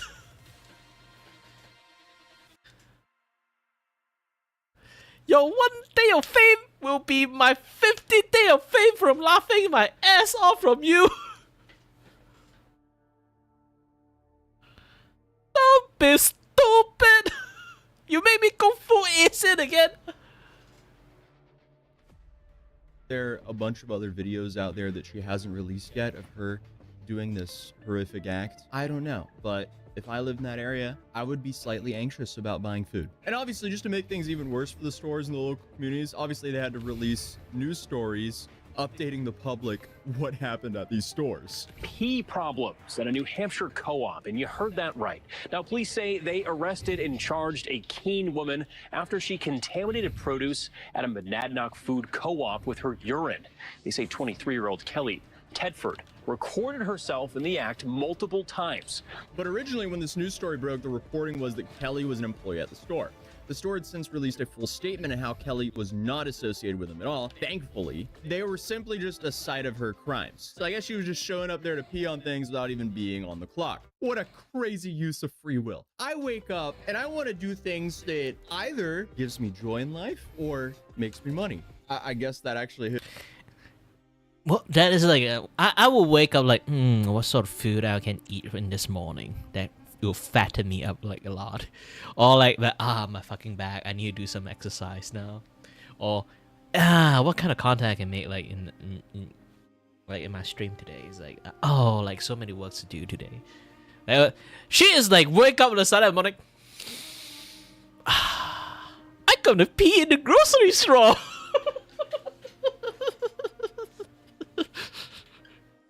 Hit both for her. Never mind. I guess that she does enjoy some joy in there, I guess. Like, I don't understand shit happening in that. Take it back. I guess some people are just twisted.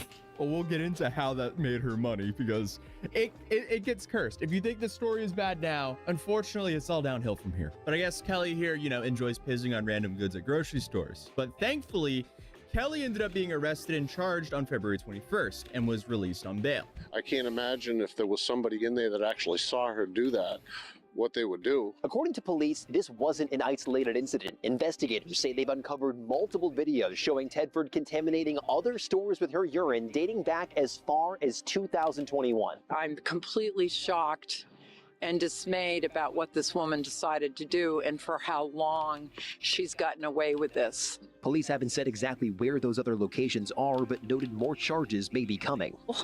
And we also have a lot of people that are trying to capitalize on the strangest things. Tedford was released on personal recognizance and is due in court in April. In Keene, Ross Ketchke, WMUR News 9. So, hey, if you're in this town, you can't even say, well, at least I didn't go to the grocery store last week when she peed. So I'm safe, because unfortunately she's been doing this since 2021. You guys are cooked. I think at a certain point, you guys just kind of have to accept that if you've lived in Keene over the years, there's a non-zero chance that you've eaten or been close to some contaminated food, or maybe seen some food with some Now you just have to suspicious pray to liquids God in it. that Like, she damn, doesn't this have like, you know, quinoa like is pre-soaked. AIDS That's or something crazy. like Never that. seen that before. But while the police were looking into the first video, they allegedly found several other videos, all on a particular site. OF. This bitch was selling the videos of her pissing on random grocery store items on OF. Meaning, there's some MFers out there paying for this shit. What is wrong with some of you guys? Like, what is it made for? You guys need to chill. This is out of hand, and whoever paid for this needs therapy alongside of Kelly here. That is after Kelly hopefully serves some time, because there is no way that she just gets a slap on the wrist for this. And don't tempt me, because if I can fly to Korea for a trial, it's a whole lot easier for me to get to New Hampshire. So 50,000 likes on this video, we're going to New Hampshire. But what makes this thing even more alarming is, since it happened on OF, or some of these clips happened on OF, a lot of these instances, they could be specific requests.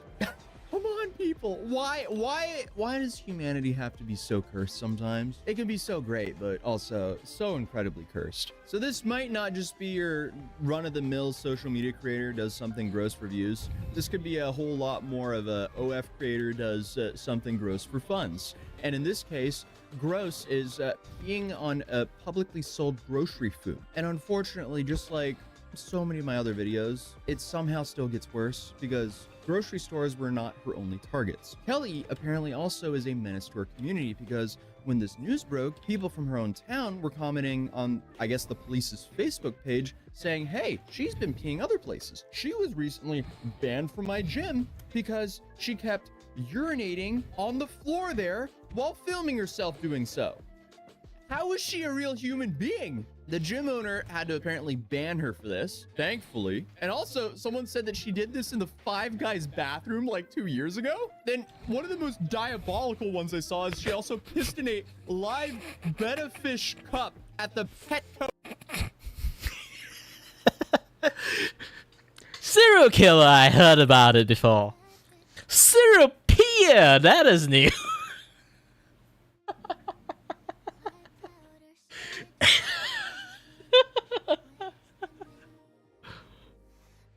In Keene. That's animal abuse. Someone put her under the jail. What is happening in Keene? So basically the police are like, yeah, we arrested Kelly for peeing at the grocery store. And her town's Facebook were like, oh yeah, Kelly, that's our pee girl. Like, what? How is this a real story? Oh, the pee girl! She finally got arrested? She's been peeing for ages! Like, come on! Finally, the valve got closed! Each place has either their local heroes or local legends or local villains. But having a local pee girl. Someone, I guess, needs to check in on the locals of Keene, New Hampshire, because you don't have to live like that. You guys don't have to have a local pee girl. You realize that, right? Like, y'all are being traumatized by her. But you know what makes things even worse is, according to a lot of people on the police department's page, she used to be a DoorDasher in that town. So yeah, at this point, it's safe to say if you live in Keene, there's definitely a non-zero chance that you've ingested some of Kelly's pee here. I'm sorry. I'm sorry that people like this exist, and I'm sorry for the town of Keene. If I lived in Keene, I wouldn't be ordering any food as long as Kelly's out there on the streets. This is just so cursed and disturbing. While I was reading all the comments here, I noticed there was a good bit of people saying that they were worried about what else she might have been doing in the town for money, considering that this is all a you-know-what thing. Starts with an F and ends with a ish, and it's not fish. There's some other words in there in between. I'm just trying not to get demonetized here, guys. But I don't know what's worse, the people paying for this or the woman doing it. I feel like both are equally complicit, and if you're paying for this, I feel like you should get charged as well, but that's just me. But the Keene police released an official statement on the arrest and incident, saying, on February 14th, 2025, an anonymous person reported to the Keene Police Department that an online content creator, subsequently identified as 23-year-old Kelly Tedford of Keene, has been posting disturbing videos to an internet site. In one of these videos, Tedford reported herself contaminating items in a local business with her urine. Whenever I read official statements like this, I think it's just kind of funny that a government official had to type all this up. But of course, some government official had to wrap all of this up into some PR package. Imagine having to say, this girl peed on quinoa in a professional way, and that's just your job. But again, Kelly, she's out on bail right now, so hopefully someone is monitoring her OF and her TikToks in the meantime, because her arraignment isn't scheduled until April 7th. With a conviction of criminal mischief, it's only a Class B felony in New Hampshire. But she could still face up to 7 years in prison and a $4,000 fine. So I guess we'll just see what happens here. And hopefully Kelly feels bad about this and isn't running around peeing on more things in poor Keene, New Hampshire. Just did a bad thing. I regret the thing I did.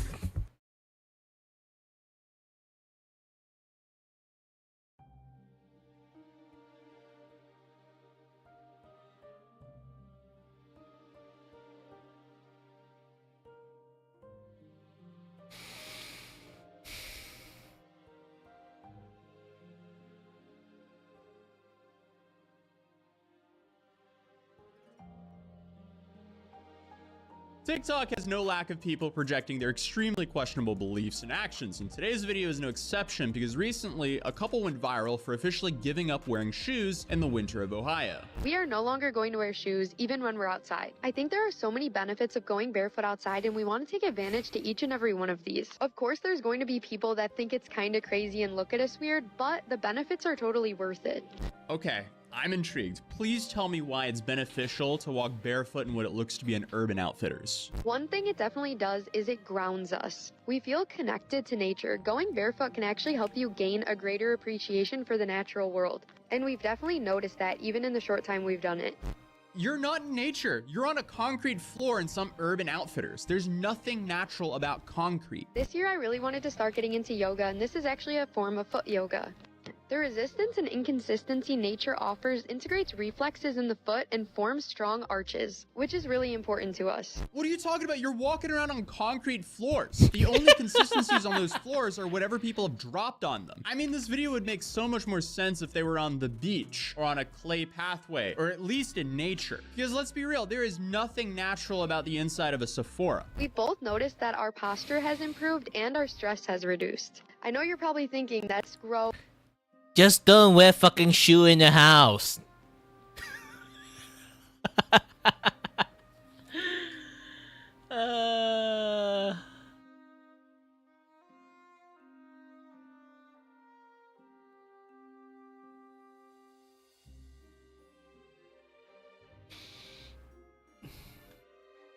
The more I watch a Tozy video, the more I understand how fuck our generation is. Not my generations, my younger generation. And how fuck the older generation believe this shit. We're gonna get sick from doing this. But barefoot walking can actually have many positive effects on your immune system. It can help reduce white blood cells and help. And also get you a nasty infection if you step on the sharp rock. There's a reason why they walk on concrete instead of like fucking like forest, because like one sharp stick like will kill them. Immediately kill them. Help fight off sicknesses while building a stronger immunity. It also naturally helps with copper and iron levels. We like to think of it like a cold plunge for our feet, especially where we are in. No, you are losing like your iron because you keep stabbing the shit out of your foot and then you keep bleeding. And also the infection. You lose so many things. In the winter, it's super cold here and there's a lot of snow, but there's plenty of places like this fireplace to warm up when we need to. We know this is definitely common in Ohio, but let us know if this is something you do too. Did she act? Very fucking common in Ohio.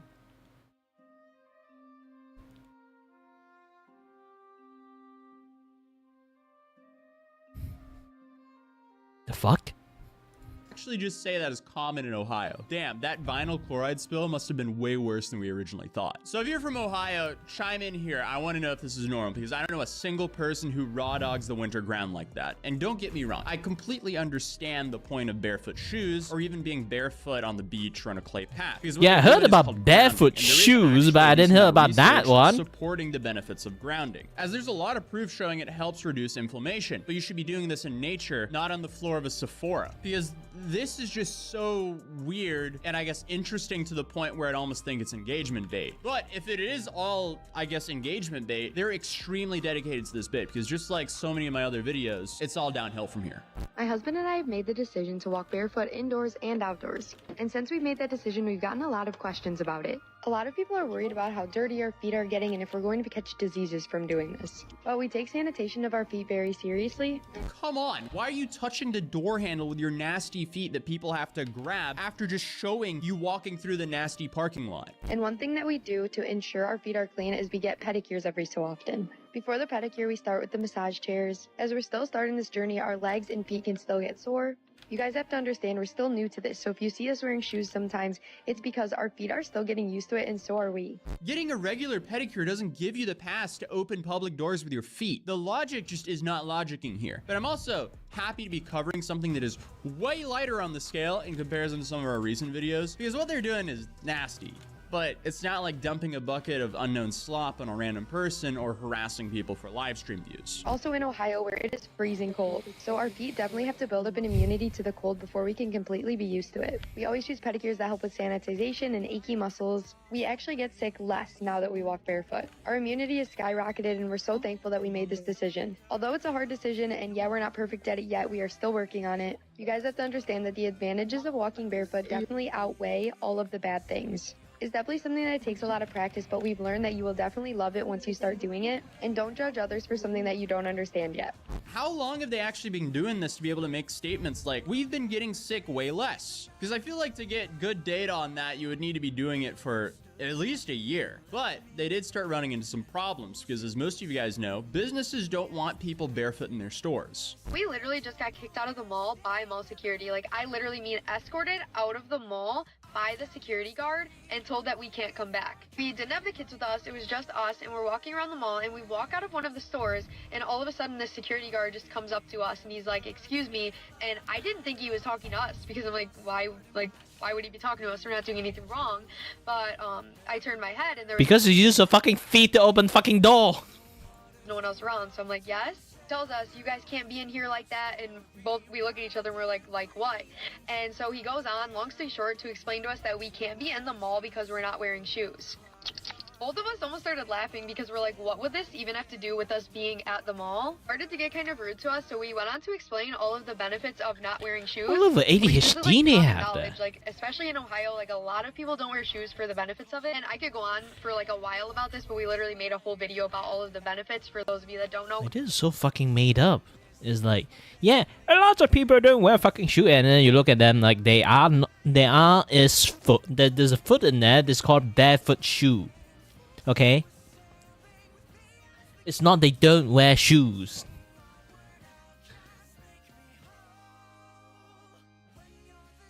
Even though they don't wear shoe, they don't wear shoe in their home.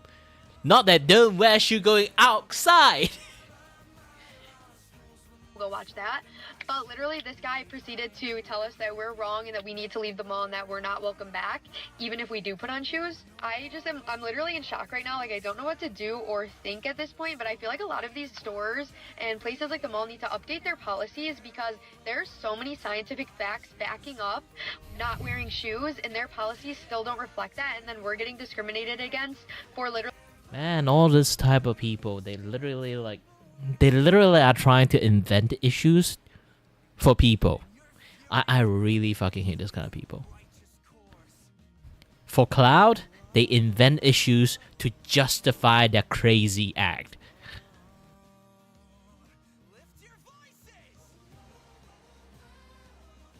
It's like a very, very bad salesman.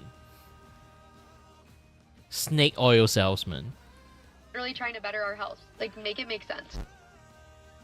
You're not getting discriminated against. Businesses don't want people barefoot in their stores. Wear shoes when you're inside a store, and then you can walk barefoot everywhere else. Or you can just get barefoot shoes for when you're in the stores, which gives you the exact same benefits when you're on a concrete floor, with the addition of your feet actually being protected. I feel like some people just have to make up problems to keep things interesting because things are just so great, and this is definitely giving the vibe of that. But apparently they are not finished with this bit because now they're sneaking breaking into Sephora. We aren't allowed in Sephora, but we risked it all today because I needed to get something. It's kind of a long story, but if you didn't see our other video, I got kicked out of Sephora because I wasn't wearing shoes. This woman is literally wearing shoes right now. Yeah, I was barefoot in Sephora, and they said I can never come back.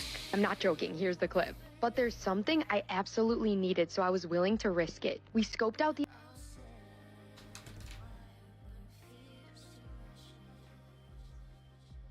I'm gonna watch something else.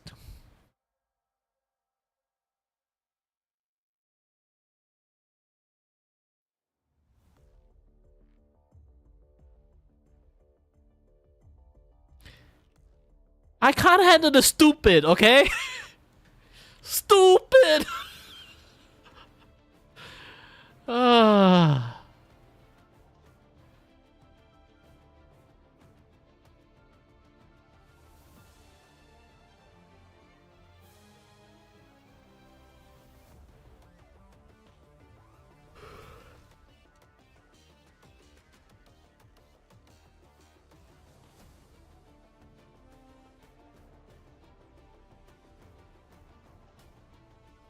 There's about 3.7 million videos uploaded to YouTube every single day, and apparently one of them was dumb enough to get the creator sued by Nike. So, how dumb was it? Well, what if I told you the creator? He went to the Nike store, bought real Nikes, then went to a knockoff website and bought fake Nikes. Then he switched the shoes, went back to the Nike store with the fake shoes and I'm assuming the real box, leaving him with the real Nike shoes and a refund, with the only out-of-cost pocket would be, I guess, $20 replicas plus the astronomical shipping fee to get them from China to the US. And I guess there was just one tiny problem with this plan, because the only reason we know about this is because he documented himself doing all of this, uploaded it to the internet for hundreds of thousands of people to see, and to make things even worse for himself, which he does a lot here in this video, as you'll see, he snitched on himself in 4K to promote this fake shoe website. So this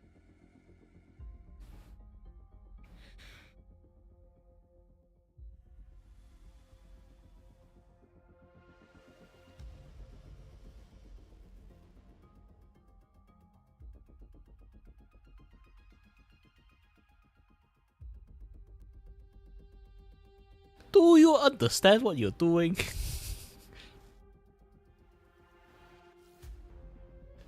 Do people start to have no concept of law? When you do this, do you think about, like, is this fucking breaking the law? Is this the context of fraud? No. Are you genius for doing this? You obviously think you're fucking genius. In reality, you're not. Motherfucker.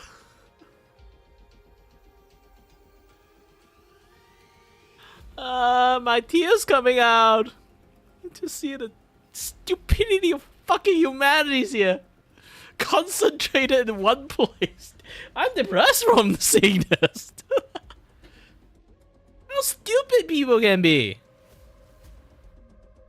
This guy has absolutely primed himself for a lawsuit, and if that sounds bad, it gets so much worse again. But first, let's take a look at some of the key moments in that video that landed him in hot water. And this video is cleverly titled, "I returned fake Nike shoes to Nike."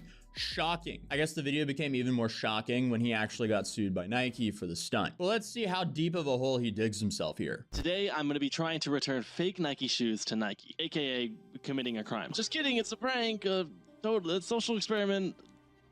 Even he knows committing a crime.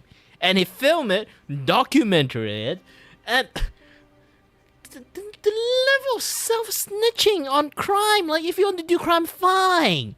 Now, I even give you the bar, like, the tendency of the fucking bar to commit the crime, okay? Don't sell it!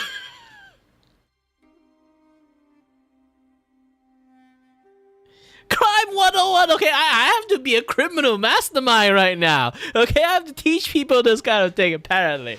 Crime 101, do the fucking documentary of fucking crime! Don't admit you did a crime!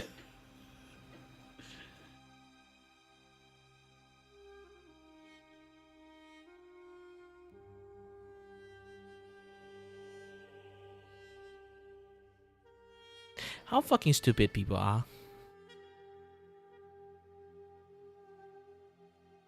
Well, I guess they thought they were smart, but try to think about it. They don't, now I'm trying to think about it. It's like they do crime because they didn't have a brain to, like, to start with. Like, back in the days, back in my day, back in my days, the criminal back then, they may have not studied, but they are at least smart enough to wear fucking masks.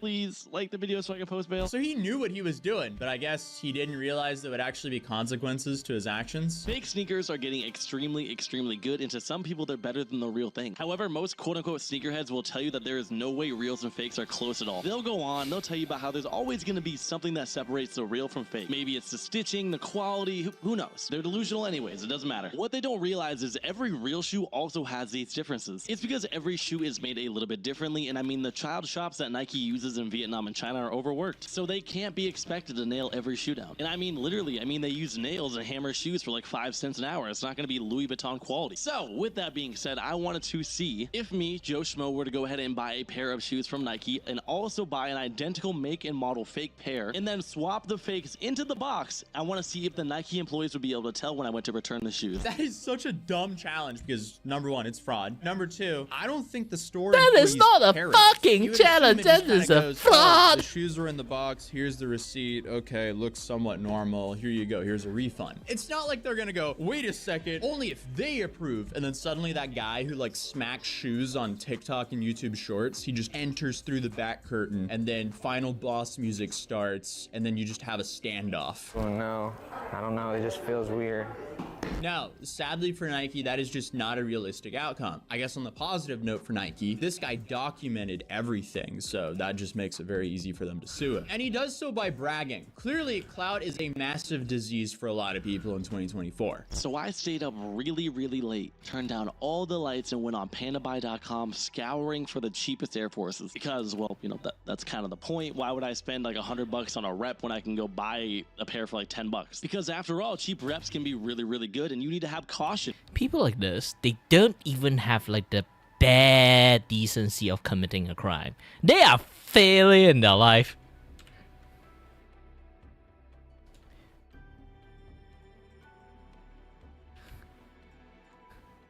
They are failing in their life. You need to be careful when you're out buying shoes because I could have hit your Nike store. I'm sure the Nike lawyers love to hear that. Now I just need the real pair. But I got my stinky funky ass in the car and I got to Nike. But what do you do if you get hit by an influencer on his way to sell fake sneakers? Well, you're gonna need some solid representation, and that's where today's sponsor, Morgan & Morgan, comes in. Because insurance companies often lowball clients' claims, and Morgan & Morgan will fight to get you your money you deserve if the unfortunate happens. The firm doesn't settle for any lowball offers. Just in the past couple of months, Morgan & Morgan saw verdicts of $12 million in Florida, which is 34 times the highest insurance offer, $26 million. Not for Malaysia. I can skip this. Air Force Ones in the exact same size / a tote. But if this applies to you, you can start a claim with America's largest injury law firm, like the whole off their sim. Let's continue the video. I bought a pair of Nike Air Force Ones in the exact same size and color to show y'all if they're similar for 10 times the price. So let's check them out. Well, that's misleading. To me, it seems like the whole goal of this video is just to push his referral link in the description to this website. He's also being extremely misleading by saying, oh, it's a $10 rep, because I found another guy actually buying stuff through this website and the shipping fees are outrageous. Because the video I saw, he was buying like 2 pairs of shoes and the shipping ranged from like $60 to $100. So it's really not the bargain these influencers are really trying to make it seem like, but hey, they want to peddle it to people who don't know better because they're really cashing in on the referral links. And by now, quick disclaimer, if this is not painstakingly obvious, don't do any of this. Clearly, this will get you into a lot of hot water. So this channel does not condone any of this behavior. Just felt like I needed to state that very clearly here. Now, it's literally just an all-white Air Force One, so that's why I'm not really surprised that the real one and the fake one are so close. If not, if anything, the fake pair is actually better for 20 bucks than the real pair for 110. I'm not even joking. This whole video was just terrible for him. He's trying so hard to peddle these fake goods just to make some money off his referral link, which clearly is not going to help his case. What I'm actually going to do is I'm going to write on the back of the insole just like that, on the left pair. Now, if somebody gets my shoe, it's gonna have my @ on them, and then they can hit me up, and I don't know, I'll give them their money back or something, I don't know. I'm also gonna put my @ like under here, like right here. There we go. Imagine that's how I get caught, like an employee accidentally saw that I wrote on that on the insole, and they're like, why the f are you writing on the shoe? Imagine the way you got caught was literally snitching on yourself to sell fake Nikes through your referral link. But then he documents his own fraud.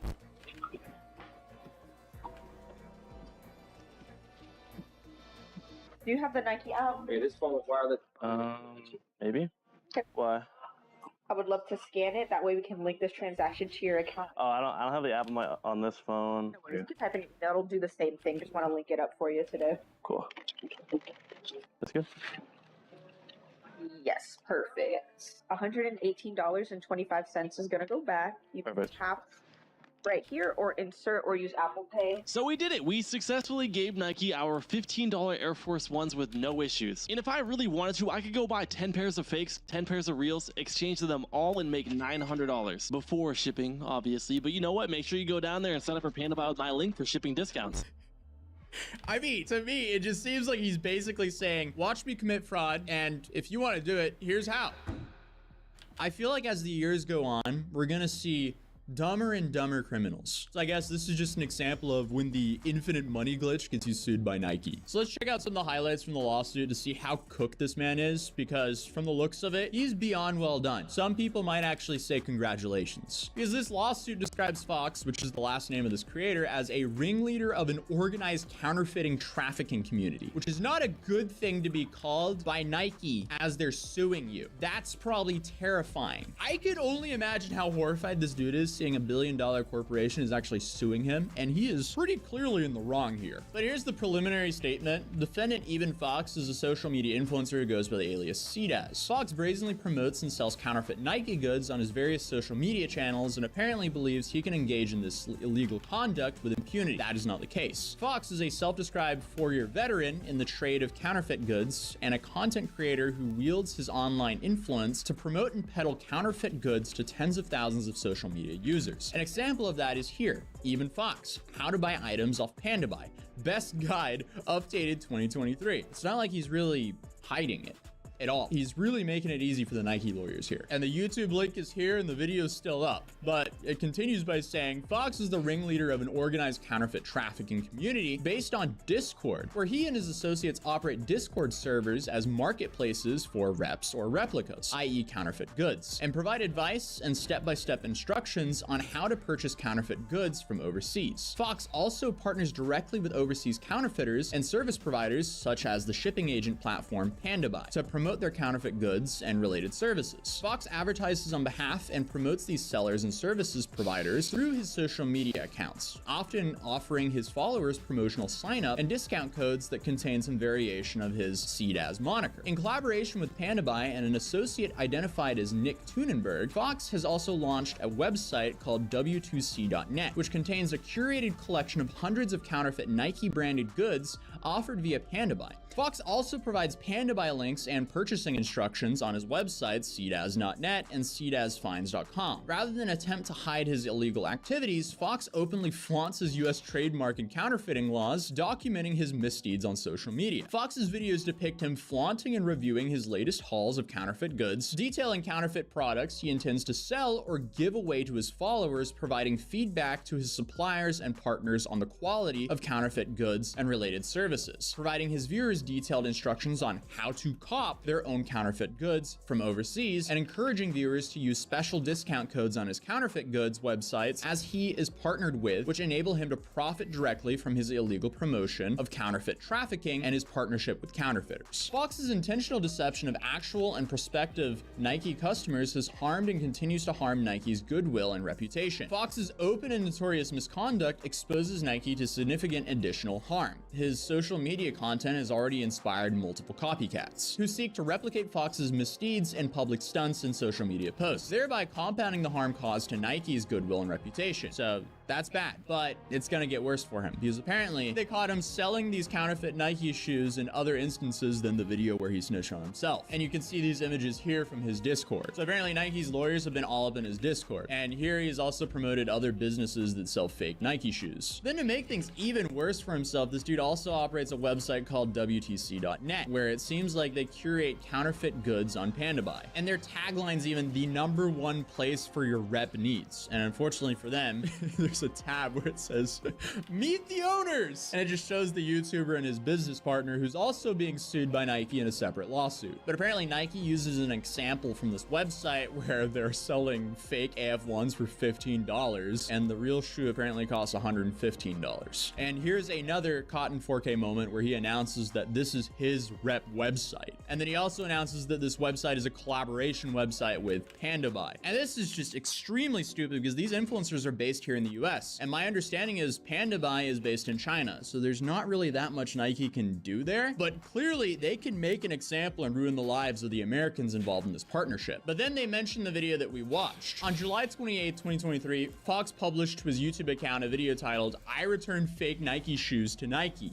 Shocking, which depicts Fox returning a pair of counterfeit Nike branded shoes to a Nike store in Tampa, Florida. In the first part of the video, Fox displays 2 boxes of shoes. One he identifies as genuine Nike Air Force Ones, and the other as a counterfeit pair he purchased from PandaBuy. After comparing the 2 pairs of shoes, Fox states that he intends to attempt to return the counterfeit pair at a Nike store. In a later part of the video, Fox, using his sunglasses equipped with a hidden camera, records himself visiting the Nike Well Collective store in Tampa, Florida, and exchanging the counterfeit shoes for a certain sum of money Nike later deemed to be $118.25. Nike determined Fox's return transaction involving the counterfeit shoes was associated with an earlier July 15, 2023 purchase of authentic Nike Air Force Ones that Fox had purchased in the Nike Well Collective store. And they can easily pin him to this because remember in the video, he used the Nike app. So they can confirm they actually refunded him. What an idiot.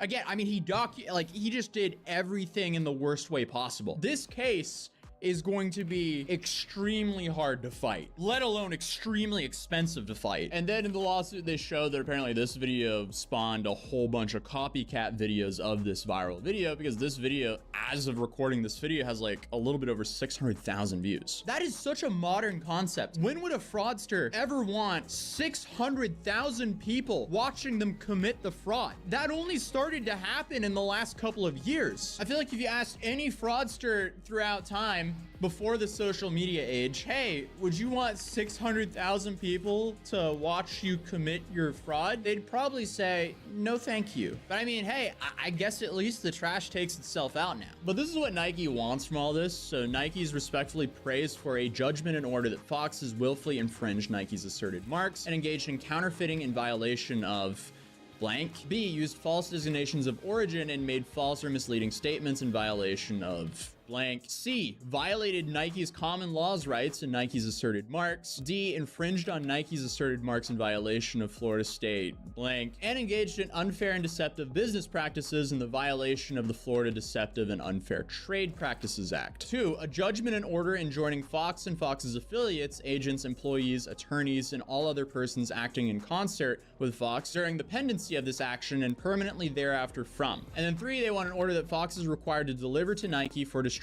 any and all counterfeit Nike branded goods, digital files, packaging, printed graphics, promotional materials, business cards, signs, labels, advertisements, flyers, circulars, and any other item in any of their possession, custody, or control bearing Nike's asserted marks. Any marks substantially indistinguishable therefrom confusingly similar marks. So essentially everything behind him in his YouTube backdrop. And then 4, they want an order granting an award of damages suffered by Nike according to the proof of the time of the trial. And then 5, an order that Fox account to Nike for any and all profits earned as a result of Fox's acts in violation of Nike's rights. 6, an award of 3 times the amount of compulsory damages and increased profits. 7, an award of 3 times such profits or damages, whichever amount is greater, together with reasonable attorney's fees. I mean, he probably made a lot from this as well, so that's oof. And then they also want an award of statutory damages pursuant to 15 USC, an order granting an award of punitive damages for the willful and wanton upon nature of Fox's aforesaid acts under the Florida statutes and the common law. And they want an order granting prejudgment interest on any recovery by Nike, an order granting an award of Nike's cost, expenses, and reasonable attorney's fees, and granting such other and further relief as just and proper. So I guess that was yet another episode of Influencer Films Their Crimes for Clout. What will happen next? Well, I guess only time will tell.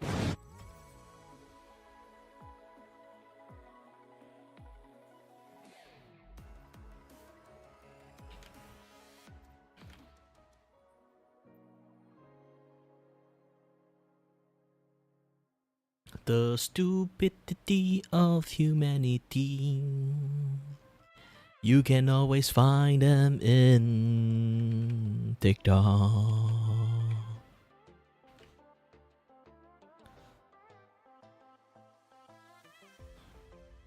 At this point, people just go into TikTok and watch Idiot, I guess.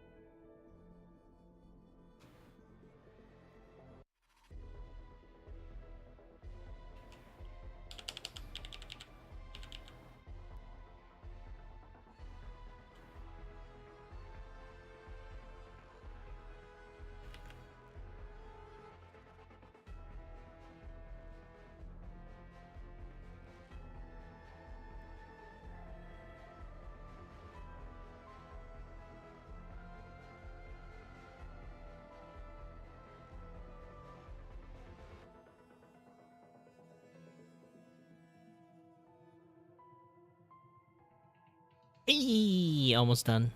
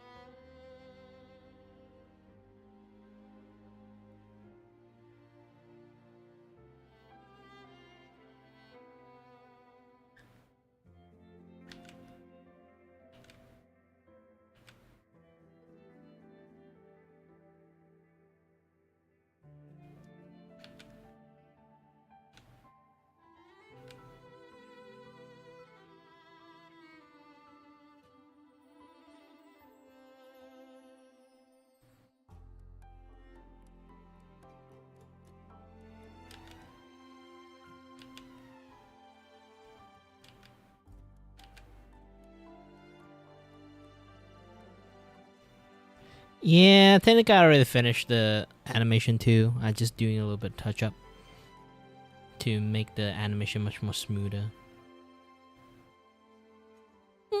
It's practically done. We're gonna take a look at this.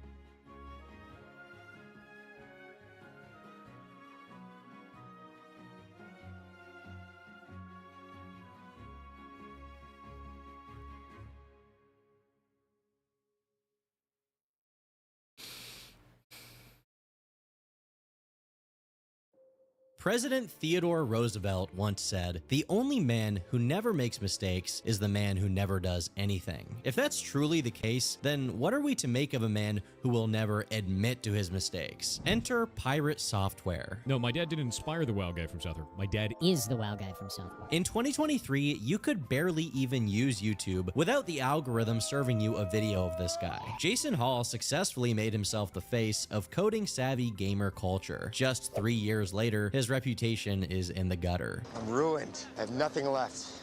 Anthropomorphic animals. It all started with his streams playing hardcore World of Warcraft, where he abandoned his teammates and then lied about it. That's a mistake on them, and I'm not going to get blamed for that. On the surface, this itself seems so petty that no one should even care. But then came his opposition to the Stop Killing Games initiative, which ended with most of his audience turning against him, as he argued in favor of massive, greedy, anti-consumer corporations. But it's not these blunders themselves that cost Jason everything. It's his inability to ever accept when he's in the wrong. So I want you to listen to this phrase. This gets misconstrued as arrogance, but in reality, it's this. That is the most arrogant statement on the planet, bro. I don't see it that way, but all right. His arrogance attracted the attention of the most dedicated breed of haters, people willing to spend all of their free time scavenging through his entire life. It didn't take long until a lot of other interesting things came up in their research. During his time playing Second Life, he had a reputation for taking advantage of people who worked with him without paying them for their work. In EVE Online, he was hated for being an arrogant, pathological liar. At Blizzard, he was described as an insufferable nepo baby whose employment hinged on the fact that his father was somewhat of a legend at the company. I did that for Blizzard. Jason would simply join a community, destroy any goodwill he held within it, and then hop along to the next one. But people only realized just how bad his paper trail was once he became an internet celebrity. We're gonna take you to court. You're going to lose. By the second half of 2025, his viewership had dwindled to a fraction of what it once was. But many people believed that from the shadows, he would finally learn his lesson and change as a person.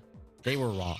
We got a screenshot of that, sent it up to them. Guy never got banned. But the way that Pirate was framing this situation wasn't entirely, it wasn't truthful. They've also been downvoting all the videos because they just don't like me. I don't care. A game developer who supposedly has 20 years of experience, who hosts game jams for a dwindling audience to maintain engagement. A man who, against all odds, continues to stick his beak into places he shouldn't, misrepresenting reality and once again awakening the horde. A lot has happened since my first video, and today I'll be covering everything.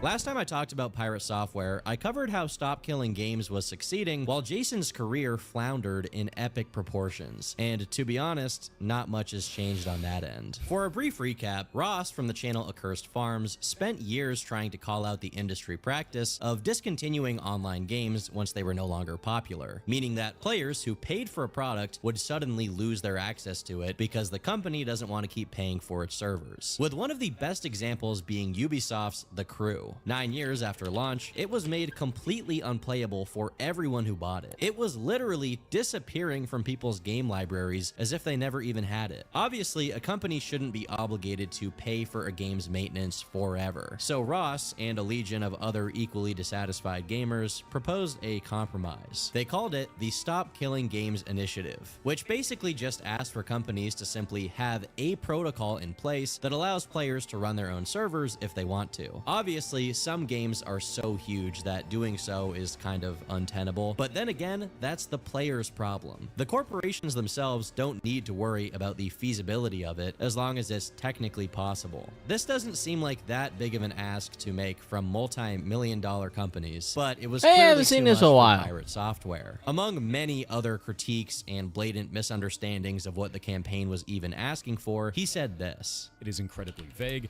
and will damage all live service games. If we're going to be setting precedent, which could change the way that law works all the way down the road, then we need to be sending the right message, which this is sending a vague message that doesn't cover the actual problem. No, I will not be supporting the initiative Stop Killing Games. You're not going to change my mind on it because I find this language to be incredibly vague and damaging to the rest of our industry. However, as time went on, and the European Citizens Initiative, which was born out of Stop Killing Games, managed to reach its signature requirement with a whopping 97% validity, Ross began communicating directly with representatives of the European Union. Signatures for the European Citizens Initiative have been verified.